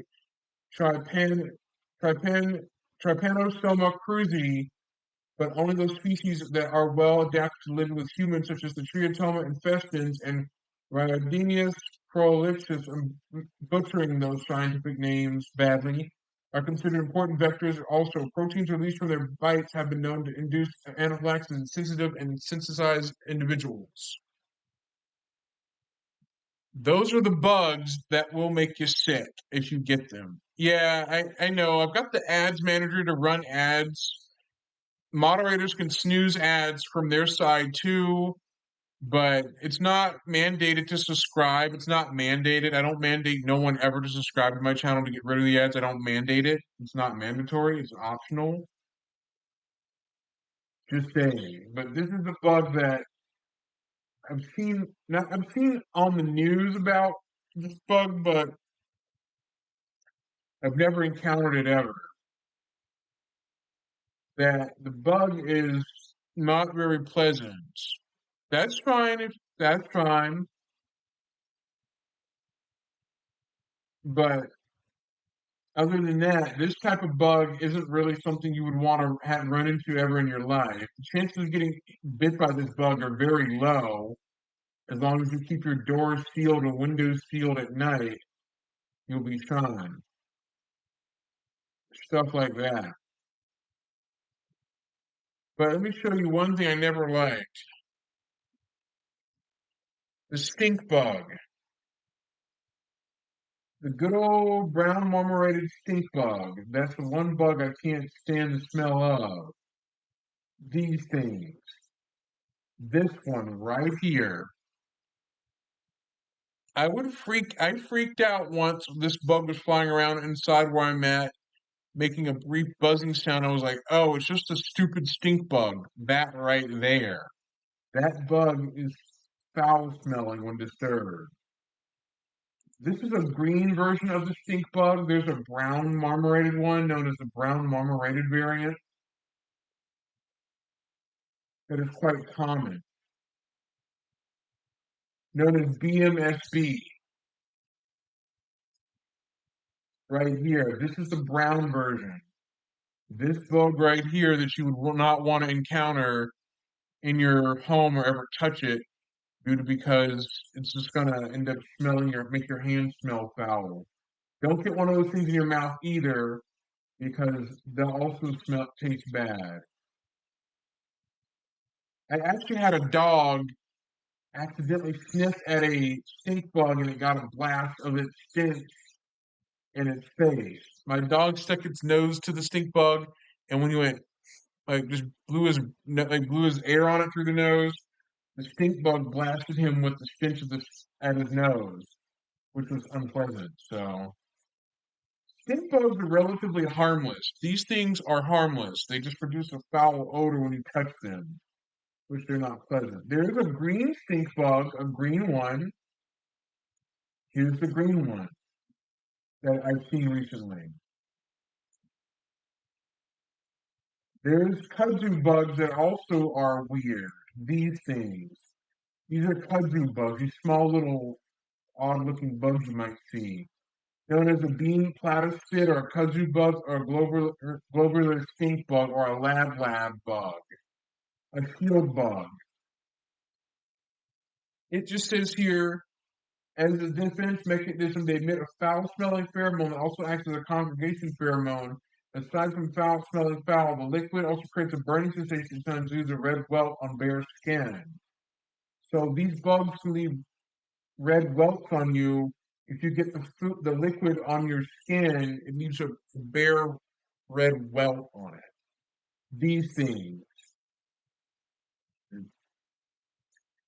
things you wouldn't want to encounter on your own skin because they may leave a red welt there.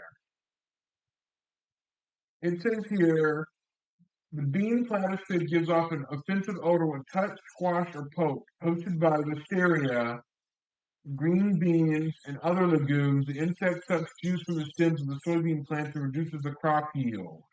However, when the insect infests kudzu, another invasive species, it appreciably reduces the growth of that plant. These bugs have dual purposes. It has a good purpose. It has a good purpose and a bad purpose. The good is it will get rid of kudzu. It'll eat kudzu up. But the bad is that they stink and it can hurt vegetable crops such as legumes. So these bugs can hurt legumes, but they can also hurt kudzu too. Also known as the Japanese arrowroot or Chinese arrowroot. These are kudzu, the type of plant. That. Did you know that kudzu is actually eaten in food? Here you go, right there. This right here. Food. The roots contain starch, which has traditionally been used as a food ingredient in East and Southeast Asia and Vietnam.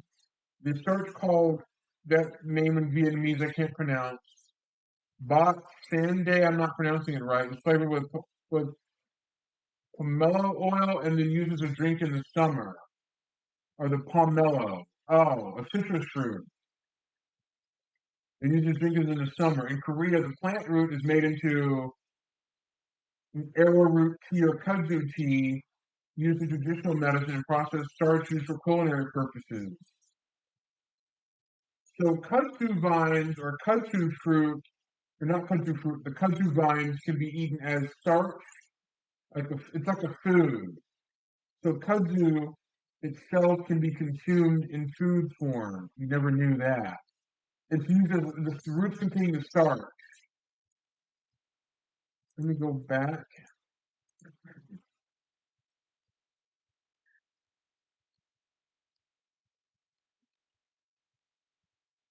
Oh,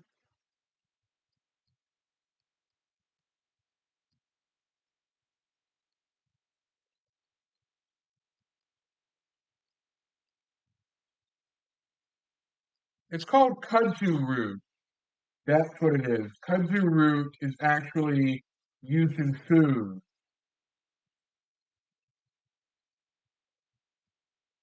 I just thought I'd explain that the kudzu root is somehow used in food, and the root contains starch. Yes, so kudzu root can be used as a food. The different parts of the plant can be raw, sauteed, deep fried, baked, or jellied. You can eat the root as you would eat other root vegetables like potatoes or rutabagas, stuff like that. I just thought I'd explain that the kudzu root is it can be used in food, which I've just now learned, but take what you see online as a grain of salt.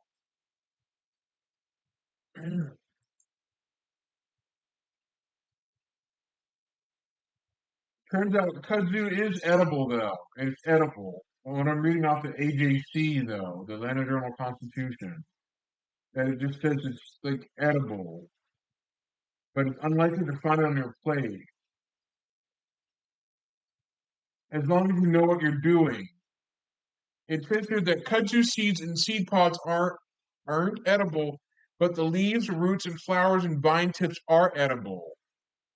Botanists will actually can tell you that kudzu plant, certain parts of the plant you can eat. The roots, flowers, and vine tips are edible, but the kudzu seeds and seed pods aren't edible. The botanist will tell you that. Here's the Joro spider. These big things, if you're afraid of arachnophobia, look away, but this is the Joro spider that's very big, right there.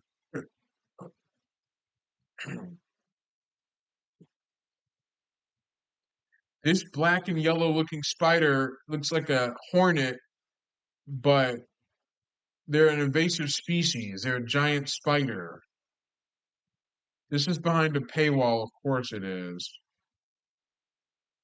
Of course it's behind that.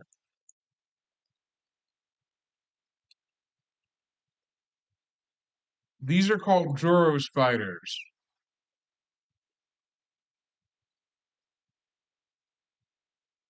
Let's see.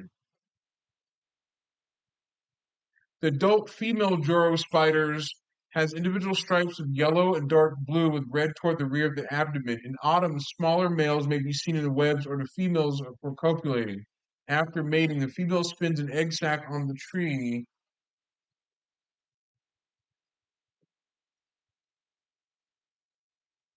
Laying to 400 to 1,500 eggs in one sac. Her life cycle ends by late autumn or early winter when the death of the spider. The next generation emerges in spring. Although the spider is not aggressive, they will bite to protect themselves. The bite is considered painful but not life-threatening, however. So Joro spiders will bite if threatened, but they'll bite to protect themselves. The bite's not life-threatening, but it's painful though. They will bite. Stuff like that.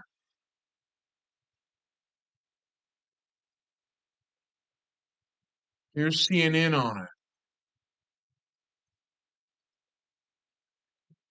These are venomous, but they're not dangerous, though. They cannot hurt humans, however. They can't.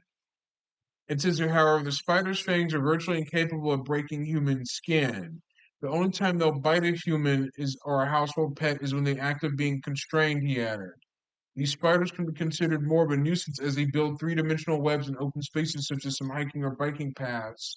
The biggest danger to humans is that you might get a face full of lovely golden silk if you walk through the web. That's about it.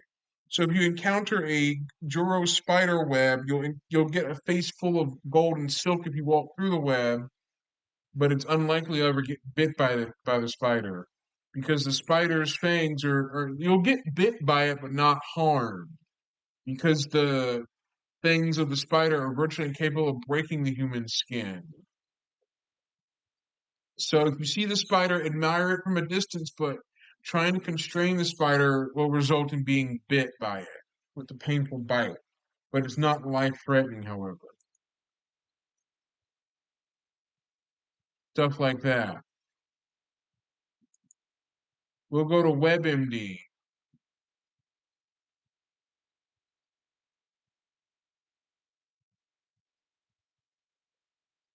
The Juro spider can bite humans, but it prefers to avoid confrontation. The bite of the Juro spider will feel like a bee sting and may cause temporary redness, but its bite is painful, but the venom affects insects, but its bite won't harm humans, though. I've never been bit by a spider, but I would not want to be bit by one. I wouldn't. It just says a Juro spider bite typically doesn't require medical intervention. The bite may cause a small amount of pain and redness, but these symptoms quickly disappear. Stuff like that. Let me show you something else that I also enjoy.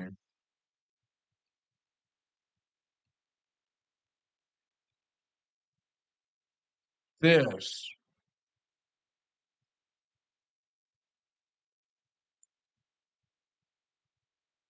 This is Seduction, or Debian Unstable, a rolling version of Debian.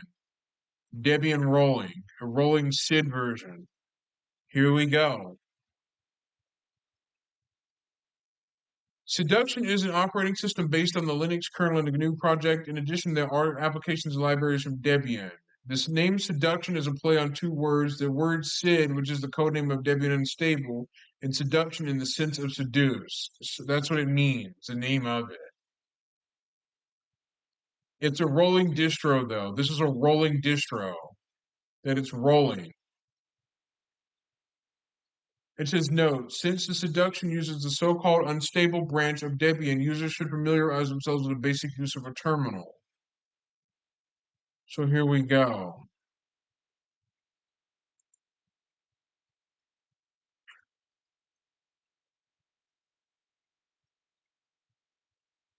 This is what it looks, this is the different flavors of seduction.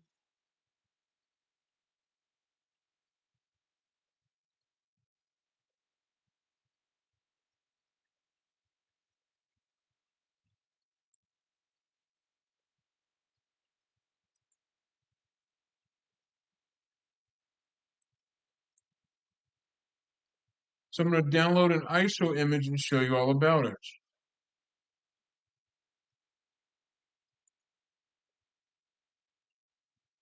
Okay, it's now reading the disk correctly. There's a bunch of 800 sectors on the disk that are faulty due to safe disk, but it's now finishing the read process.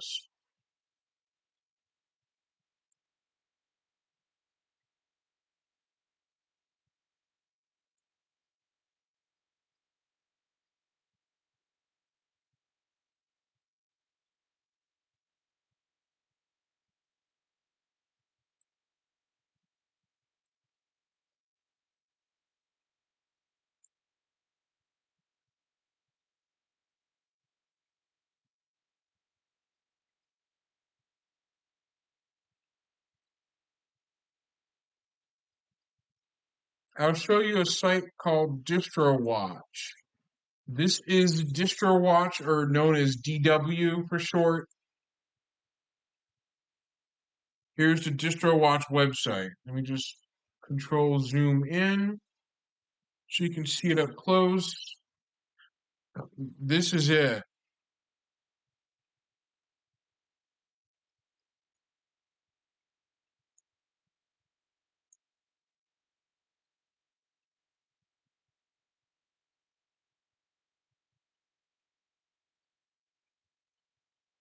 This is what it looks like. This is Debian based right here on its own.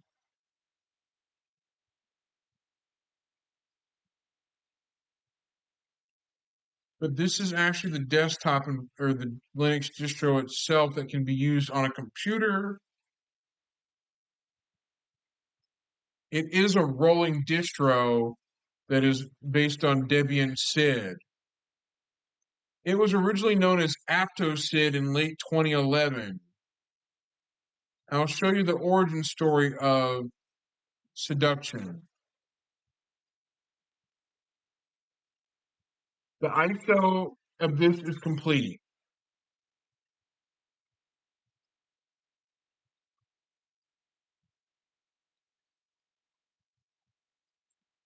I've been going for about 5 hours. Neat. I'll keep going until it almost hits about 10 hours.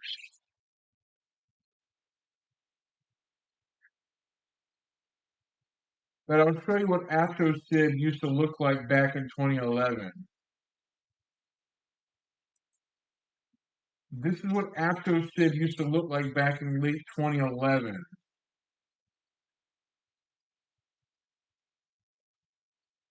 This is a Linux distro that is based on Debian SID, the unstable branch of Debian that is a rolling release.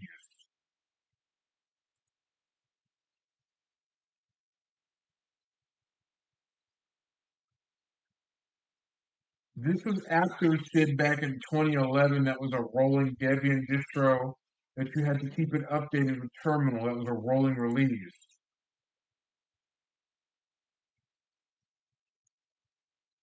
Here's Sidup. Sidup is actually a Debian distro that was rolling before it came AptoSID and then Seduction afterward. Here you go.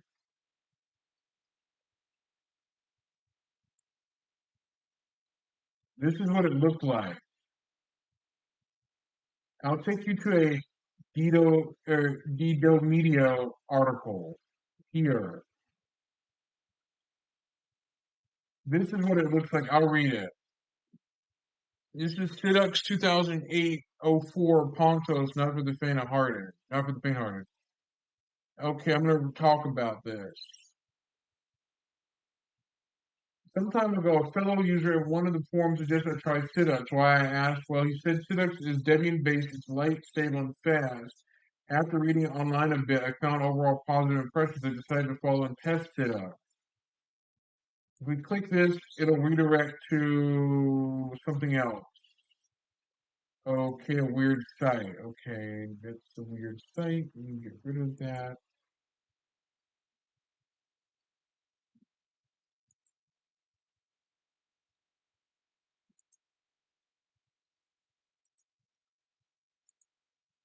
Hang on.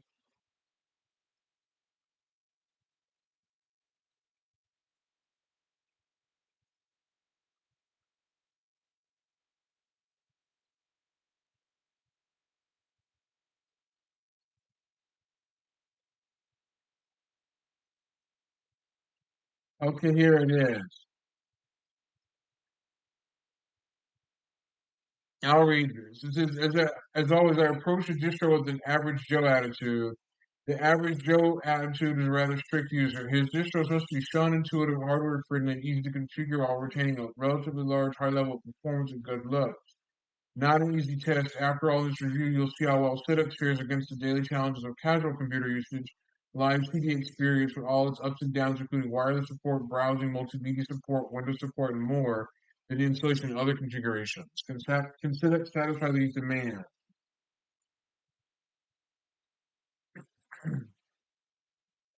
Here's a live CD of it. Puppy Linux is actually quite interesting, but here we go. This is what TD 3.5.10 looked like back then in 09.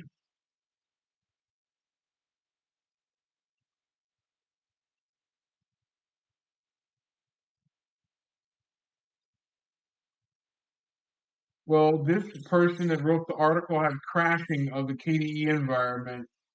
The next thing was to see whether Conqueror would play Flash on YouTube. I typed in the search for Crockett's theme and hit enter, and Conqueror crashed on me. Oops. But this is Conqueror web browser crashed when hitting enter. When I opened the browser again, it selected this time a connected file without any issue. However, Flash was not included by default. Back then, Adobe supported Flash on Linux back a decade ago, but they don't anymore. Adobe Flash is discontinued.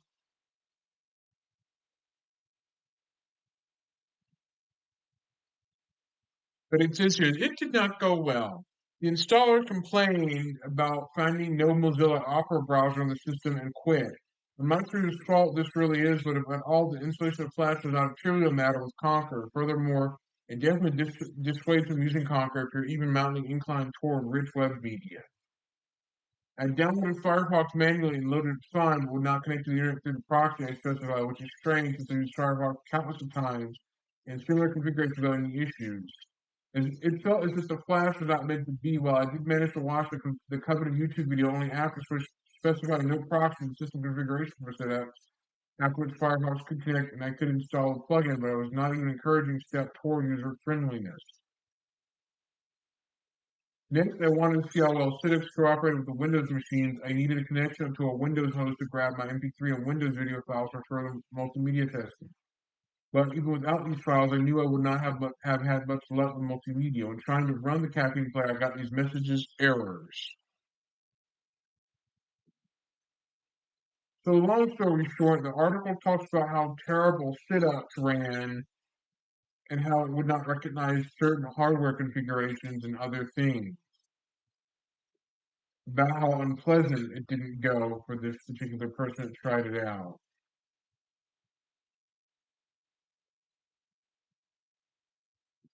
Here's Gparted.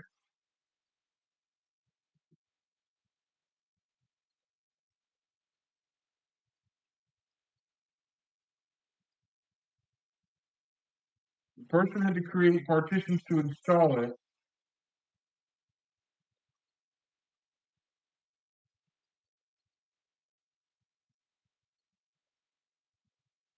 After the partitions were created, Gparted vanished, the installer was gone, but then it popped up after about 2 seconds of delay. It turns out as it has made a wrong choice about partitions for the installation.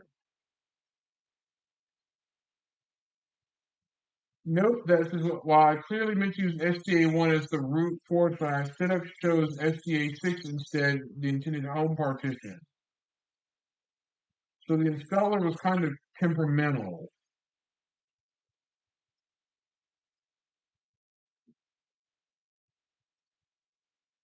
But SidUps is a rolling distro designed to be based on Debian SID. Here's Puppy Linux, the lightweight Linux distro that runs on old computers, on old machines that are not very well high performing very well.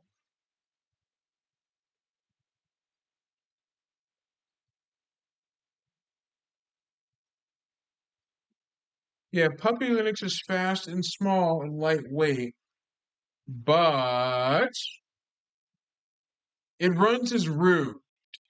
Puppy Linux always runs as root.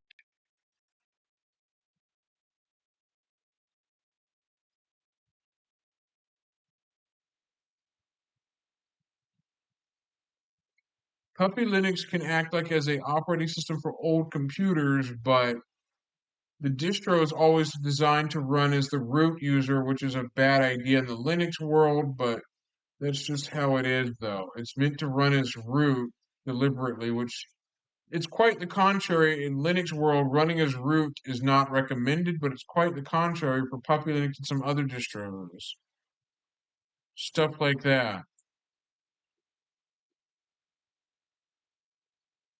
But here we go.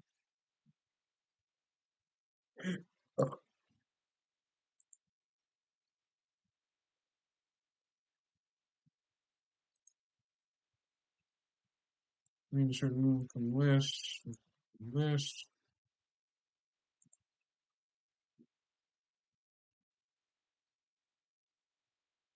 Hang on.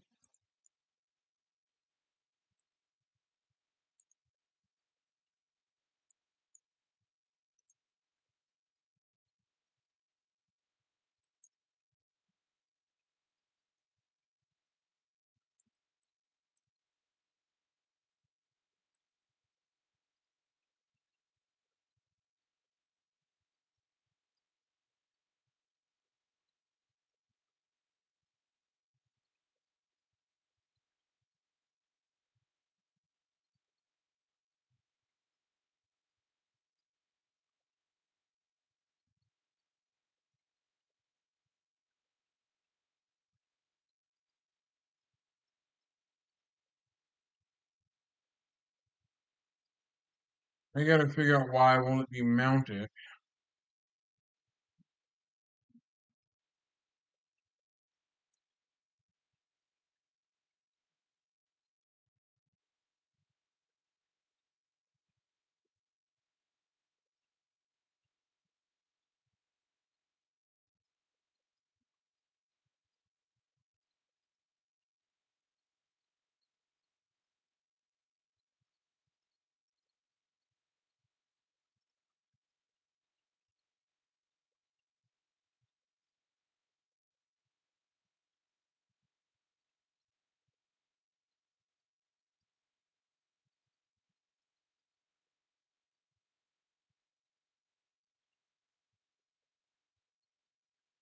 Let me go to my Mix It Up bot and select snooze add.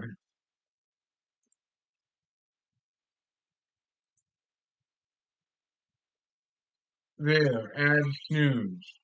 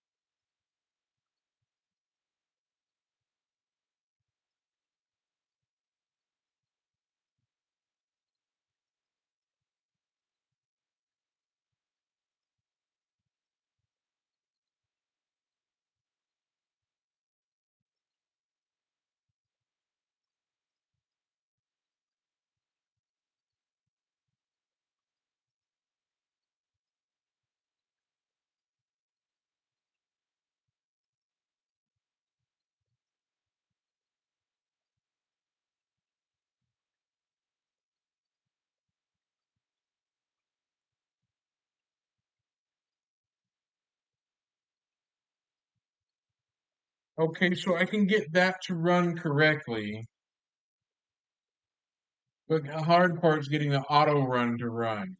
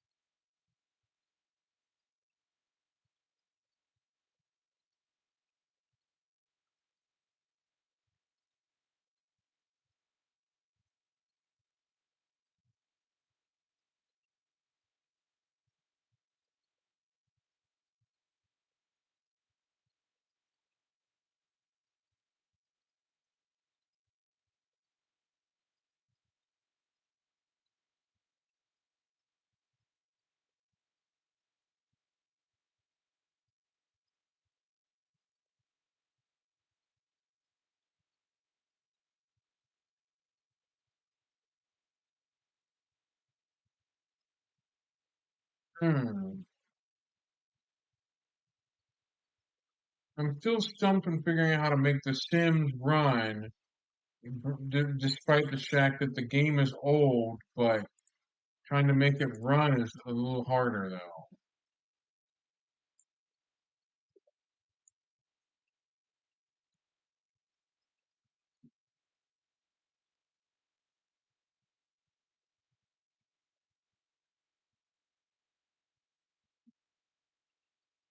Nope, it still won't run.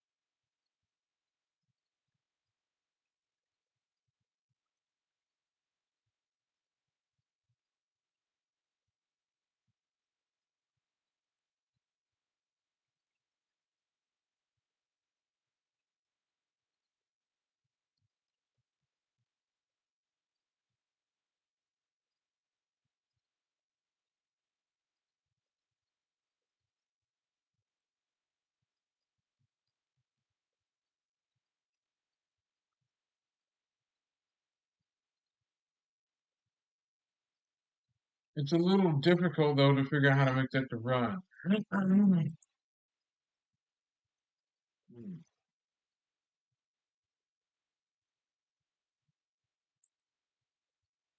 Hmm.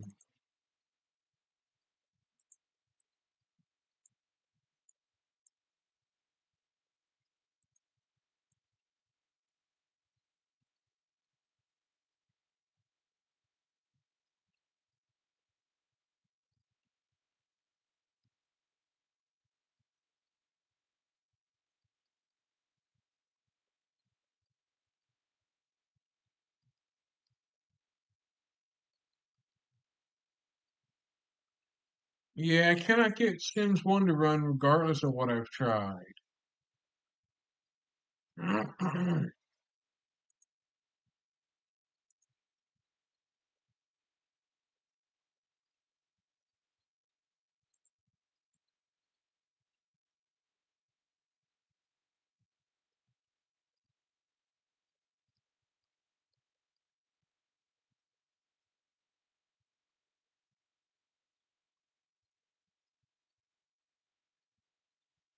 Still does nothing.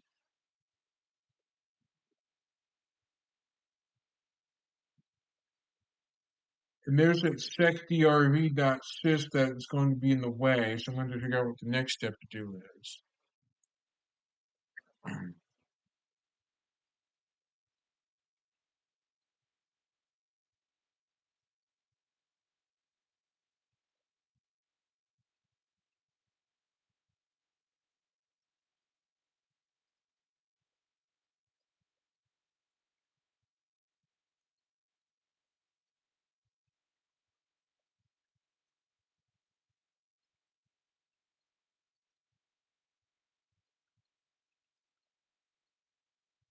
Hang on.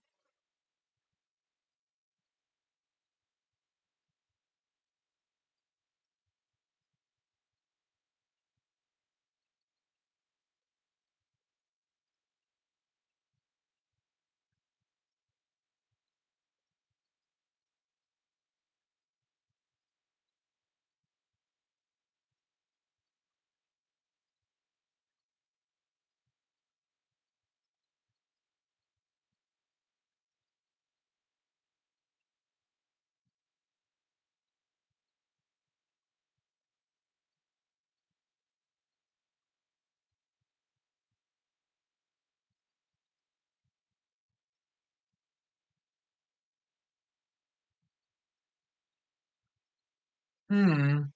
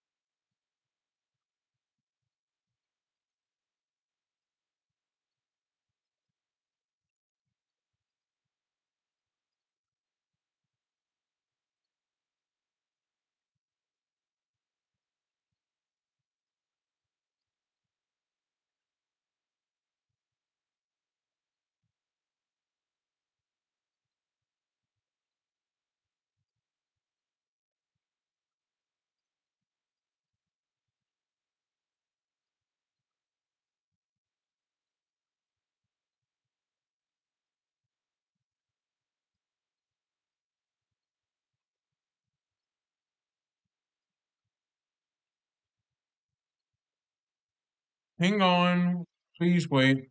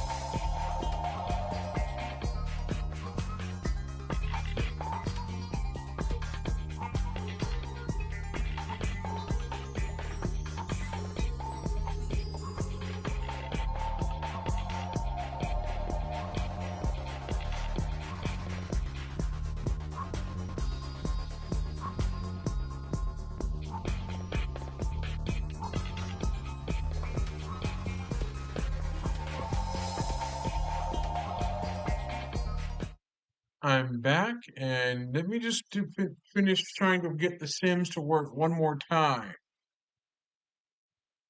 Let me finish getting The Sims to work one more time since I'm having a miserable time trying to make The Sims to work, the game itself.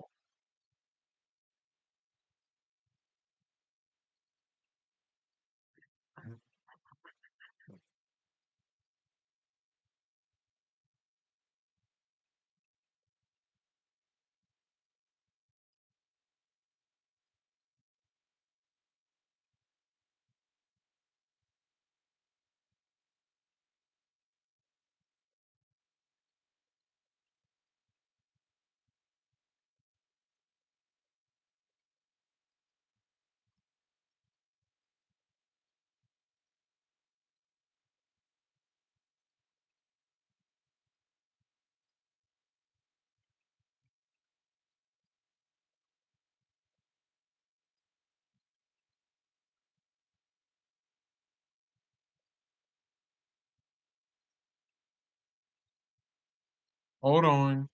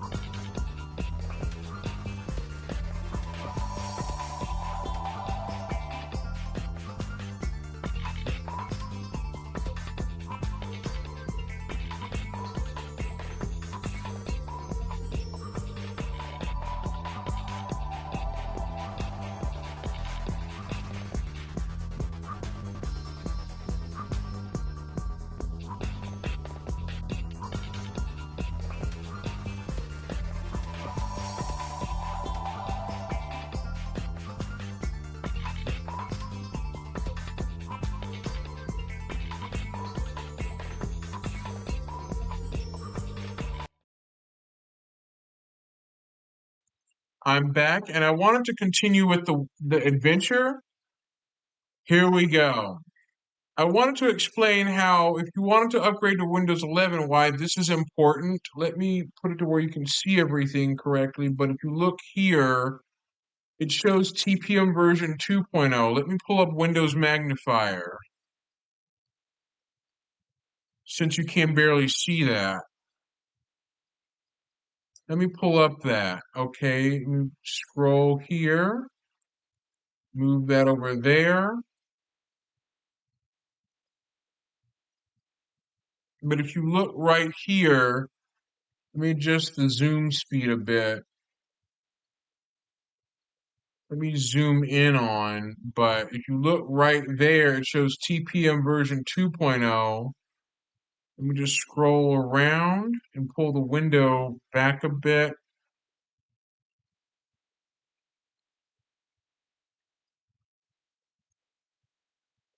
But if you look right there, it shows TPM version 2.0.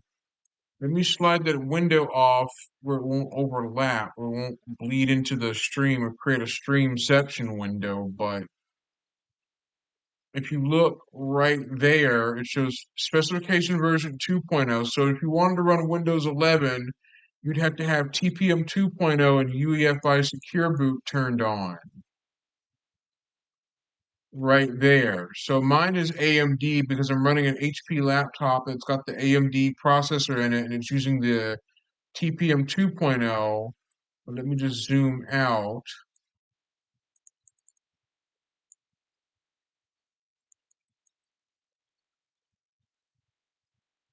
Let me just zoom it back quite a lot and close that out. The TPM version is 2.0 at the minimum, where you have to have it to run Windows 11. Otherwise, you won't be able to run it very well if you have TPM 1.2. And if you don't have Secure Boot turned on, Windows 11 will stop you from upgrading if you don't have Secure Boot enabled. It's required by Microsoft that you have to have it on, otherwise you're hosed. This is Seduction Linux right here. I wanted to explain more about. But give me a second. I want to know why Mixitup is showing the same message twice. I want to have to figure out why it's doing that.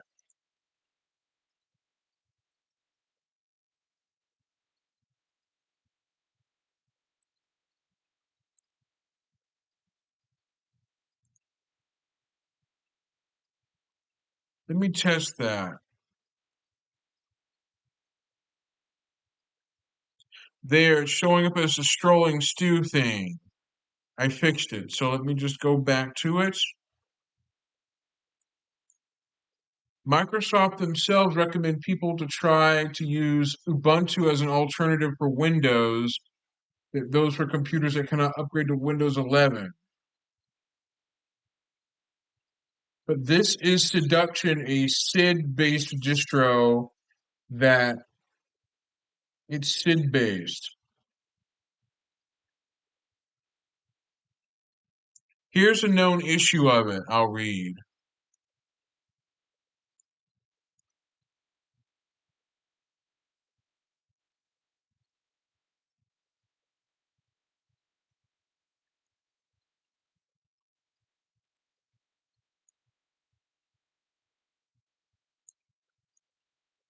That's just a test notification I sent. Ignore that.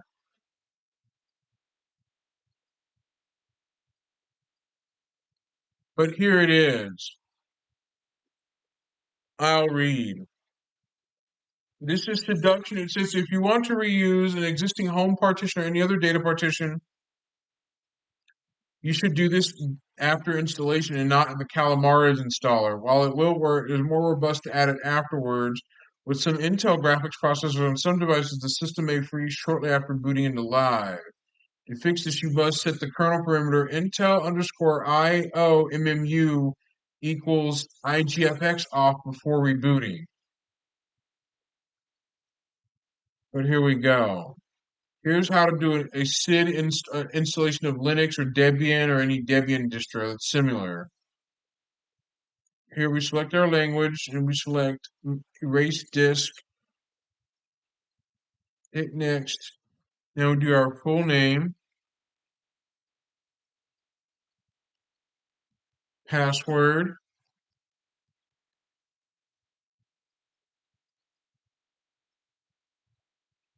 Now hit install. Install now.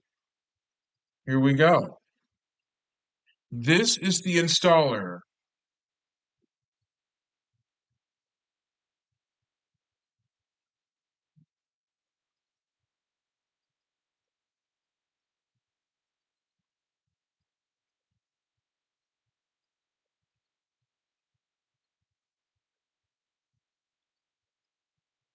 Seduction launched back after 2011. It's called AptoSid Sidux or AptoSid. It's essentially a Debian SID-based distribution that's rolling release based off of Debian, but it's a modified version of Debian, but it's based off of SID, the unstable branch of Debian, where a lot of development takes place. It is similar to Arch Linux, but it's actually purely rolling. You'll see what I mean. Here's the history of Debian, or not Debian, not history of it. Here's the history of Seduction from the Seduction team. Seduction's gone through several releases. I'll read them. The first release was One Step Beyond, a great artwork maybe our best by Seven Sin. Let me see.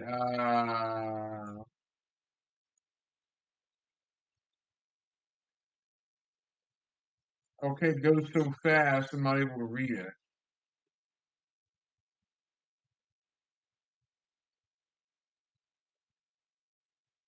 But here's the different versions. There is Desperado, Seduction Desperado, the first release, or the second release rather. Well, it's called One Step Beyond as the first release.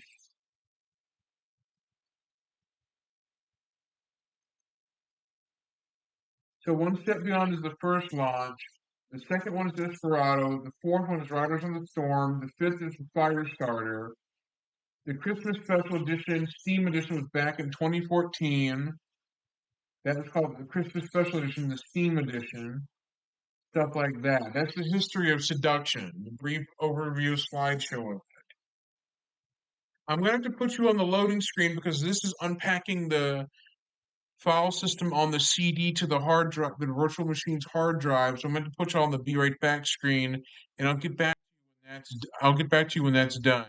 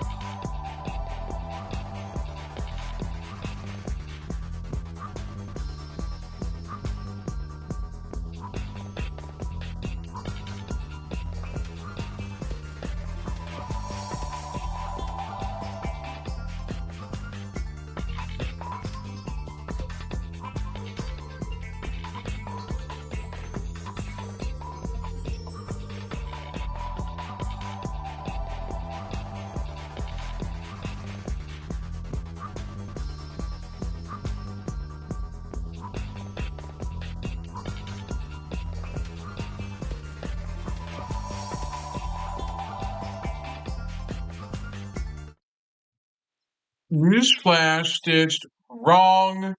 Linux does not require you to constantly download and update stuff. There's ways to automate it, yes, but I hate to tell you this, but Windows Update will download the update and then it will install it, but you'll get a prompt telling you to reboot now or we'll do it for you. Windows forces you to either A, reboot now, or if you don't, they'll do it for you. Like Windows will force an update down your throat and ask you to reboot it, or otherwise it'll do it for you. So Windows will say, you better update now, or we'll do it for you whether you like it or not. Linux doesn't do that.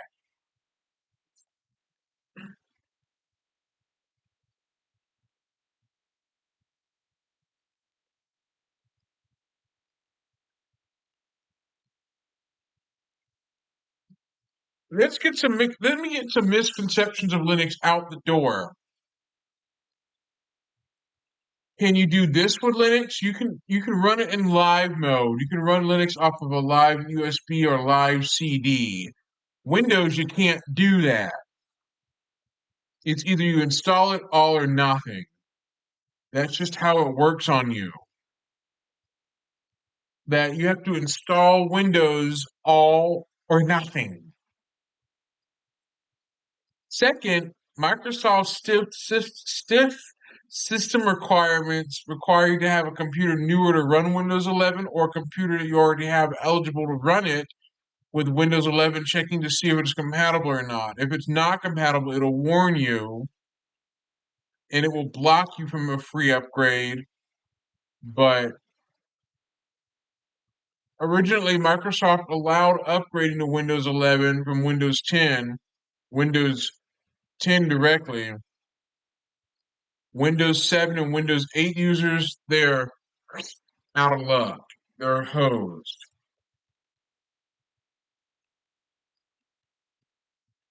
But this is what it looks like.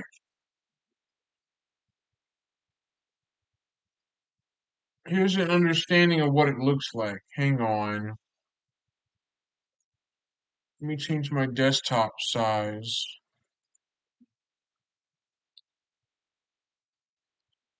And the one thing that it does that Windows doesn't do is you don't have to worry about having an antivirus constantly running in the background of Windows, known as Windows Defender. Windows Defender runs in the background, but in Linux, you don't have to have that problem like you do with Windows. Let me blank the screen.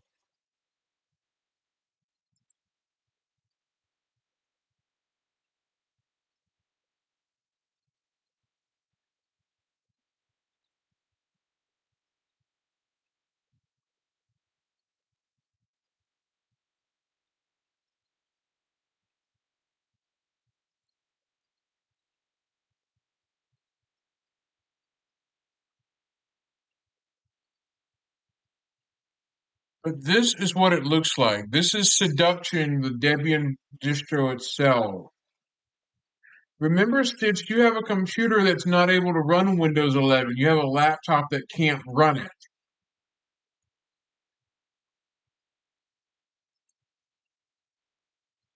So you're hosed.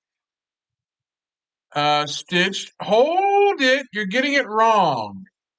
You you don't have to update Linux frequently, Stitch. You don't. Not with Debian stable. No. Debian stable is meant to be upgraded not very often. Hence why it's called stable. Let me put it in the chat.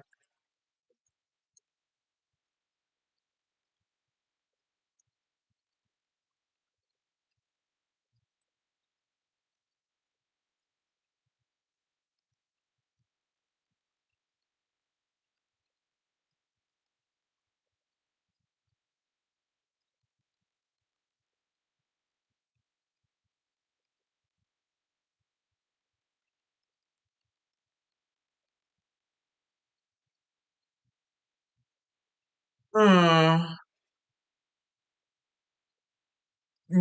Stitched. The browsers update through app.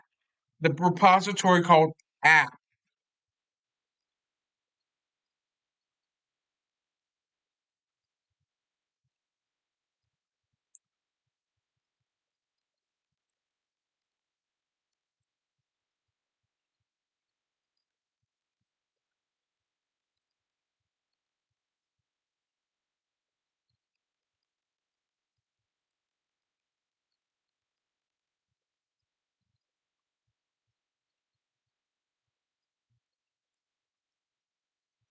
Hmm.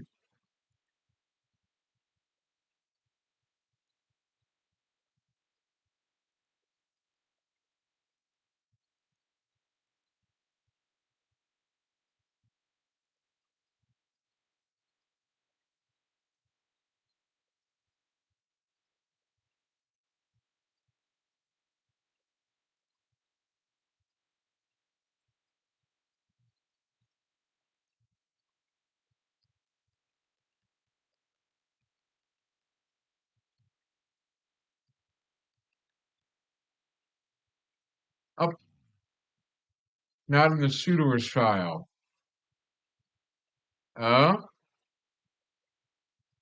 There is a graphical package manager Stitch called Synaptic. Oh, great.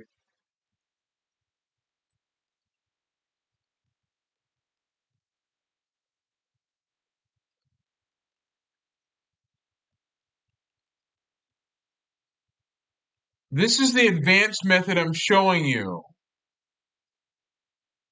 Let me show you something. I'm doing the advanced method. This is the advanced of typing commands. I'll show you the easier graphical method. Hold on.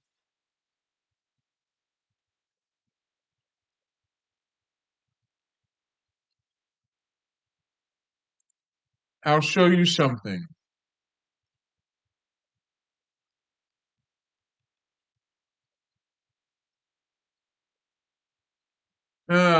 Stitch, you're not getting it. This is called Synaptic. This is the graphical manager. Look. The software on your system is organized in so-called packages. The package manager enables you to install, upgrade, or remove software packages. You should reload the package information regularly, otherwise you could miss important security upgrades. Note, changes are not applied instantly. At first, you have to mark all the changes and then apply them. You can mark packages for installation, upgrade, or removal in several ways. I'll read it to you. Select the package and choose the action from the package menu. Double-click on the package name. Choose the action from the context menu of the package. Click on the status icon and open a menu that contains all actions. Newsflash, Windows has its security issues too that you got to update often to keep those security updates installed. You do. But Windows Update will sometimes force your computer to reboot when it installs an important update. It needs rebooting.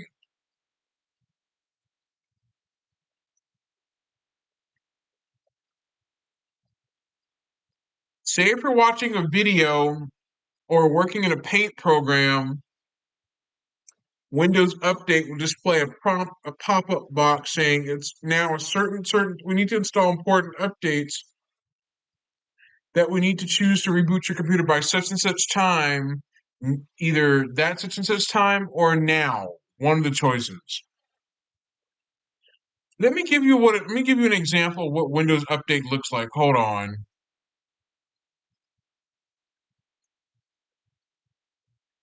Look at that. Okay, no, I don't want to show my email address, but let me just show part of the screen, hide my email off screen. Whoops. Ooh. So you're not seeing it.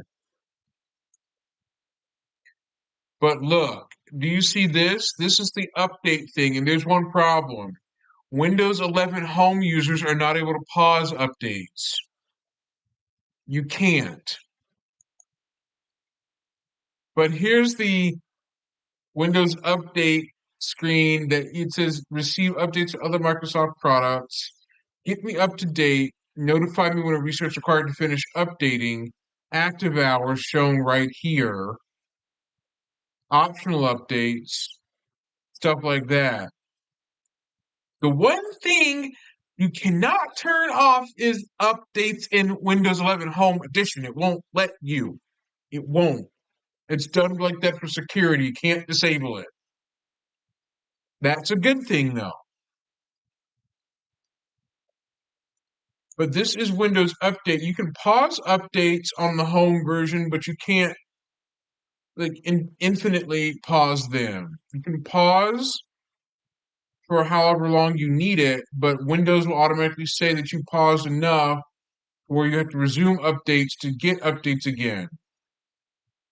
Sometimes Windows updates have been known to break things, sometimes. There have been instances of Windows Update destroying something and causing so much trouble that Microsoft catches wind of the problem and they have to fix it themselves and then push a fix out over Windows Update.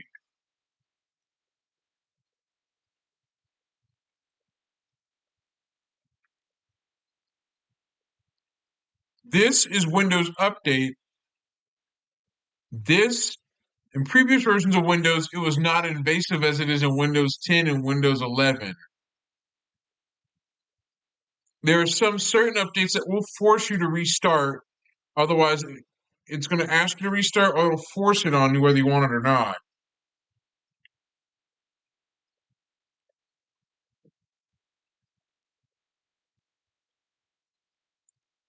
But here's the graphical method of upgrading a system. You hit reload like this. You hit mark all upgrades. Then it tells you what it's going to be removed. And then it's going to tell you what it will be installed. Something like that. And you hit apply to do that.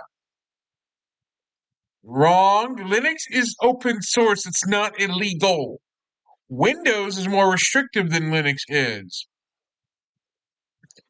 Some people will take a Windows 11 system and modify and create a version called Tiny 11. Let me show you an illegal version of Windows called Tiny 11.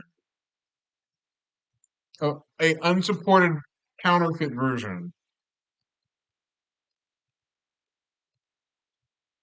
This is called Tiny 11. This is a weird, mutilated version of Windows 11, a modified version.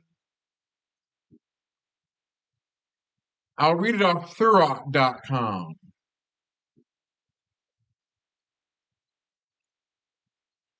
I don't recommend Windows Tiny 11, the Tiny 11 that's been modified. I don't recommend it.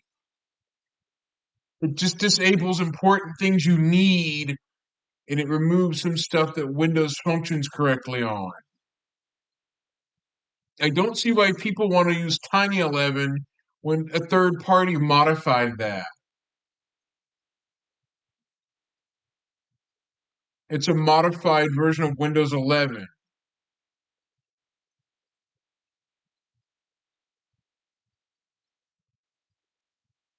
That is just some Windows components ripped out of it that neuter it down to the core.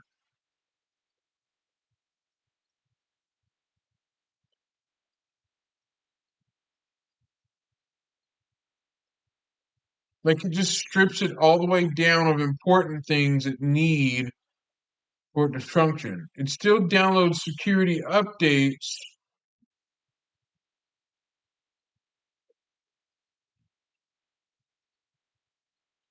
But it's really a hot mess that Microsoft at any time could push an update out that can just ruin it.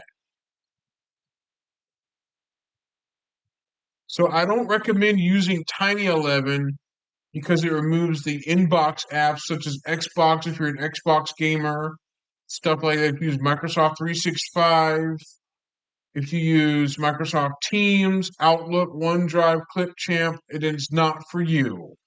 If you use Microsoft stuff, it is not for you. I would never use Tiny 11 because it's modified by a third party. That's why. And the only way you can get a web browser installed is you would need to use WinGet. You'd have to use WinGet to install a web browser. You'd have to. So I don't see the point of doing that if the Microsoft Edge browser is ripped out of it.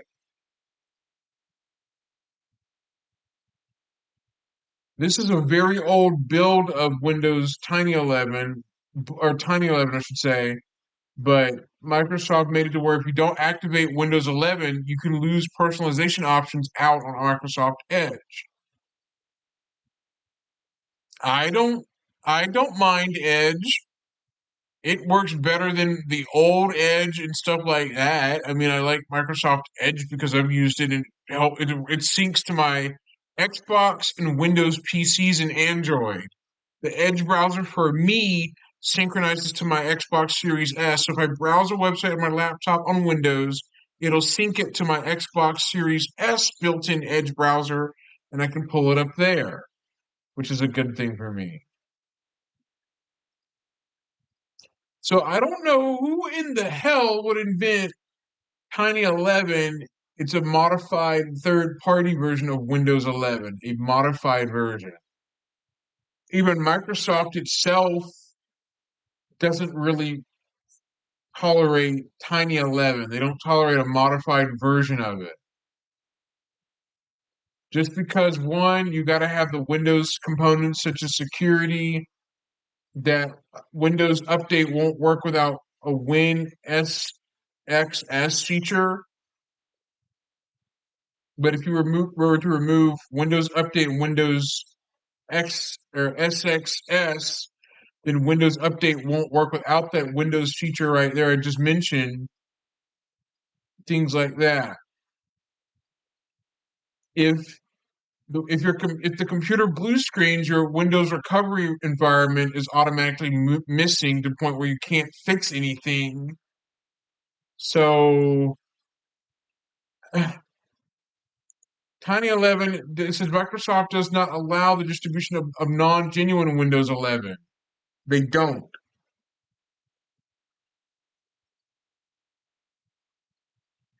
I scoff at Windows a little bit, but I scoff at Tiny 11 more because you're doing yourself a disservice by using a modified version of Windows that someone else tinkered with it.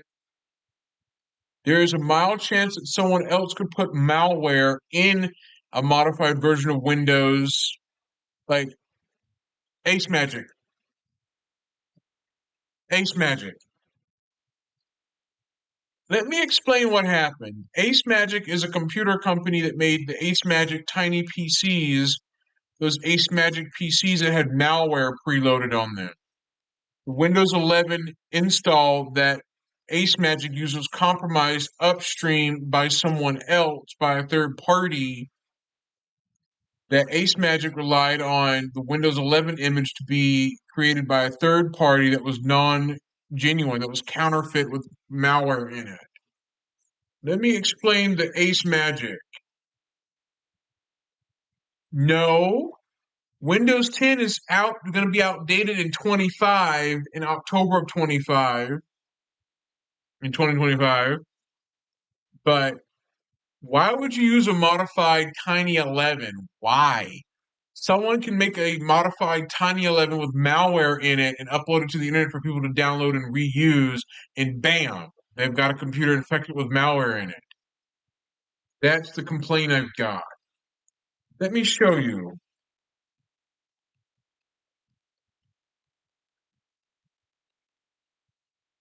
Here's Ace Magic, the register.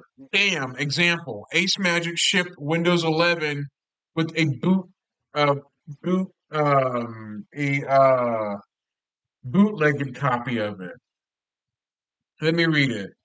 Chinese PC maker Ace Magic customized its own machines to get infected with malware. Ace Magic tried to speed boot times, maybe messing with Windows source code, ended up building a viral on-ramp. Chinese PC maker Ace Magic has admitted some of its products shipped with pre-installed malware. They made an honest mistake about it. They admitted that happened. Well, Microsoft would be very upset if people started using a modified Tiny 11. Like, there's no point in that. Tiny 11 rips out important Windows critical components that need Windows to function correctly. It rips out critical Windows stuff that makes Windows Windows. It wouldn't be Windows if a lot of Windows important stuff is ripped out of it. That lowers your computer security. It lowers it down to the ground. You need good security, not bad security. Otherwise, you're making yourself too easy of a target for cyber attackers to infect a popular program with malware and upload the modified version to a clean looking website for people to inadvertently download, or malvertise a program that has a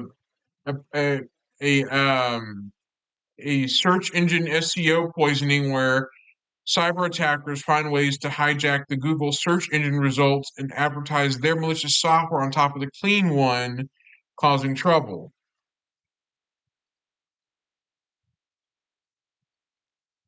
Here, YouTuber the Net Guy, please note that I repeat, please note that this is not about politics. I want to make that clear, that this is not about politics ever.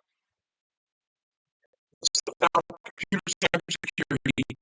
Why the people that buy PCs from companies run the risk of getting malware in them, already preloaded on there. Why people run that bad risk of getting malware pre-shipped with the computer. Here's an example. YouTuber the Net Guy found malware on Ace Magic Mini PCs when he tested them in early February of this year.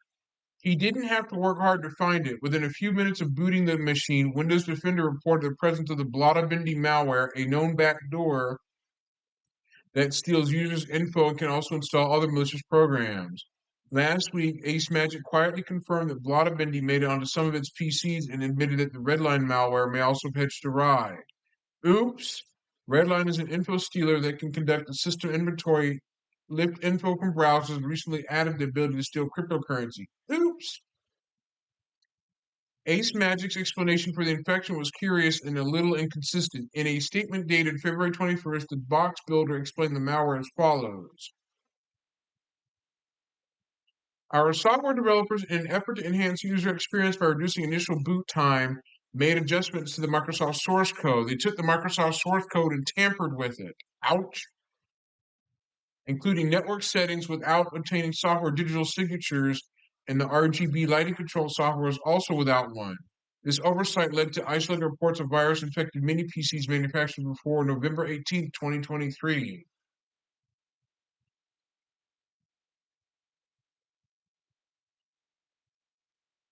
This issue is a developer oversight that accidentally let malware get shipped with the Ace Magic computers.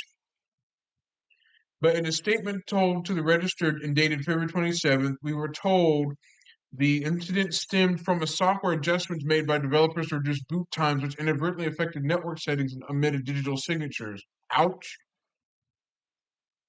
Ace Magic has promised to strengthen its use of digital certificates to prevent unauthorized modifications, suggesting parties unknown may have been able to access its machines or perhaps even its master copy of Windows to deliver the malware. So this is an upstream issue that Ace Magic inadvertently had its upstream, or they admitted that upstream that the Windows master copy was modified by unknown parties. That Ace Magic point the finger at parties unknown that were able to access its machines, or perhaps even its master copy of Windows somewhere, to deliver the malware in it. So the master version of Windows meant to be installed on OEM PCs was modified by unknown parties. It was used to lace it with malware, and then Ace Magic took that master copy of Windows and started installing it on its PCs during manufacturing, and then tech people like Kerry Holzman and another one, and other people, including Brightech09, managed to find out that it had malware in it.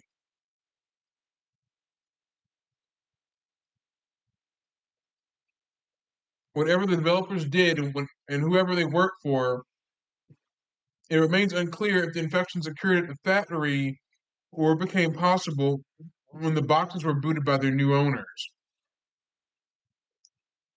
Ace Magic will refund the cost of the machines made between September and November 2023 and has advised owners that the date of the manufacturer is recorded on stickers affixed to the relevant models, the 8008, 8015, and S1. In a neat coincidence, the night before the register had received Ace Magic's malware confession, a review unit for one of its PCs arrived. The labels on that unit do not contain information about date of manufacture, nor do the QR codes on the labels that offer information. Owners who disinfect their machines, Ace Magic has posted clean system images to do the job, can apply for a 20% or 25% purchase price rebate. Anyone with an infected machine can also apply for a voucher that applies 10% of a discount to any future Ace Magic purchase if they're brave enough to revisit the brand. So Ace Magic shot themselves in the foot by accidentally letting PCs from them get shipped with malware that caused a lot of kerfuffle.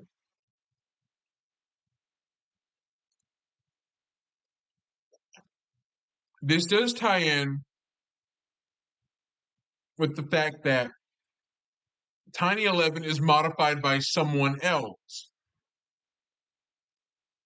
To make matters worse, the person who or NT Dev that modified Tiny 11 could if they wanted to, if they could have wanted to, if they wished to or wanted to, put in malware in the Tiny 11 and then upload it to the internet for people to then download, creating problems. Like I'm saying, the original NT Dev could have done that if that person wanted to, but didn't. But didn't you say, Stitch, that Tiny 11 was causing you some problems? Didn't you say that?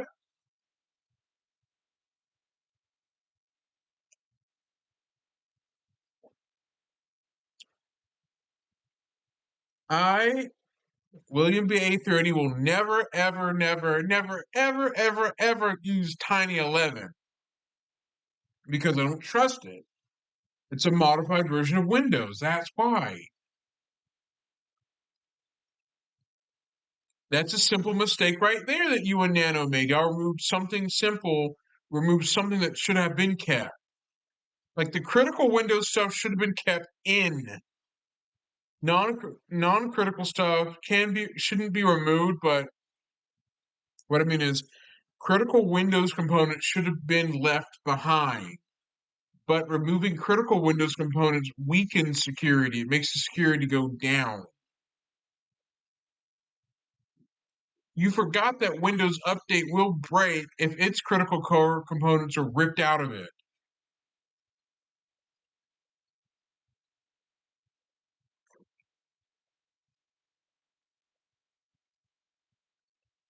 See, Ace Magic themselves spoke about the whole issue. But this is Ace Magic. They have made a blog post about the problem that they were breached upstream inadvertently. That they were breached automatically. They had Microsoft Security Intelligence for additional layer of security, but they were breached upstream, and the malware accidentally made its way down into their computers. So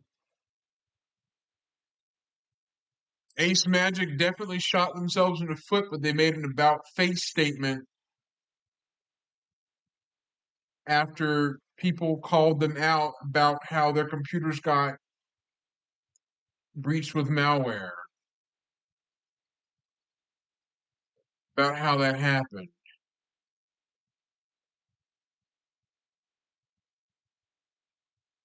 So this is Ace Magic Group, but they painstakingly had their master copy of Windows broken into. This is on Reddit on R Mini PCs.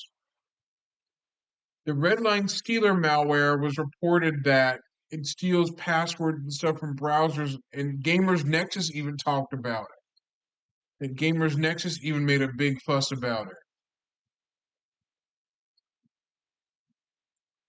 So it goes without saying, but if you were to buy a computer that is from an obscure brand, be careful because of what happened with Ace Magic. There is no guarantee that it could happen again with any other obscure computer manufacturer that's not well known. I mean, no offense, but Ace Magic got themselves into that mess and had to get themselves out of it. Stuff like that. It's smaller computer brand manufacturers, smaller ones like Ace Magic that are not well known, that are more of a, it's not out of the question that these mini PCs could have the OS could be compromised with malware during the manufacturing development or something like that. Something or malware can get preloaded on it. Like Tiny 11's modified. It's modified. Meaning if you modify it, you may end up removing stuff that's important, or someone else can modify it, put malware in it, or find a way to get malware in Tiny 11 image, and then release it to people to download for free, or something like that that can create trouble like that. So think about like if you're cooking. Think for example. Here's an analogy. Let's say you're cooking in a kitchen. You're cooking spaghetti with meatballs, spaghetti noodles, pasta sauce, herbs, and spices, but someone else on the outside comes into the kitchen and puts something bad in it, like a food ingredient or a chemical in the food that makes people sick, for example. Then when people get that food and eat it, they'll get sick and they'll blame the person who cooked the food. And then that person has to prove their innocence that they didn't do it. That's an example of someone else modifying something when someone else is working on it. Someone else can modify it and then redistribute it to other people, and then it creates a domino effect or like a snowball effect.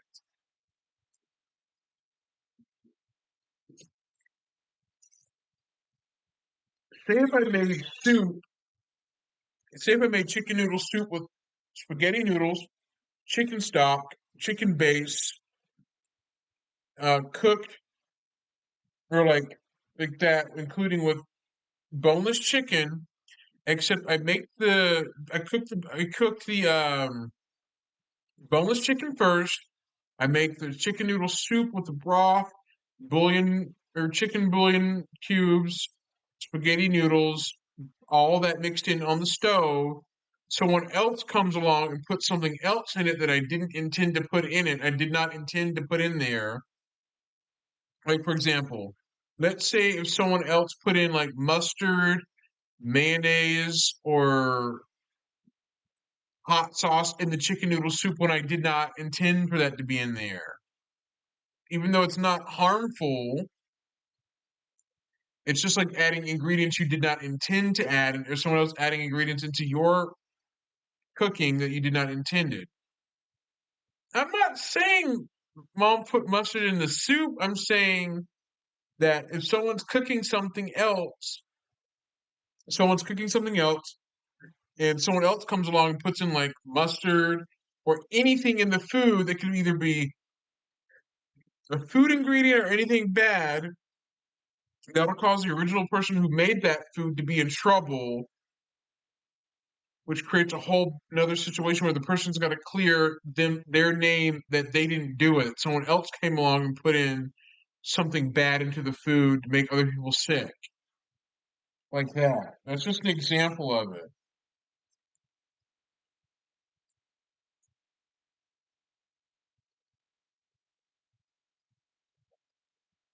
That's a weird example or weird explanation of me. Well, it's a weird explanation of how something someone else takes and modifies it and redistributes it can cause trouble.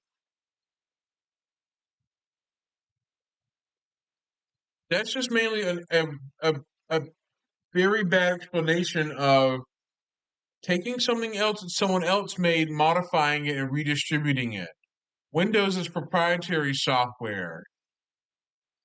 Microsoft doesn't really allow people to like redistribute Windows 11 freely. They don't. They only want people to get it from Microsoft directly.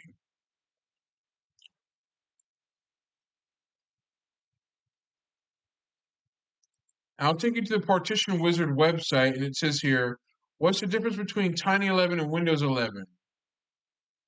It says here, Introduction to Windows 11 and Tiny 11. What is Windows 11? Windows 11 is the latest major release of Microsoft's Windows NT OS, released on October 5th, 2021. Microsoft releases a major version of update every year. The first major version is Windows 11 21H2, and the latest version at the time of the writing is Windows 11 23H2. What is Tiny 11? Tiny 11 is a lightweight version of Windows 11 designed to run on old PCs, no, old computers that don't meet the Windows 11 strict system requirements. It is developed by NT Dev and based on Windows 11 22H2 or 23H2. Let's look up who NT Dev is. Here's the ntdev.blog website. This is it, but I still don't trust the developer TinyDev, or not TinyDev, NTDev. NTDev's got their own Patreon, which is very odd. They've got their own Patreon, which I don't see why, but they've got a Patreon directly. Which is very weird to have a Patreon with Windows software, a modified version of Windows software. That's kind of weird. Like, it's odd. I don't trust NTDev ever because there's no telling what this person does, or I don't know what this person's doing with Windows 11. Which is why I'm surprised that Microsoft has not tried to come after this person. I'm surprised that this Microsoft hasn't tried to come after this person, whoever NTDev is, because the fact that NTDev's got a Patreon with different Patreon tiers and stuff like that.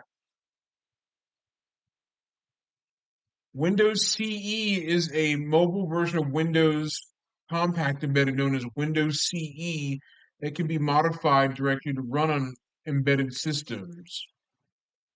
I'll show you.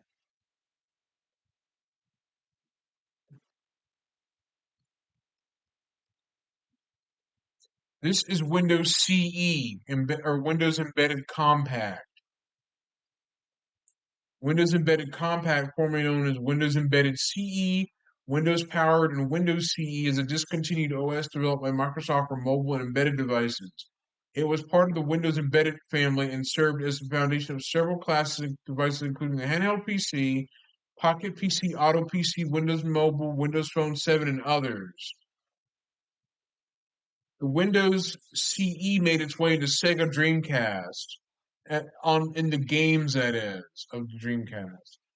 Unlike Windows Embedded Standard, which is based on Windows NT, Windows Embedded Compact uses a different hybrid kernel. Microsoft licensed it to original equipment manufacturers, or OEMs, who can modify and create their own user interfaces and experiences with Windows Embedded Compact, providing the technical foundation to do so. The final version of Windows Embedded Compact supports x86 and ARM processors with board support packages BSP directly. The MIPS and SHX architectures had support prior to version 7.0, and version 7.0 still works on MIPS 2 architecture. Windows Embedded Compact 2013 is the final version of WinCE. It had mainstream support until October 9, 2018, and extended support ended on October 10, 2023. However, licensed sales for OEMs will continue until 2028.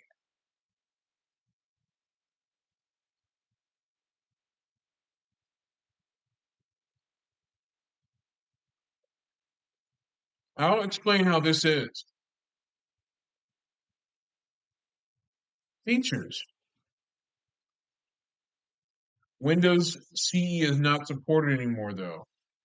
Windows CE is optimized for devices that have minimal memory. A Windows CE kernel may run with 1 megabyte of memory.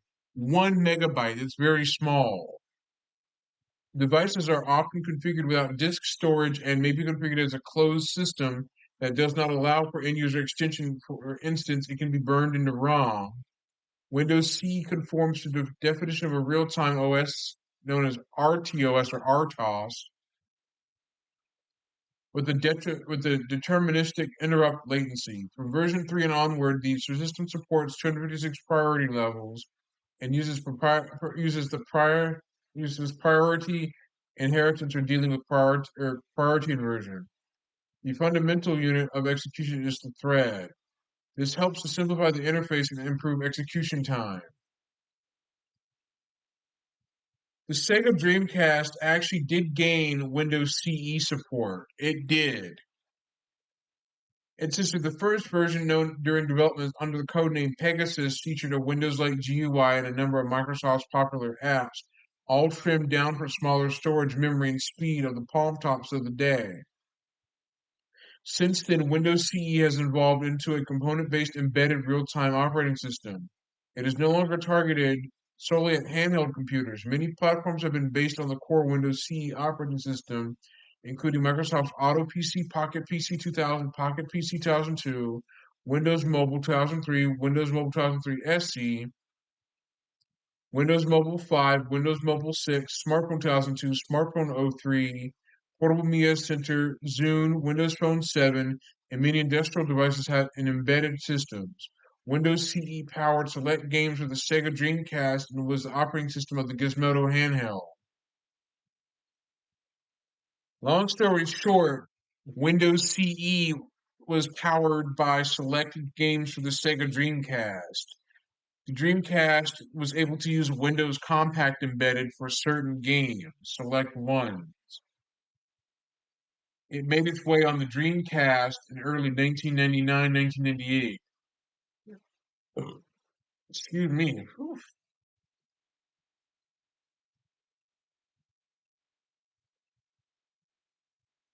Hang on, let me see where it got available at.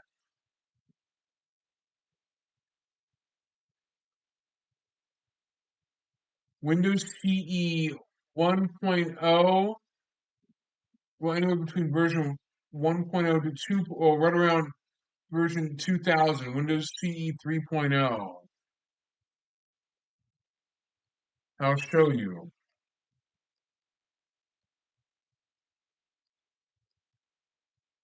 Here we go. I'll show you the backstory why Windows CE made its way to Dreamcast.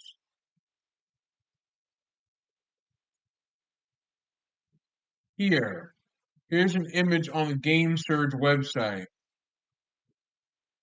I'll read this about on GameSurge how Windows CE was powering Dreamcast games a little bit. Backgrounder. The customized Microsoft WinCE OS-based environment created for the Sega Dreamcast system brings for the first time the benefits of a powerful, robust, and flexible operating system to the world of console game development. That's how it got the Xbox started later on. The size and the performance of WinCE and DirectX API components are optimized to meet the demands of game developers while maintaining compatibility with the widely accepted Win32 API and DirectX programming model.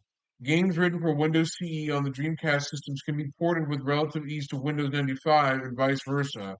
So Windows CE enabled Dreamcast developers to port games from PC to Dreamcast and vice versa, significantly reducing development costs and time to market.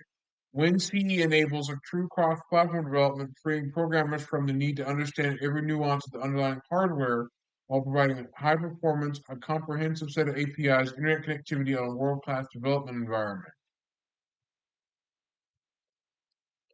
So here's the image of it right there. This is the Dreamcast architecture. You got the game, Windows CE, and Dreamcast. That's essentially what it looks like. The game here, the Windows CE backbone that plugs into the game, then plugs into the Dreamcast to create it.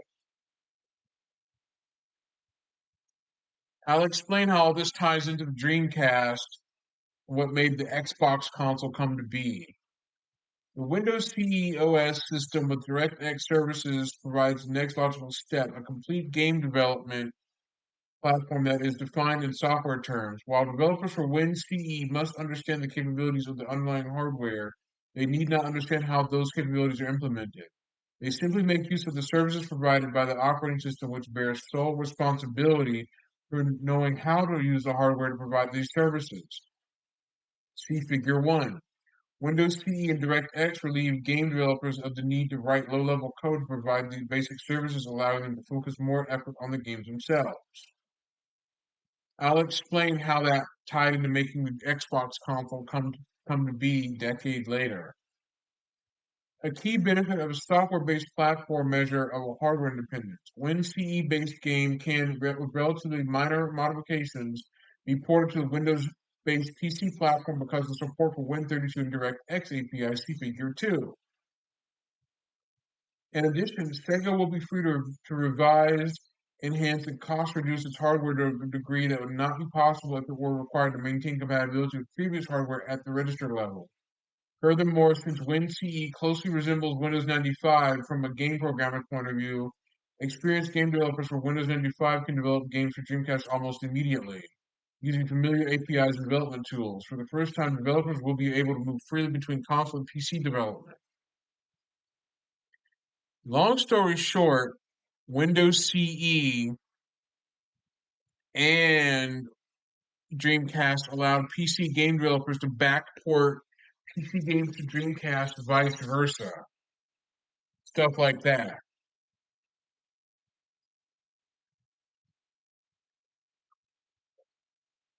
It enabled backporting. There's a lot to read here, but I'm going to pick certain things out of here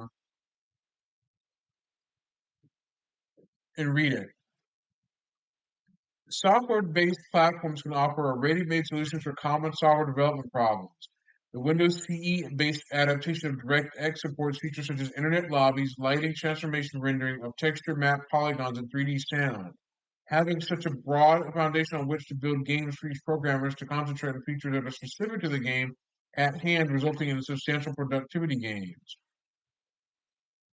Even programmers who choose to substitute their own custom components for all part of DirectX can benefit from the many services offered by the Windows CE kernel and file system. These services include the following: virtual memory management, which all but eliminates memory fragmentation; memory protection, which prevents games from crashing the operating system; CD file management, including asynchronous file loading and enumeration using wildcards; dynamic link libraries, which allow both code and data to be loaded and linked and unloaded at runtime and under program control; multi-threaded event synchronization, which allows threads to lie dormant, consuming no CPU time until an event occurs. Events can be signaled by other threads or by the operating system. Well, Windows CE, long story short, that WinCE was able to do things on Dreamcast that allowed internet lobbies, stuff like that, but we'll go to a streamlined version of it. Windows CE was designed and written to provide high performance on inexpensive hardware, although compatibility with the Win32 API has been maintained. Windows CE shares no code with Win95. In addition, WinCE for the Dreamcast system has been further optimized for game development and for the Dreamcast-specific hardware. The conventional Windows graphics device interface, known as GDI, has been largely eliminated. All output to the screen is performed using DirectDraw API-based surfaces. So games that are WinCE powered rely on the heavy use of the DirectX DirectDraw, where it outputs everything graphics-wise directly to the screen. It just puts it right out to the screen. All Windows CE-based games run in full screen and exclusive mode, which allows numerous other features for Windows to be discarded, such as multiple overlapping windows, the rendering of window frames, and window focus management. So, a lot of those Dreamcast games run Windows CE exclusively. They run in full frames. You run in full screen mode on Dreamcast through Windows CE. I've got 2 games I want to show you. I got 1 disc I want to show you something.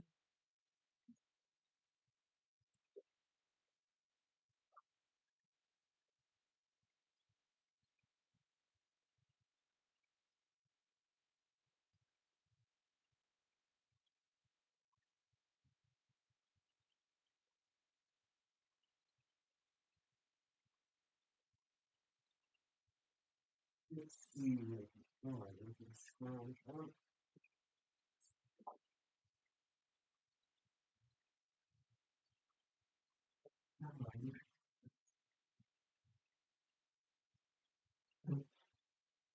I've got 2 games for Dreamcast. One is called Test Drive 6. It's an unused disc that I never really used for a long time. But this is Test Drive 6, and the disc may have a bit of an imperfection on it. But this is Test Drive 6 for the Dreamcast. This is a GD-ROM disc that is a proprietary CD-ROM, GD-ROM hybrid that is a GD-ROM with track 1 being the game data on track 1. Track 2 is an audio warning. It says, "Warning! This disc is for use only on Sega Dream," or it'll say, "Warning! This disc is for use on only for use on Sega Dreamcast." But however, the disc I have is called the Planet Web Web Browser 2.0 GD-ROM disc that it has Sega Squirrel on this disc on Windows CE.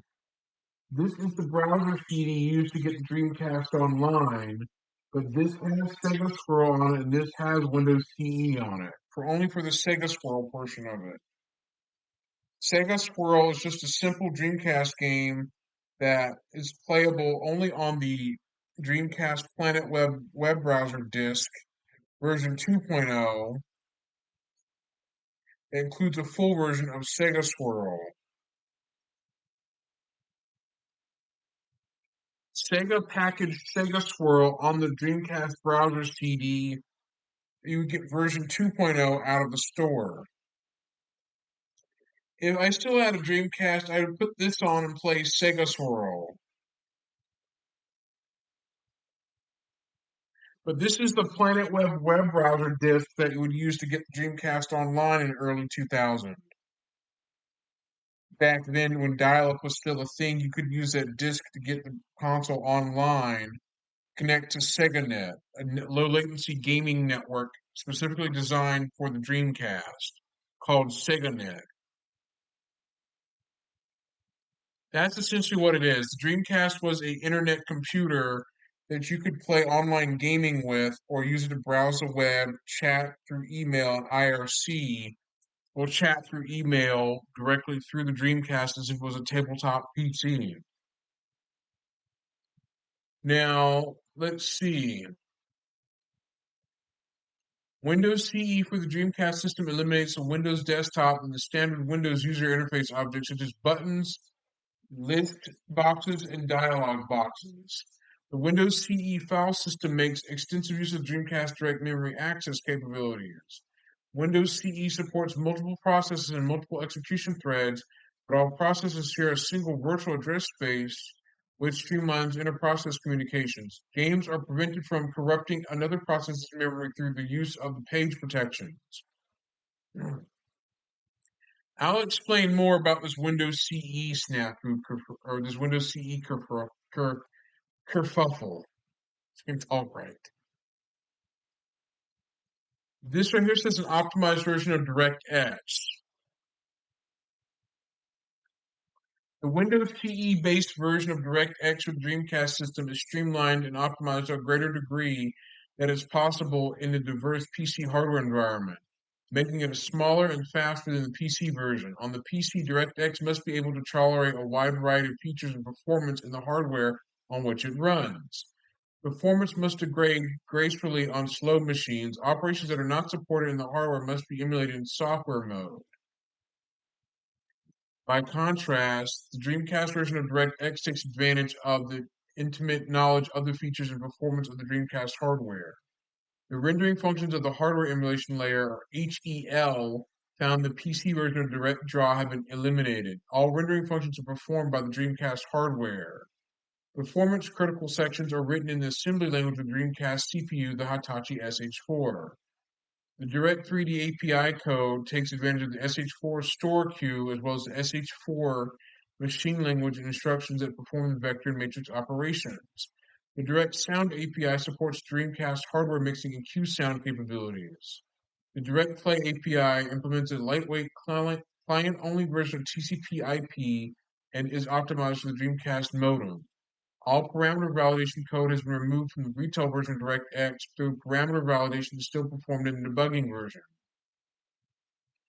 Long story short, Windows CE on Dreamcast is very small. The memory footprint of DirectX is further reduced by its modular design. Components not required by a particular game, example given, internet communications or Direct3D, need not be loaded.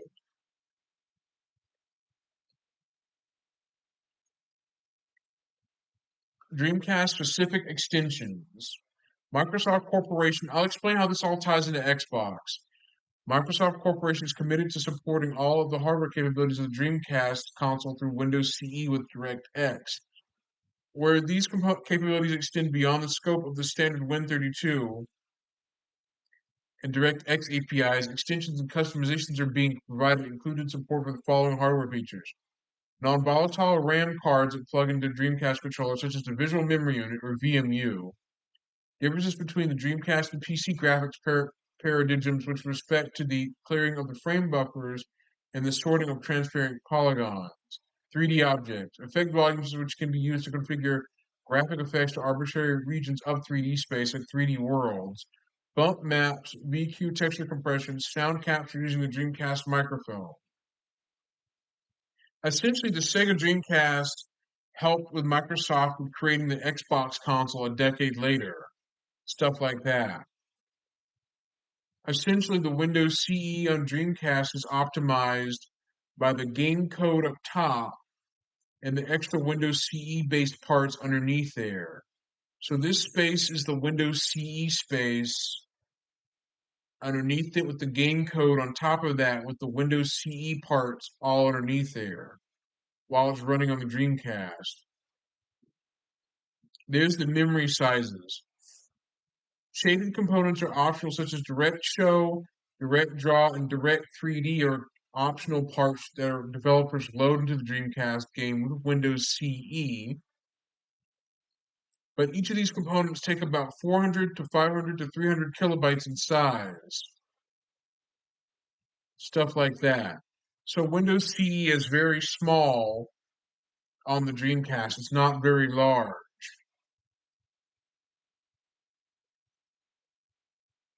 So whenever you get a Dreamcast game, if it says compatible with Windows CE or powered by Windows CE, you'll know why. There's a lot to read here, but DirectX can be modified with the Windows CE Dreamcast toolkit. So Dreamcast developers could take the Windows CE Dreamcast dev kit and develop games or port games directly to Dreamcast from PC. They could enable porting of that, like specific porting.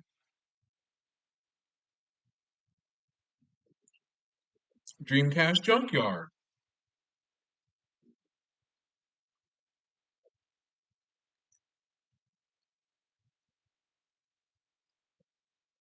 Notice that the Dreamcast Windows CE logo is completely different depending on the region of where the Dreamcast comes from. The Japanese Dreamcast says designed for Microsoft Windows CE, designed for. The American European version says compatible with Microsoft Windows CE. That emblem right there is visible on both Dreamcast systems depending on where you got the console from. No, I will not get a tattoo, no. But it'll say compatible with Windows CE on the Dreamcast European American version. The Japanese version shows design for, which is completely different.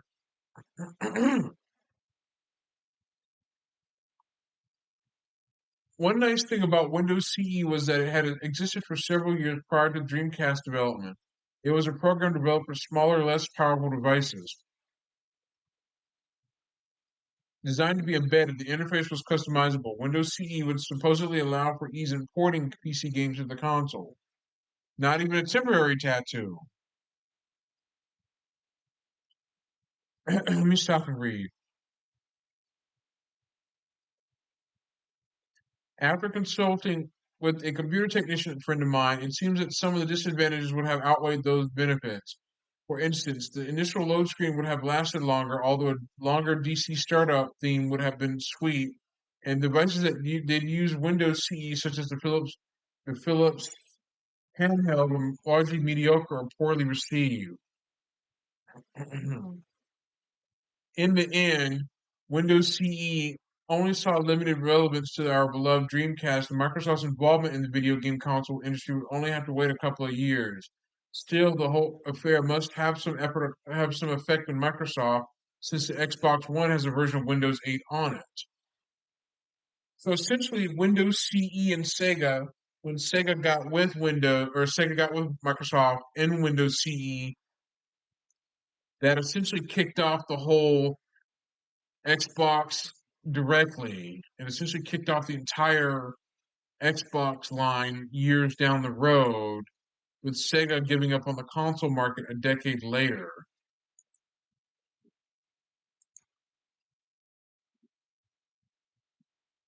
Stuff like that. You could access the DCJY, the Dreamcast Junkyard, on Dreamcast or Saturn. You could actually load the Dreamcast Junkyard on the Sega Dreamcast web browser through DreamPie or the adapter, the broadband adapter.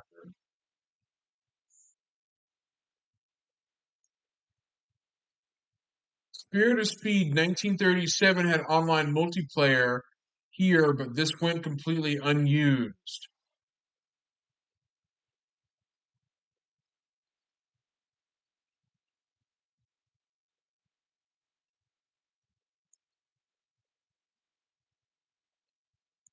So things like that. So this is the Dreamcast. I'm a Dreamcast junkie. I like the Dreamcast console because it kicked off the Xbox console years ahead. But obviously, it actually worked pretty well.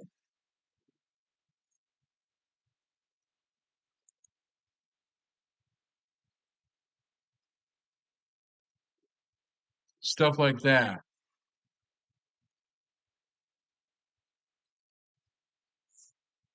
So basically, the Windows CE portion of it was deployed on Dreamcast.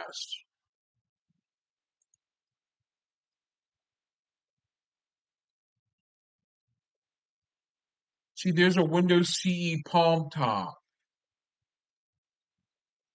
There's the Microsoft Windows Compact Embedded Palm Top right there. A Palm Top PC by Hewlett Packard that ran Windows CE all in its entirety. Right there.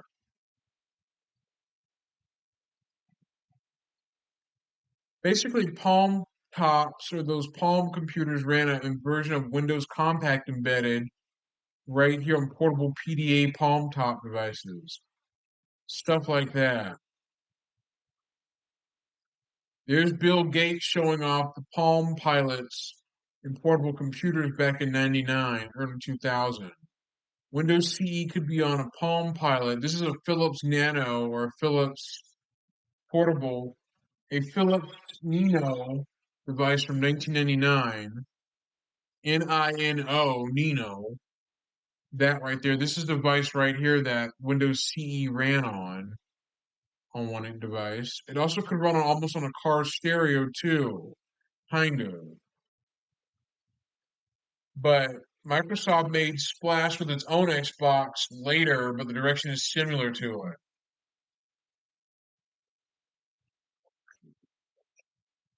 Dreamcast devs were often allowed to use Sega's development kit or Windows CE dev kit. But the disappointing it says here, Microsoft's instruction sets and libraries using WinCE for Dreamcast were intended to ease the cross-platform game development. Developers are still using similar middleware, albeit without a full-fledged OS tacked on. With its licensing often required developers to disclose the use of the technology in the game's splash screen or credits. But the terms of the agreement between Sega and Microsoft yielded the latter of a level of publicity unprecedented even today. The Windows CE logo was not only put on Dreamcast case, but with a startup screen for every game which relied on it.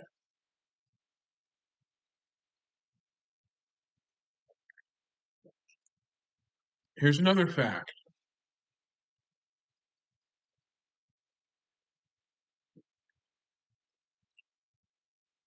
Most games didn't. Out of 600 plus games officially made for Dreamcast, only 78 used Microsoft's game development option. The others were made using Sega's homegrown tools. Tom Clancy's Rainbow Six ported to Dreamcast in May 2000 missed the console's launch date because of a lack of experience by the porting team and issues surrounding the use of Windows CE CNET reported. Besides, the Dreamcast itself did not have Windows CE built in. It had to be kept on and loaded from the same 1 gigabyte optical disk as the game itself. Developers had to account for this overhead in storage and performance too, as Windows CE itself was using a bit of the console's resources.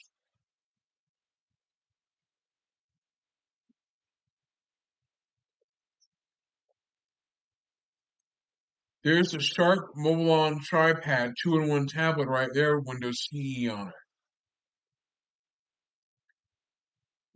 The downside was Windows CE didn't really come on Dreamcast. No, it was that the Windows CE system was bundled with the game itself from the disk of the Dreamcast game. It was bundled into it. The developers have to have a bit of oversight to ensure that Windows CE is loaded from the disk of the Dreamcast game with it and stored on the actual GD-ROM. Windows CE loads from the GD-ROM disk. It's not built in.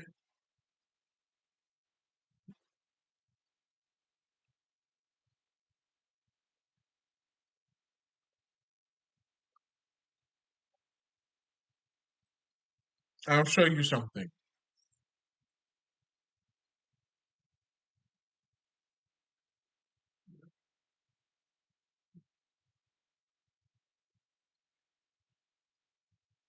Take this thin client. Thin clients are minimal computers that connect to a high performance server in a corporate environment. This one's got a 16 gigabyte SSD on it. It's 16 gigabytes in size. And the OS on it is Linux. I installed on here myself after I got it off of eBay refurbished. But it's got a 16 gigabyte SATA SSD that's very small, low capacity, and there can be embedded versions of Linux, like Linux Embedded or Tiny Linux distros, that can fit on a 16 gigabytes of storage, trying to fit on a USB flash drive that size. I can put Puppy Linux on this thing, and it fits on there just fine. It can instantaneously fit, or I can boot a Linux distro using USB on the thin client. Directly boot one from there if I wanted to. That way.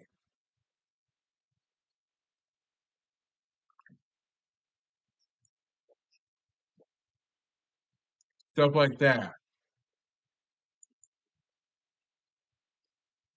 Linux is also embedded on certain Internet IoT devices too.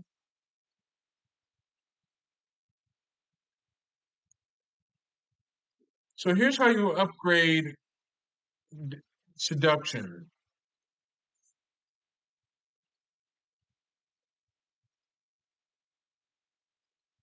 I wouldn't do the upgrade through a terminal. This is Seduction, so I don't recommend upgrading the distro through the Synaptics Package Manager, only through a terminal.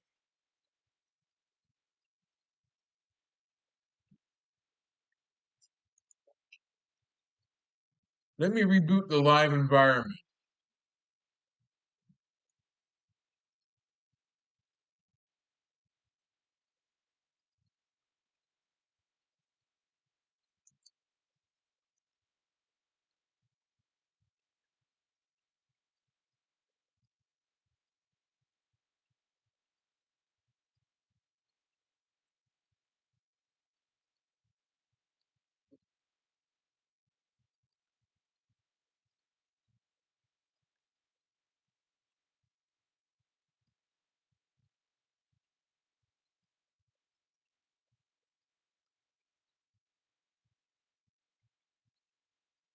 Nine hours, sweet. Almost to the 10-hour mark.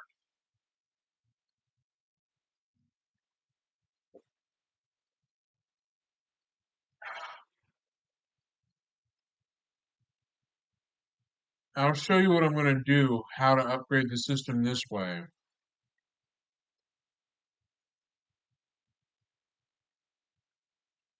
I'll show you.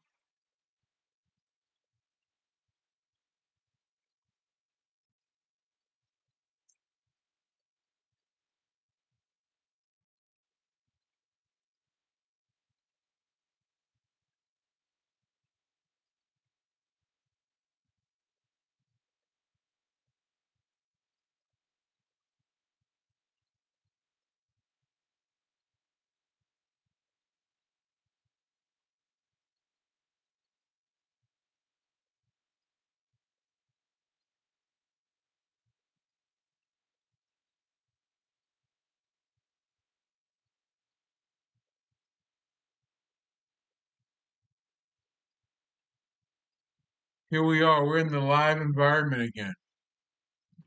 I'll show you how I upgrade a system without it running. Excuse me.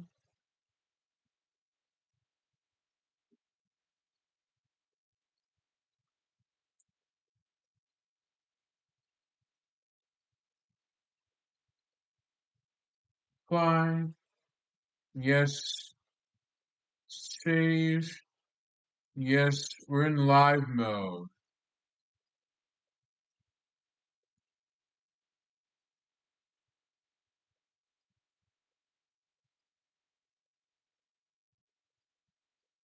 Okay, we are, I think we should be in there.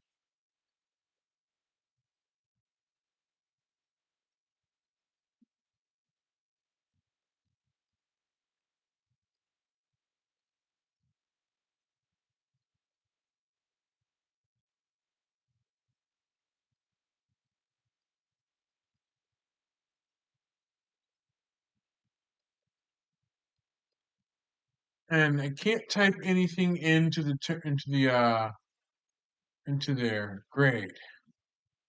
I wonder why.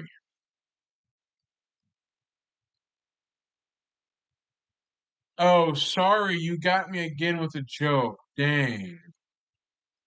Oops. Okay, I can't type nothing in.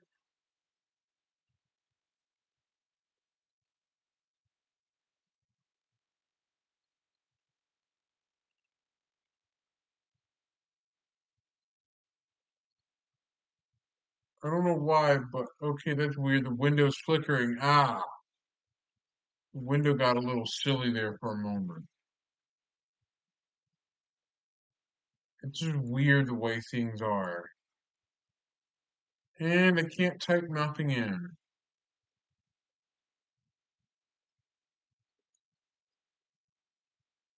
But here's the seduction manual. This is the seduction manual.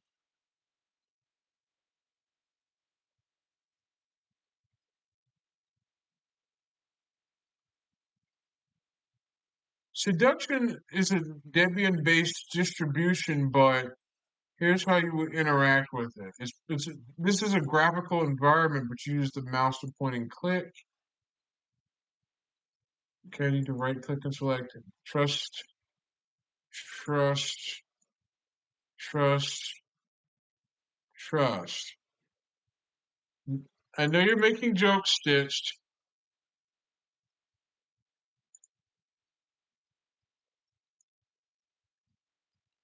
but I can't type nothing in.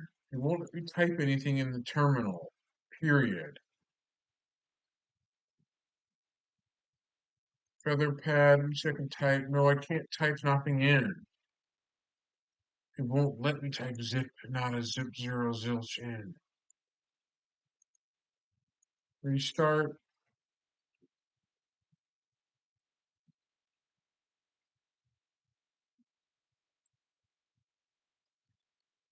I changed keyboard settings, and it probably is why it won't let me type nothing. I'll just hit touch.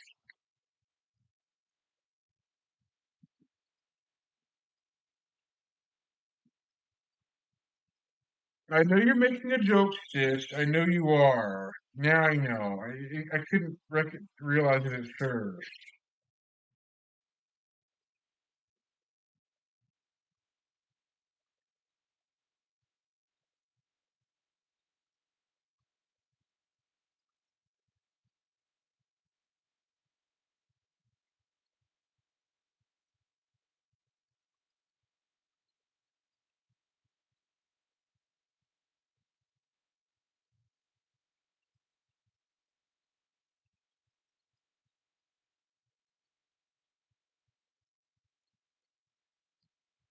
Now I can type stuff in.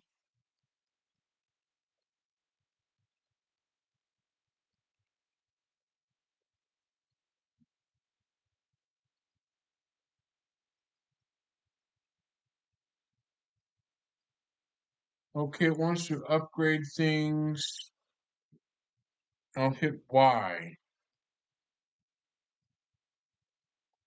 This is actually called SID or seduction. It's called Seduction Shooter.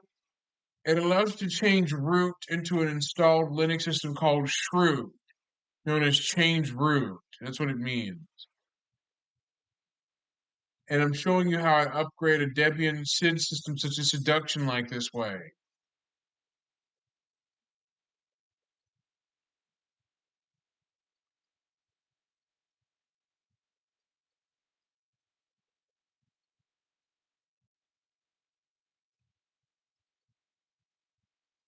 Let me check the Seduction forums.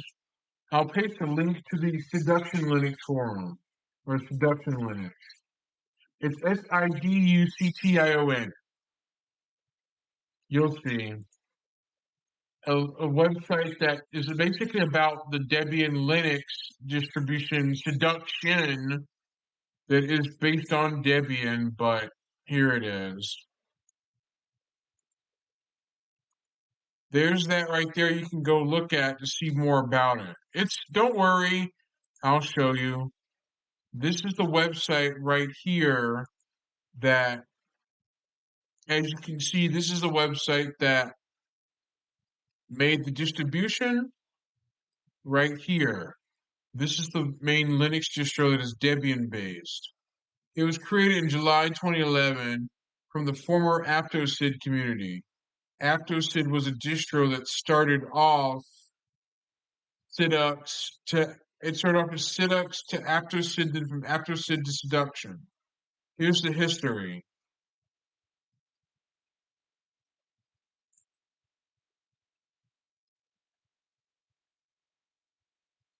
It just says here from Knoppix to Sidux.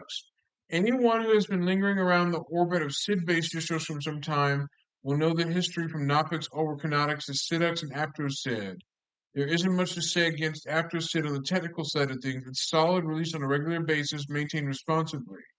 In 2 words, it works. What hindered AptoSid from having the success that Sidux promised is that it would have firstly the discourse with users, which implies that a community is not really wanted rather than cumbersome. Evolving from this latest feeling was a group of users deemed as renitent,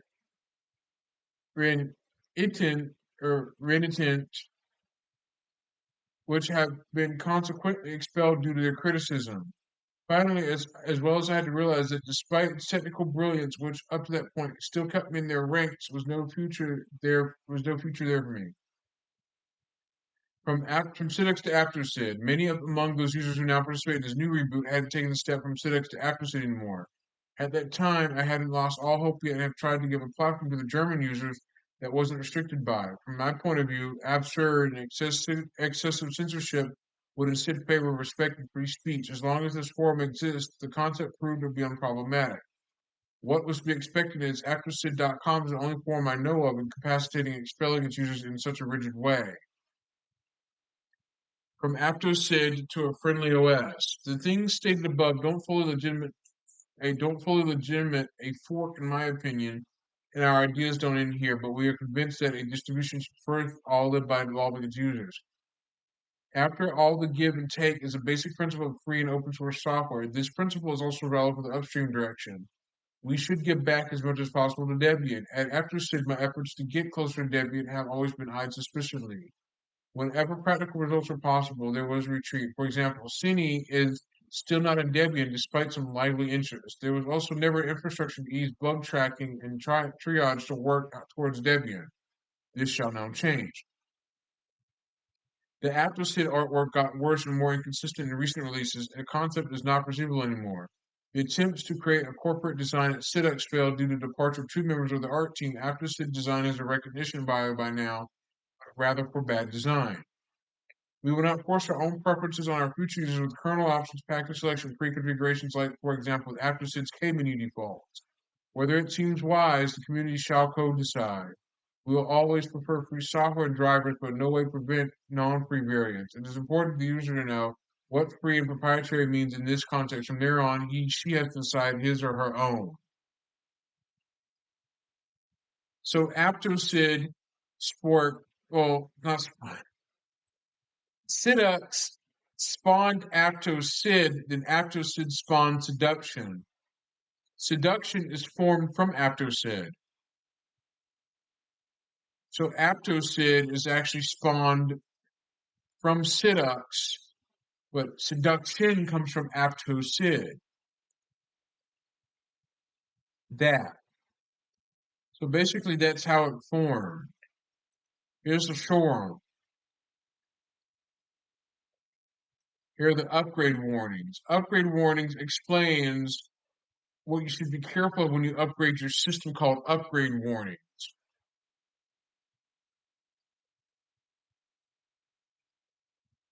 Stuff like that.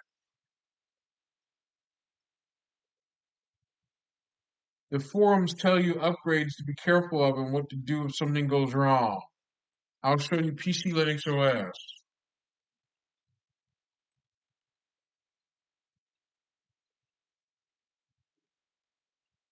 And I can't type anything in. Great. No, not with the keyboard. Okay, lockups. Great. I'm experiencing a bit of lockup from the keyboard where things freeze. No, wrong. I'm not on the computer. I'm on the laptop. Duh. I'll show you.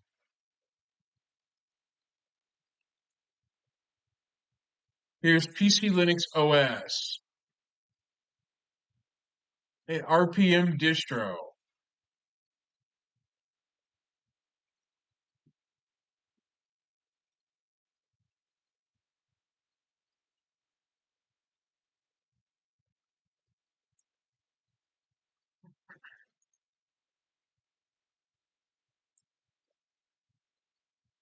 Okay, the PC Linux OS is not loading properly. I'll take you to a Wikipedia article explaining what PC Linux OS really is.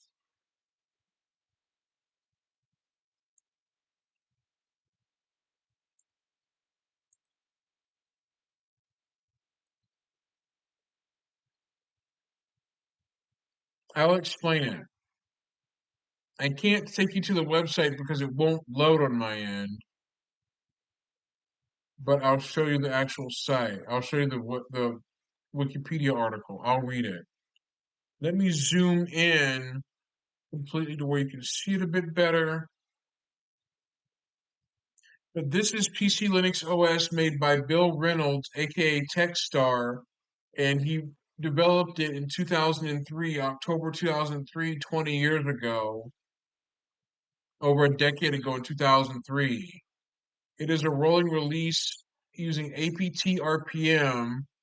It is a Mandriva-like distribution called apt RPM that is Debian's apt package manager. It says here, apt RPM is a version of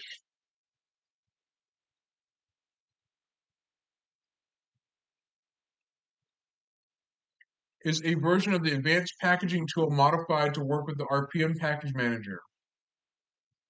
It was originally ported to RPM by Alfredo Kojima and then further developed and improved by Gustavo Niemeyer, both working for the Connectiva Linux distribution at the time.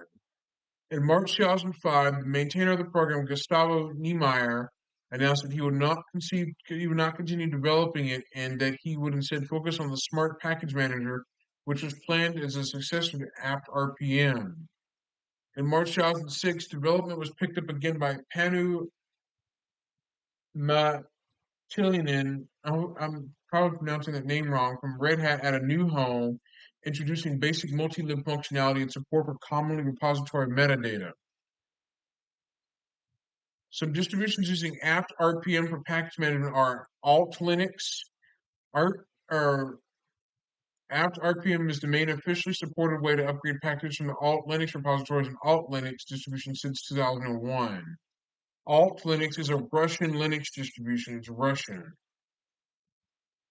It was developed in Russia, of course. It was developed in Russia as its original country of origin, which originates from there. PC Linux OS uses it.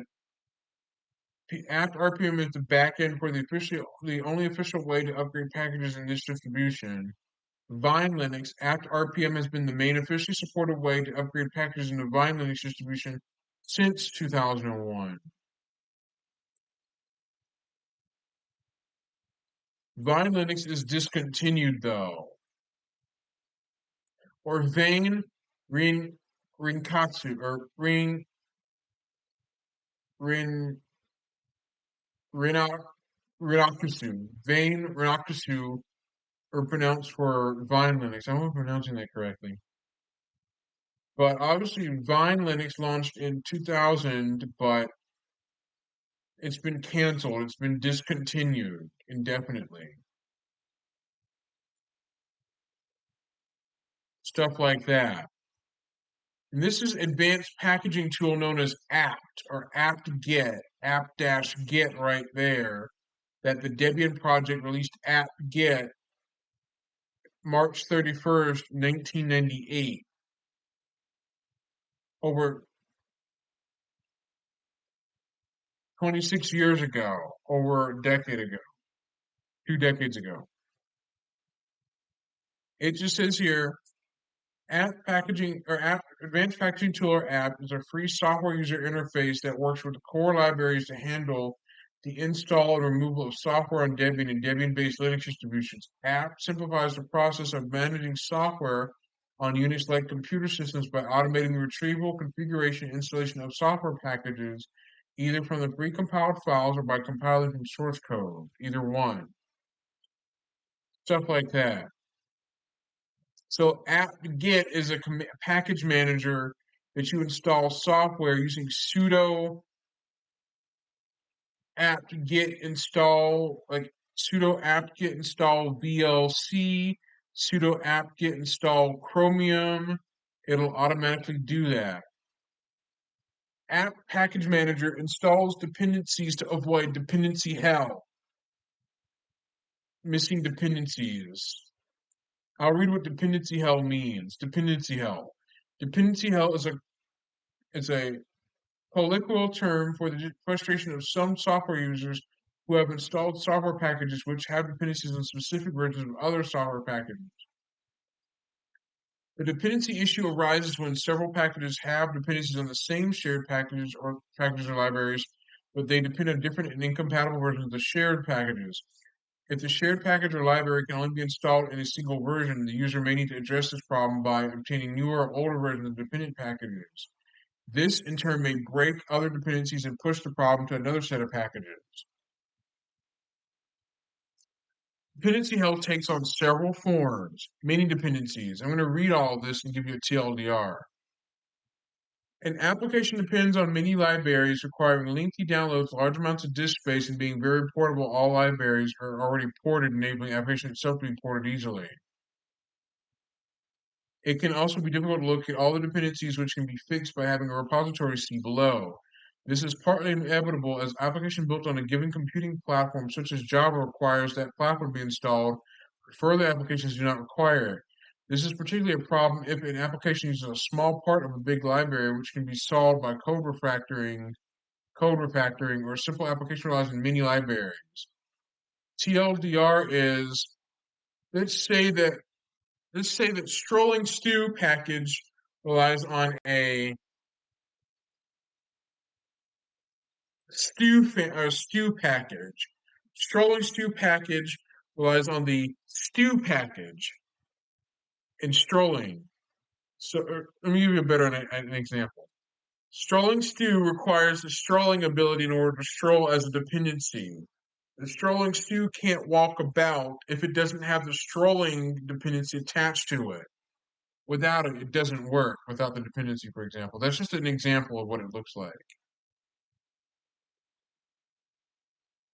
This is dependency hell, but I'm going to put it in the chat so you can read for yourself if you want.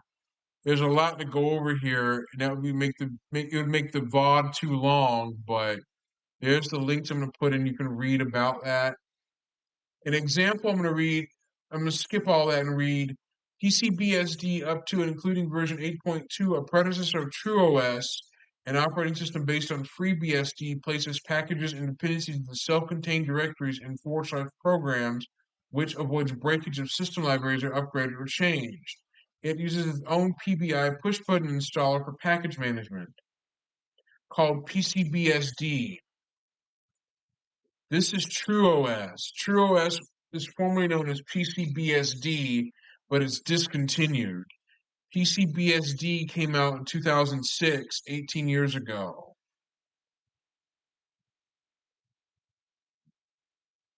Essentially, PCBSD is an x86 Unix OS that could be used on a computer just like Windows, sort of. But TrueOS shut down in 2020. I'll read the history of it. TrueOS was founded by FreeBSD professional Chris Moore in early 2005 as PCBSD. In August 2006, it was voted the most beginner-friendly OS by OSWeekly.com. The first beta of the PCBSD consisted only a GUI installer to get the user up and running, with a FreeBSD 6 system with KDE 3, FreeBSD 6 right there, with KDE 3 pre-configured. This was a major innovation for the time, as anyone wishing to install FreeBSD would have to manually tweak and run through a text installer. Chris Moore's goal was to make FreeBSD easy for everyone to use on the desktop, and has since diverged even more in the direction of usability by including additional GUI administration tools and .pbi application installers.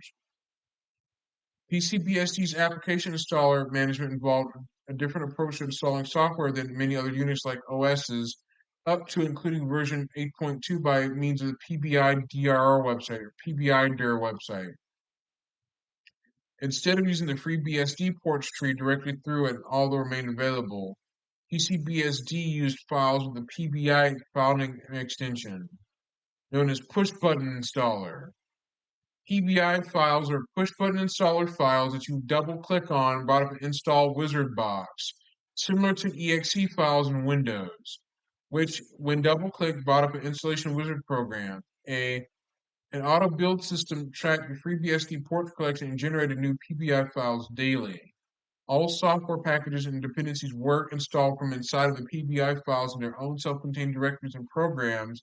This convention was aimed to decrease confusion about where binary programs reside, and to remove the possibility of a package breaking if system libraries are upgraded or changed and prevent dependency hell. There's a lot of information about this, but I'm going to read and break it down. On October 10th, 2006, PCBSD was acquired by enterprise hardware provider IX Systems. IX Systems employed Chris Moore as a full-time developer and leader of the project. In November 2007, IX Systems entered into a distribution agreement with Fry's Electronics, whereby Fry's Electronics stores nationwide carried box copies of PCBSD version 1.4 DaVinci Edition. In January 2008, IX Systems entered a similar agreement with Micro Center. Micro Center is actually a technology. It's like a computer store, just like Tiger Direct.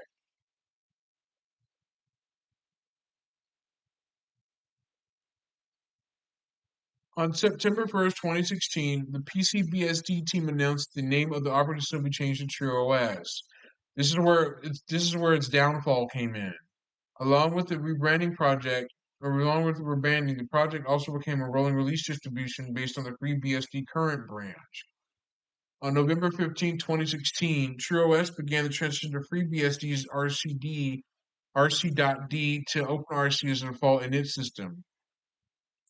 Apart from Gentoo Alt, where OpenRC was initially developed, this is the only other major BSD operating system using OpenRC.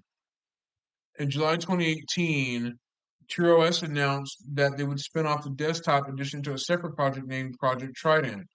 Development of TrueOS ended in 2020, and developers recommend users move to other BSD-based operating systems.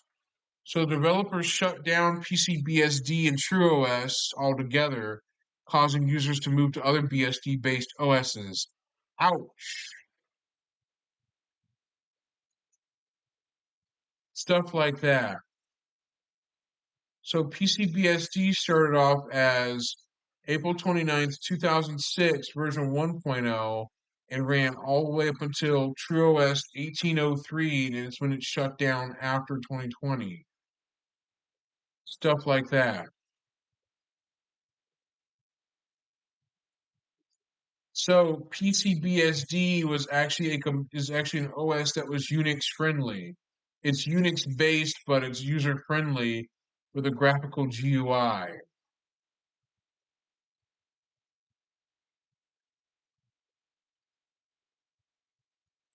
This worked on computers that are AMD 64 processors, RAM, 20 gigs of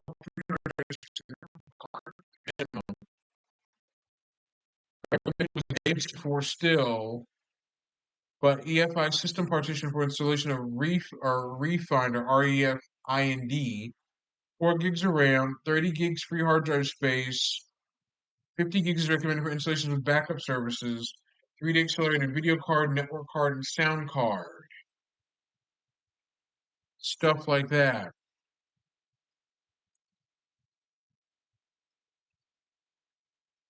So that's an example of it.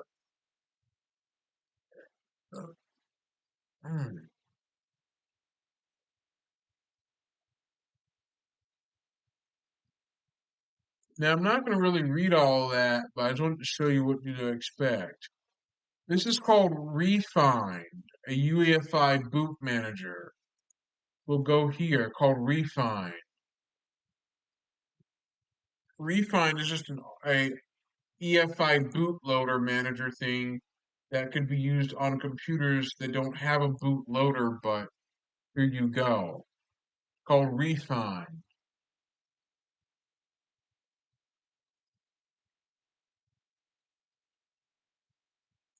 I'll post a link in the Twitch chat so you can see more if you want. There. Those you can click on to see for more information.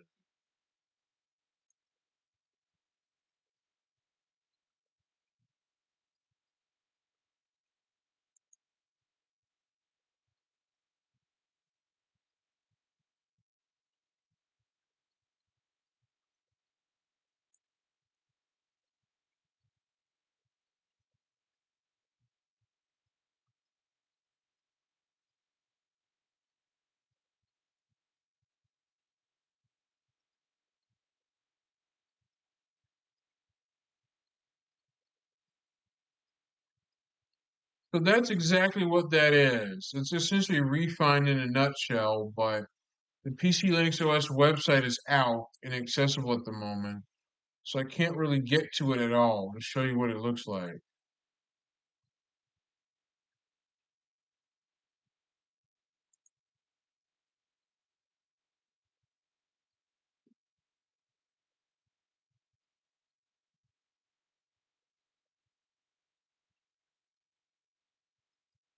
Yeah, so the PC Linux OS website is completely out at the moment. I cannot get to the forum or the main website. I'll show you the history of PC Linux OS. This is PC Linux OS 2007 based on Mandriva right there. It's got the control center that is based on Mandriva. It's Mandriva-like.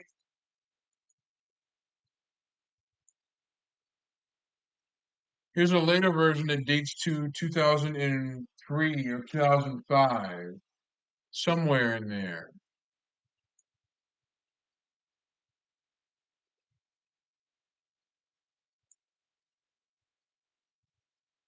Here's PC Linux OS, a later variant that's Mandriva-like.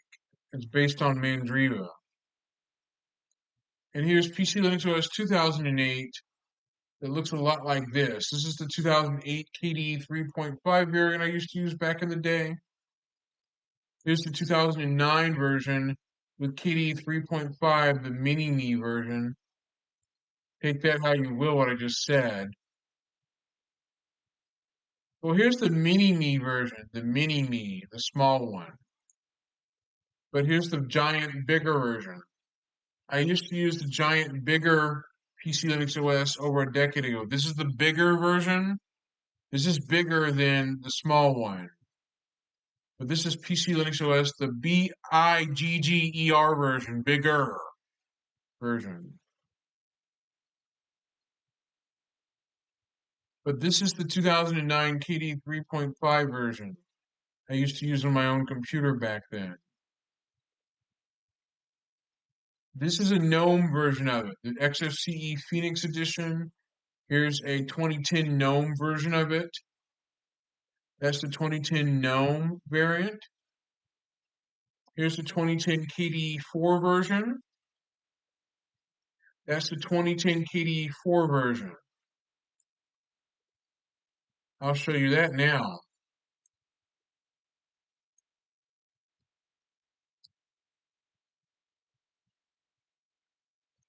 Oops.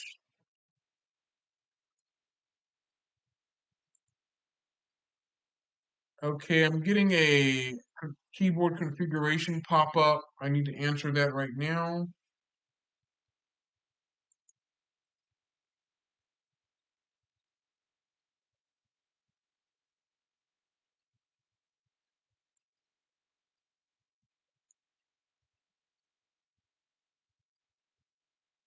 Okay, it's upgrading, so I gotta wait on that to finish, but here we go.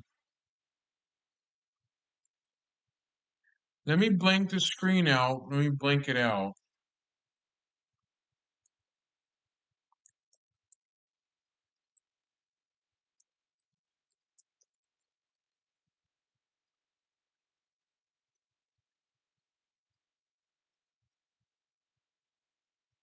Note that a Twitch streamer by the name, a former Twitch streamer by the name of Cinestubborn, who got suspended from Twitch. Here's my hot take. Cinestubborn's a streamer from India, former streamer from India that streamed on Twitch, but a former Indian Twitch streamer who got suspended from Twitch after he pushed Twitch's TOS a lot. That Twitch decided to suspend him off the platform instantly the first time, but he got suspended again the second time, and he decided not to go back to Twitch after that kerfuffle, after that complete snafu. So he's suspended from Twitch permanently. Suspended. I shouldn't say permanent, but he's suspended. So he won't go back to Twitch ever. He got suspended by Twitch. Now he streams on YouTube, but I originally watched Cinestubborn on Twitch, but I stopped watching him after he's gotten himself suspended and after he's made mistakes to get suspended from Twitch, and he chose not to go back there.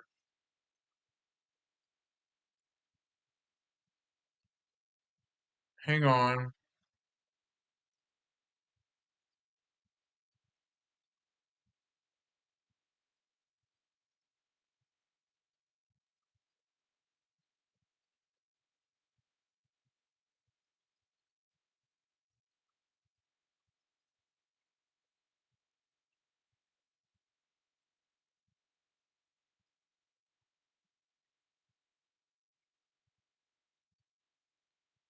Well, while that's upgrading itself, I gotta wait for that to finish.